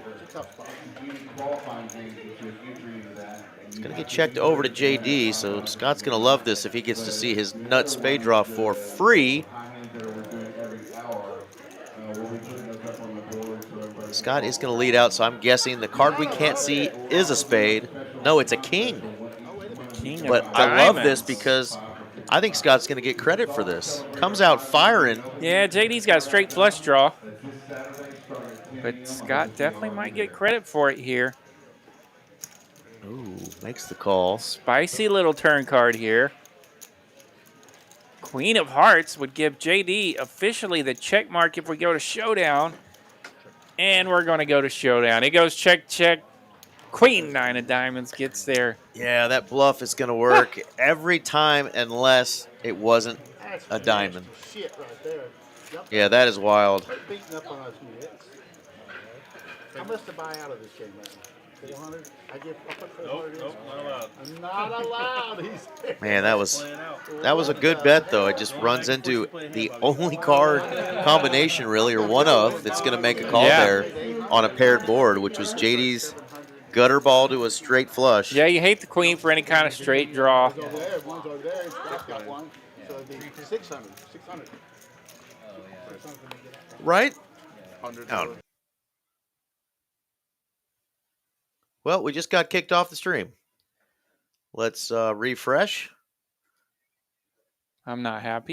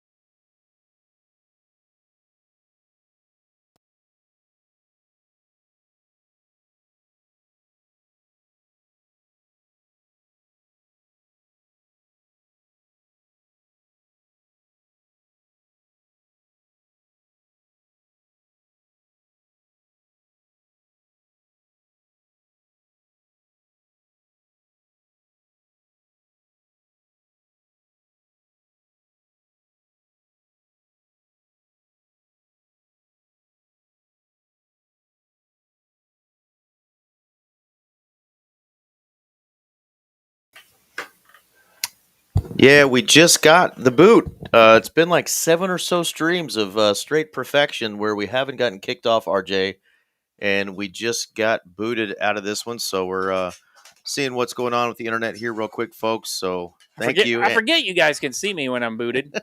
And our boy AJ Alex Rendon says, I saw Danny texting his programming buddies off the table, tell him take the stream down ASAP because he's about 25K in the hole. Sick troll, Alex. Love it. Appreciate you chiming in there. Our boy Coop Dog is going to try to get things going again for us, but we'll take this short time here real quick just to remind you of all those things we mentioned that are coming up this weekend. If this doesn't come on in the next few minutes, we may have to just call it a night after 4 hours. But, man, it was a good start for us, and I hope we get to finish this. Yeah, we got some big stacks out there. But it is the 5-year anniversary coming up Saturday. 5-year anniversary for Texas Card House Dallas. A $50K tournament, $250 buy-in is this weekend. High hands all day long from 11 a.m. to 10 p.m. Every hour they're doing this. So a $500, $300, and $100 in time giveaway for the three highest hands every hour all day long. That's going to be pretty darn we like our anniversaries. We like to have a good time. And then there will be a $5,000 drawing and I think a couple other drawings that are pretty juicy as well. You earn those tickets starting Friday at midnight. So when the clock strikes midnight going into Saturday morning, on PLO, the qualifier is aces full of tens, no limit hold'em. It's any full house. Bomb pot, it's going to be that top board only. So those are how you get the qualifying tickets to get into that $5,000 drawing. So if you're here Saturday playing all day long, you can get tickets to get into this drawing. You can win high hand money. And, of course, you can bank a big tournament score on Saturday. So a lot of awesome stuff going on. Do it all. Absolutely. Are you working Saturday, RJ? Are you going to be out there dealing? Or don't know. Okay. Well, as of currently, I'm scheduled to be in Norman for the Ole Miss Oklahoma Sooners football game. But we may navigate it to where we're here. I may have to race up there, come back. I don't know. Yeah. Well, other cool things that are going on, of course, starting next week, the even bigger one, right? The $300 buy-in, $250K guarantee. That starts on October the 28th, goes through November the 1st.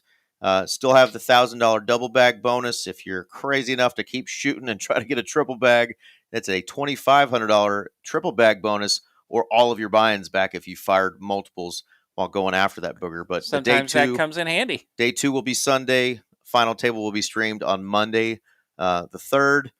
But also a reminder that next week starts another Poker Atlas tour at our Austin location. That's Aaron right. was talking about that. A lot of great events going on in that. So if you're down in the Central Texas, Austin area, Hill Country, get your booty over to TCH Social and gamble it up. That thing's going to be going on for, I think, 2.5 weeks. And then right after that, boom, November the 10th, Trailblazer Poker Tour makes its second appearance of the year, season 2, in Spring, Texas. So just so much going on with my man MJ down there tearing it up in Spring. Yeah, a lot of tournaments going on. Our anniversary this weekend.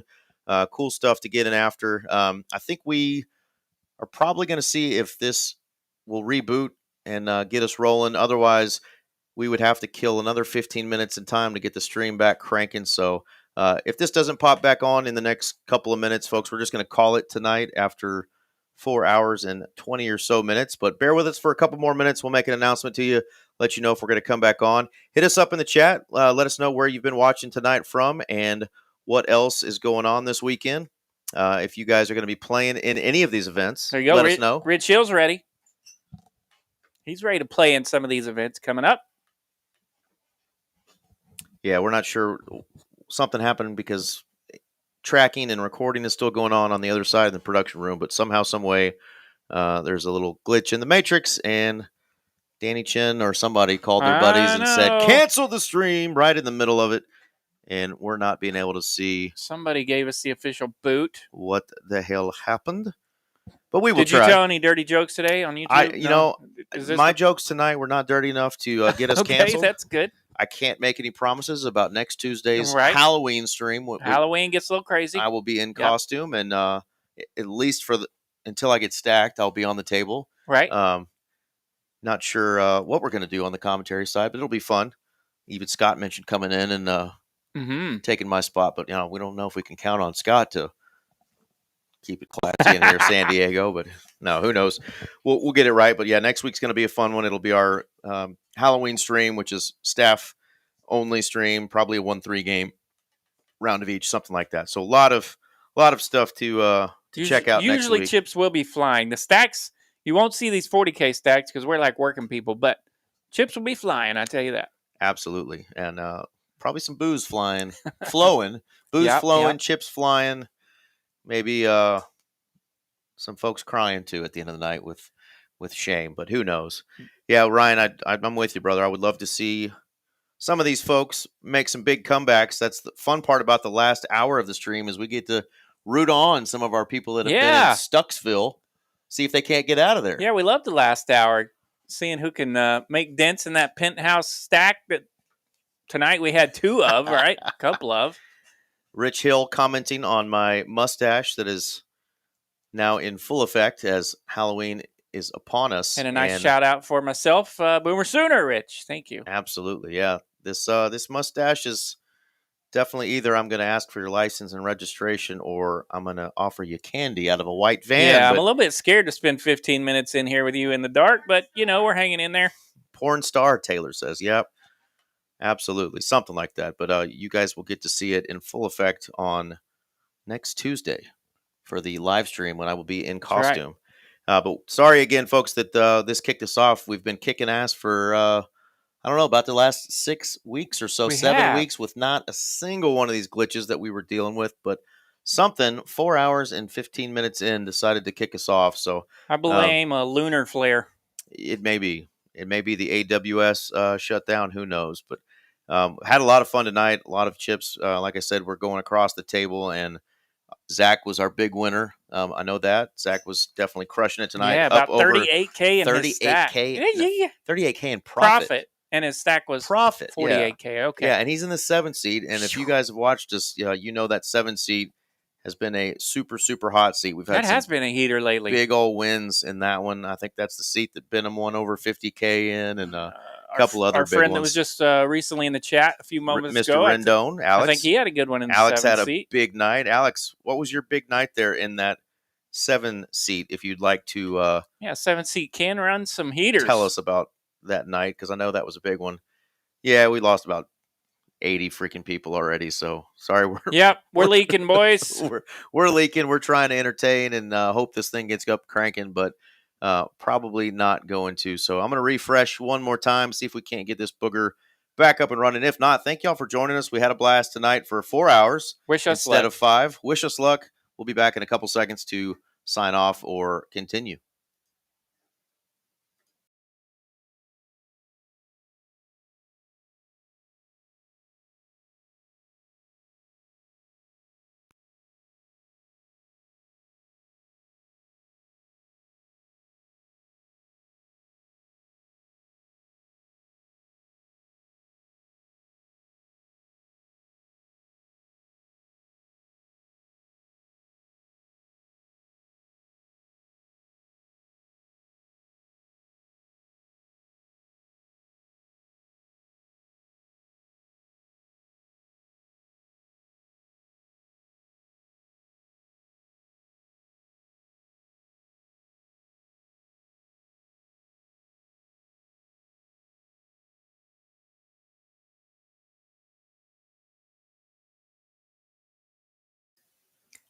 Well, RJ, here we are, not working. Oompa. You joined us about 36 minutes ago, and we do appreciate you coming all the way over here just so you could do 36 minutes of commentary for us. Man, that's why they pay me the big bucks. That's why they do. Pay RJ the big bucks. 36 minutes of commentator salad from RJ Dupree, and big salary right here. Well, we are sorry, folks. We had a blast for the first 4 hours of tonight's TCH live stream from Dallas, Texas. We're going to go ahead and sign off so you guys don't waste any more time looking at us two ugly fellers. But thanks again. Taylor's going to go tell the players that they can now say whatever they want because it won't be recorded any longer. They're going to get crazy now. big fun night. Thanks to all the players that came in, and of course our awesome dealers and production team who got everything going until the internet's just didn't work for us. Well, hey, we'll see you Saturday night for the final table of our massive $250 buy-in 50K, and then we'll see you again next Tuesday night. Absolutely. Remember, next week, even bigger one starts, but this weekend, it's all about right here, Texas Card House Dallas, the 5-year anniversary shown on the screen right now and all the big promos. So we will see you guys and gals this weekend. Peace. Good night, TC.